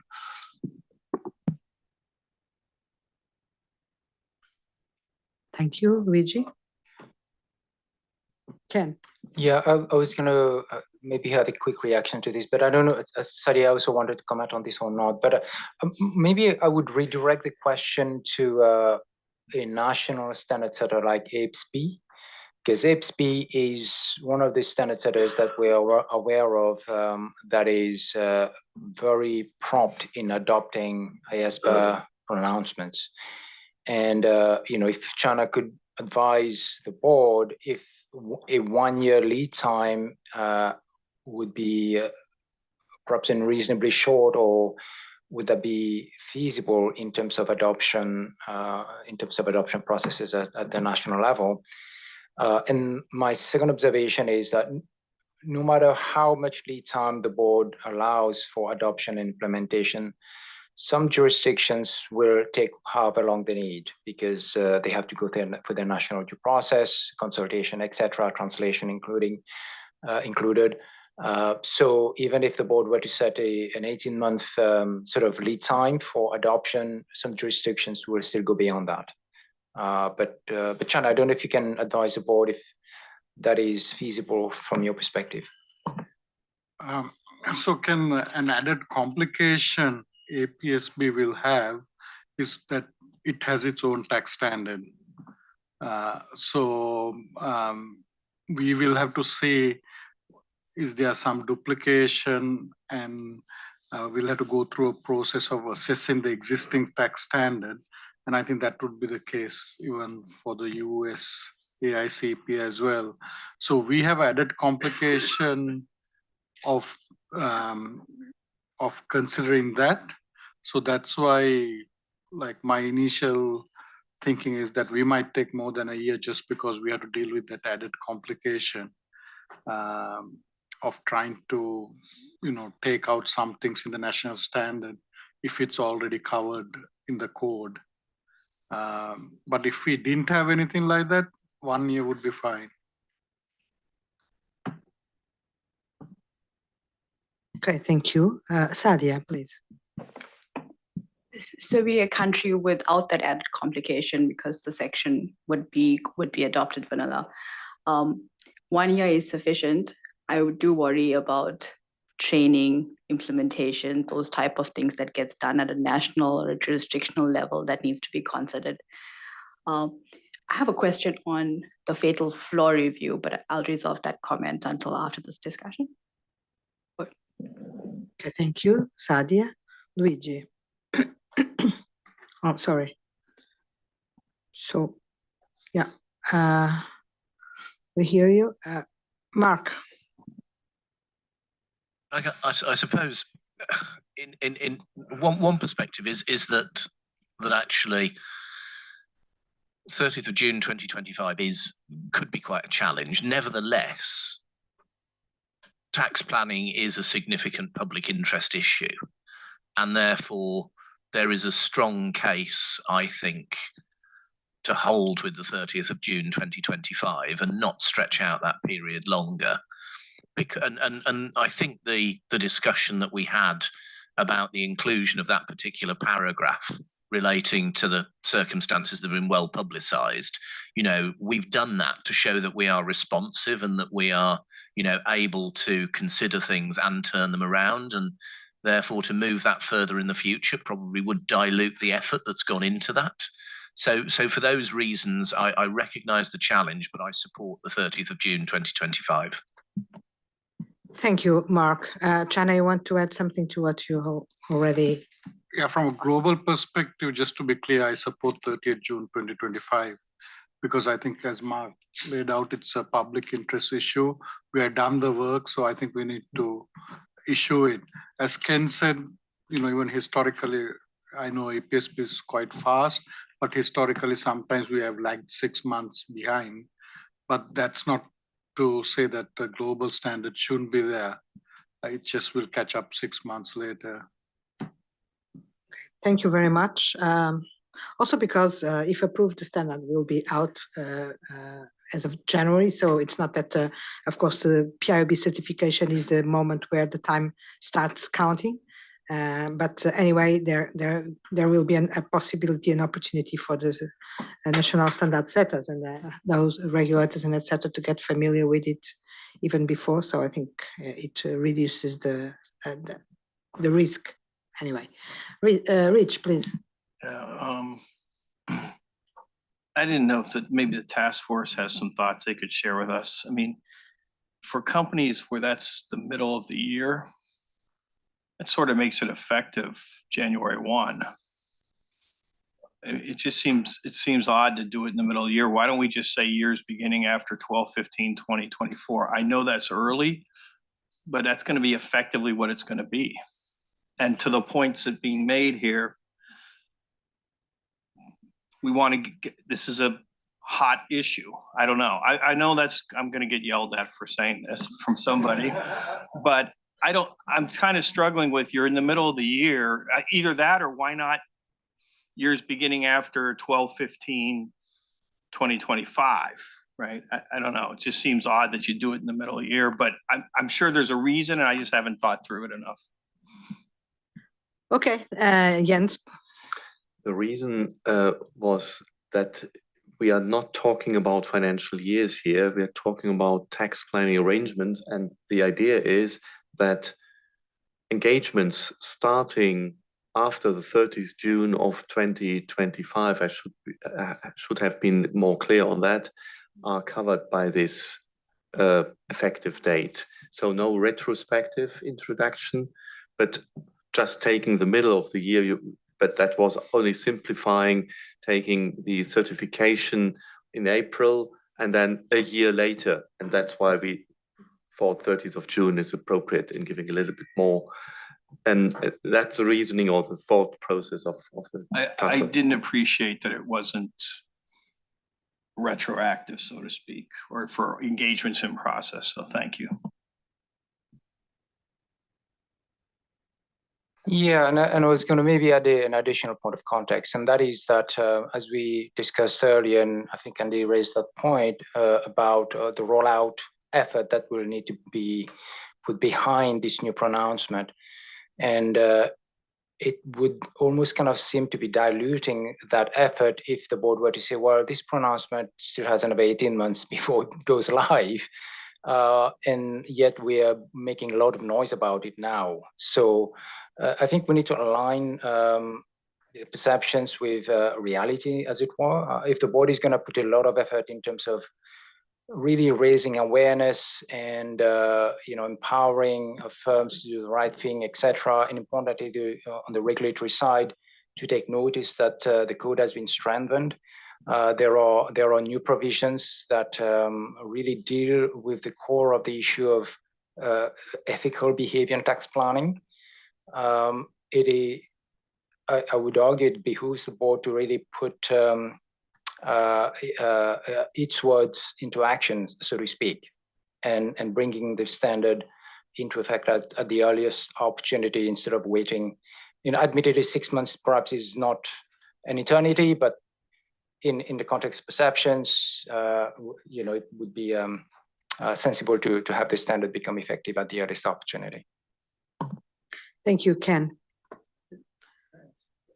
Yes, Galen, please. So if I understand this, then when I look at the phrasing for engagements or activities beginning, so if a firm or a professional accountant had provided these services in year one, and the standard doesn't go effective until year two, then and it doesn't repeat the planning, but the planning covers a longer period of time. How does that work? I'm just a little bit, I'm not that familiar enough with tax planning, but are these discrete engagements on an annual basis, or do they have a continuing life? And if they have a continuing life, at what point does the standard take effect? You follow what I'm saying, Jens? First of all, the fundamental principles and the conceptual framework are applicable even now, today. So what we have done with our project, yes, we have a specific standard, and that would be also the response to Begonia's question. So we started by 0 in the code. We have only the conceptual framework and the fundamental principles, and now we have a robust system established. But on the other hand, everything is based on the fundamental principles and the conceptual framework. So our thinking was to say new engagements, to make it simple and clear. And by that, not having exactly the problems if you are starting before, but you're engaging later, or whatever kind of problems may occur. And we are thinking on the usual tax planning arrangement, which means it is a specific separate engagement. It's not an ongoing one. It's I want to do this, and I want to reduce my tax burden, and here, please advise me. And then this engagement is covered. So on a specific case, and as far as we understand and from our practical experience, that's the usual case for tax planning arrangement, not for compliance work, but for tax planning arrangement. So it's a specific advisory contract on a specific issue. And to be clear, we have chosen this date and only for new engagements. But we hope, and that's why we're saying early adoption is permitted, that it is a best practice without being effective before the 1st of July 2025. It will be the benchmark how professional accountants, even though not in force, effective, would make their thought process in a specific situation, in a critical situation. So that would be my answer. Okay, Jens, thank you very much. I don't know if anyone wants to still to raise something with respect to the effective date. Not maybe just one additional comment, if I may, Gabriel, not in relation to the effective date, but more in relation to the rollout effort that will need to be basically put together. The task force hasn't had a chance to discuss rollout clearly because the document is still up for approval by the board by the end of this week. But the planning for the rollout will need to occur during the first quarter of next year. And I would suggest that the task force, with the support of staff, bring together a plan for the rollout activities for the first quarter meeting next year. So by the March board meeting, that there is a session at the board where the plan will be basically proposed to the board for input and then put into action as soon as the PIB certifies the pronouncement. Again, all subject to a PIB consideration, etc. The rollout activities are going to be critical, and I say this in the context of feedback we continue to receive about misunderstanding about standards in the code, even standards that have been issued for quite a while. And recently, we heard that in some regions of the world, there is still a perception relative to the no-clause standard that there is no requirement or no, sorry, that confidentiality cannot be set aside to enable disclosure of an issue of non-compliance with laws and regulations. And clearly that is not the case with the non-clause standard. And that perception is coming from the profession, so there is a lot of misunderstanding. So the importance of raising awareness, understanding, we cannot underestimate the amount of effort that it takes to really educate and really promote understanding of what the board has done with this pronouncement. So there's going to be a lot of work to be done.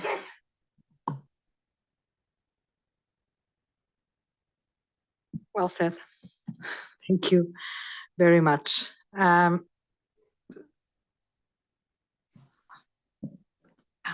wondered if you could get clarity on the coordination between the tax planning and the sustainability ED, because I noted that the fatal flaw review will be in January.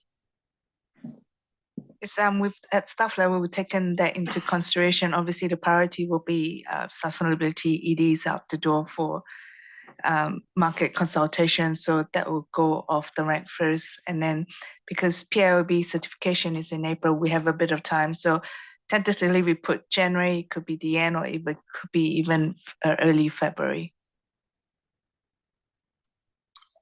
Is this, were you referring, Carla, to the draft basis of conclusions for tax planning?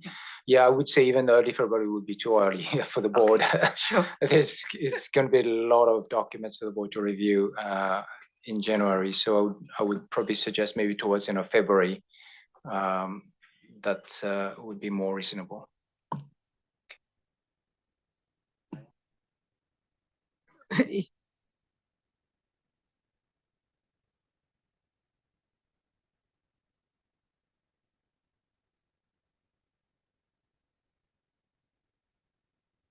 Oh, sorry. So are there any other comments or questions or clarifications in respect to what has been presented and what is being suggested by the task force? Well, if not, thank you very much, Jens, Carla, task force, Ken, for this impressive work. Thank you to the board for the very significant comments made, but for keeping focused on what really matters at this stage. I think that we are absolutely well positioned for a successful approval next Friday, but of course I don't want to anticipate the board's decision, and I wish the task force a good work tonight to fix what still has to be fixed, and it's not that much, so I hope that you are able to be free early in the evening. And I think that for today, Ken still wants to address some administrative issues. Ken, please. Yes, just 2 items. Gabriel, if I may. Tomorrow, the board will begin its discussion on sustainability, starting with workstream 1, followed by workstream 2 on Wednesday. There won't be slides per se to walk the board through the issues that the 2 different workstreams will present. It will be a page turn, which will be facilitated by staff. So I just want to let the board know that this is a bit of the process we will take in going through the changes to the drafts over the next 2 days. And the second item is really about your IESBA sweater. The board will be asked to wear it on Thursday for the board picture. So you may wish to keep it in the room here. It's nobody will take it. I can guarantee.